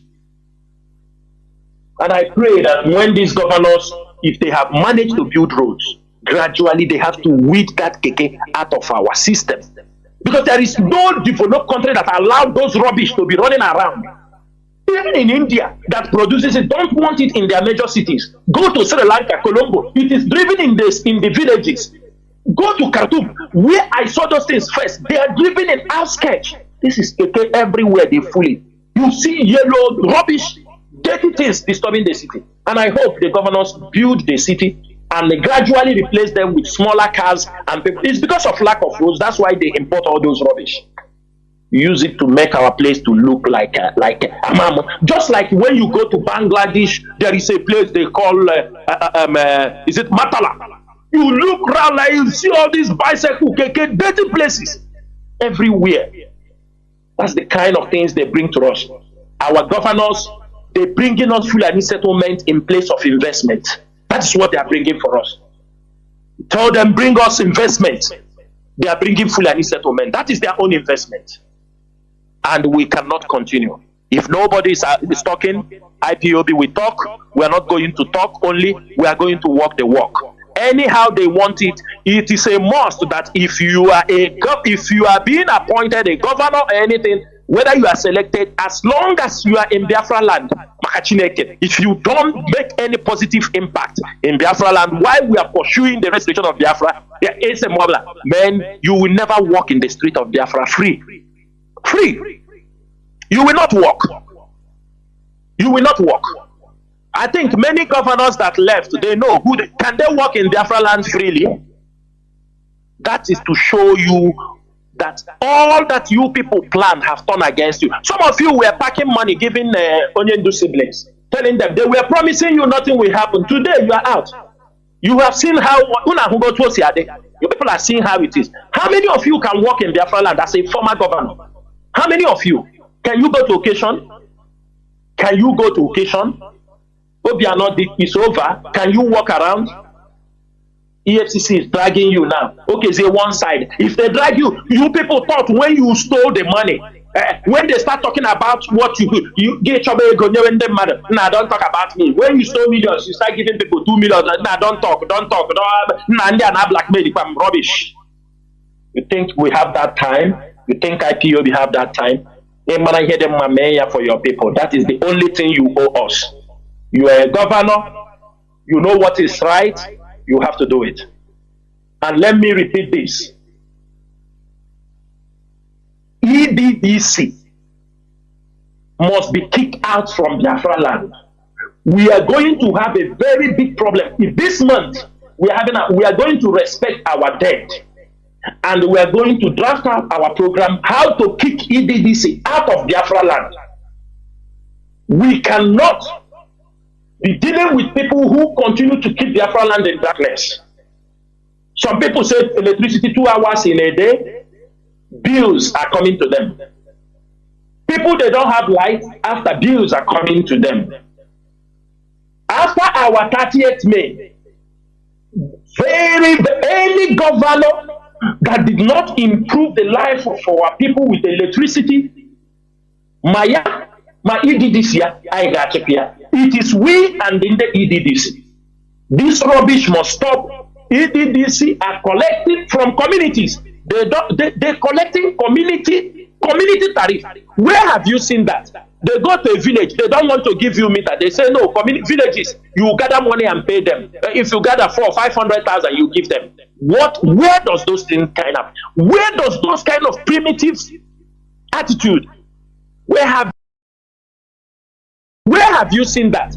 They go to a village, they don't want to give you meter. They say no, villages, you gather money and pay them. If you gather 400,000 or 500,000, you give them. Where does those things where does those kind of primitive attitude? Where have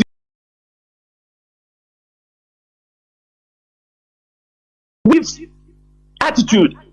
Where have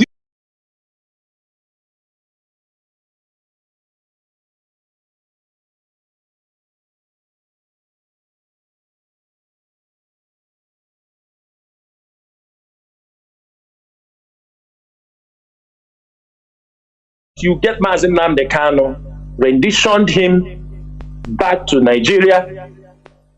Everything that you did in the secret is already in the open. At the initial time, the Nigerian government told us that it was the Interpol that helped them to bring Mazi Nnamdi Kanu back. But today, it is in the open that the Interpol have totally debunked that particular news that they never know anything about. And the people have been calling me after they see that program. Some people want, I told them no.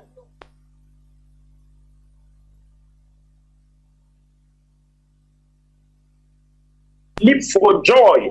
He was very happy to tell him, oh, you see how, because it was Diane's guy that they want to repatriate from Kenya. That was the subject they want to talk about. So he praised him, how you catch Nnamdi Kanu and brought him back. Look at the guy. He's a religious, he's a tribal bigot. He was so happy he wanted to praise the man, and the man gave him a shock of his life. It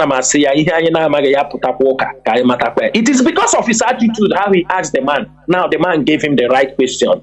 Everybody now have known that the Interpol was not part. That means what happened? IPOB have been right. Mazi Nnamdi Kanu was kidnapped, an extraordinary rendition to Nigeria. And for that, IPOB will never give up fighting for the release of Mazi Nnamdi Kanu. And our quest for Biafra restoration remains our top priority. And everyone who wants Biafra to be free, you do not have any excuse not to support IPOB. You do not have any excuse why not to support ESN, because these are the structures that are putting things right, that will make Biafra to come. IPOB, we have come a long way. We are not content creators. We are not making things for you to be happy. We don't come on social media to dance and tell you, give you butterflies in your stomach. We tell you how it is. Say manaso, gaso nike, mega gaso, me magaso, esubira pata. Biafrans and all the lovers of freedom, we have come to the end of this program. Once again, my name is Mazi Chinasa Nworu. Mazi Chinasa Nworu served the indigenous people of Biafra as a member of the Directorate of State. I am from Obinwa, and Obinwa is in Aba province. Umuchineke, Ndewono. Ndewo Mazi. Biafrans and lovers of freedom, thank you for listening. Despite we have some issues, I think it's connectivity problem for just few minutes or seconds. But we have come to the end of this program, and we must continue what we are doing because we have no back to go to. Even dreaming of going back is death sentence. Therefore, you have had it all from the horse's mouth.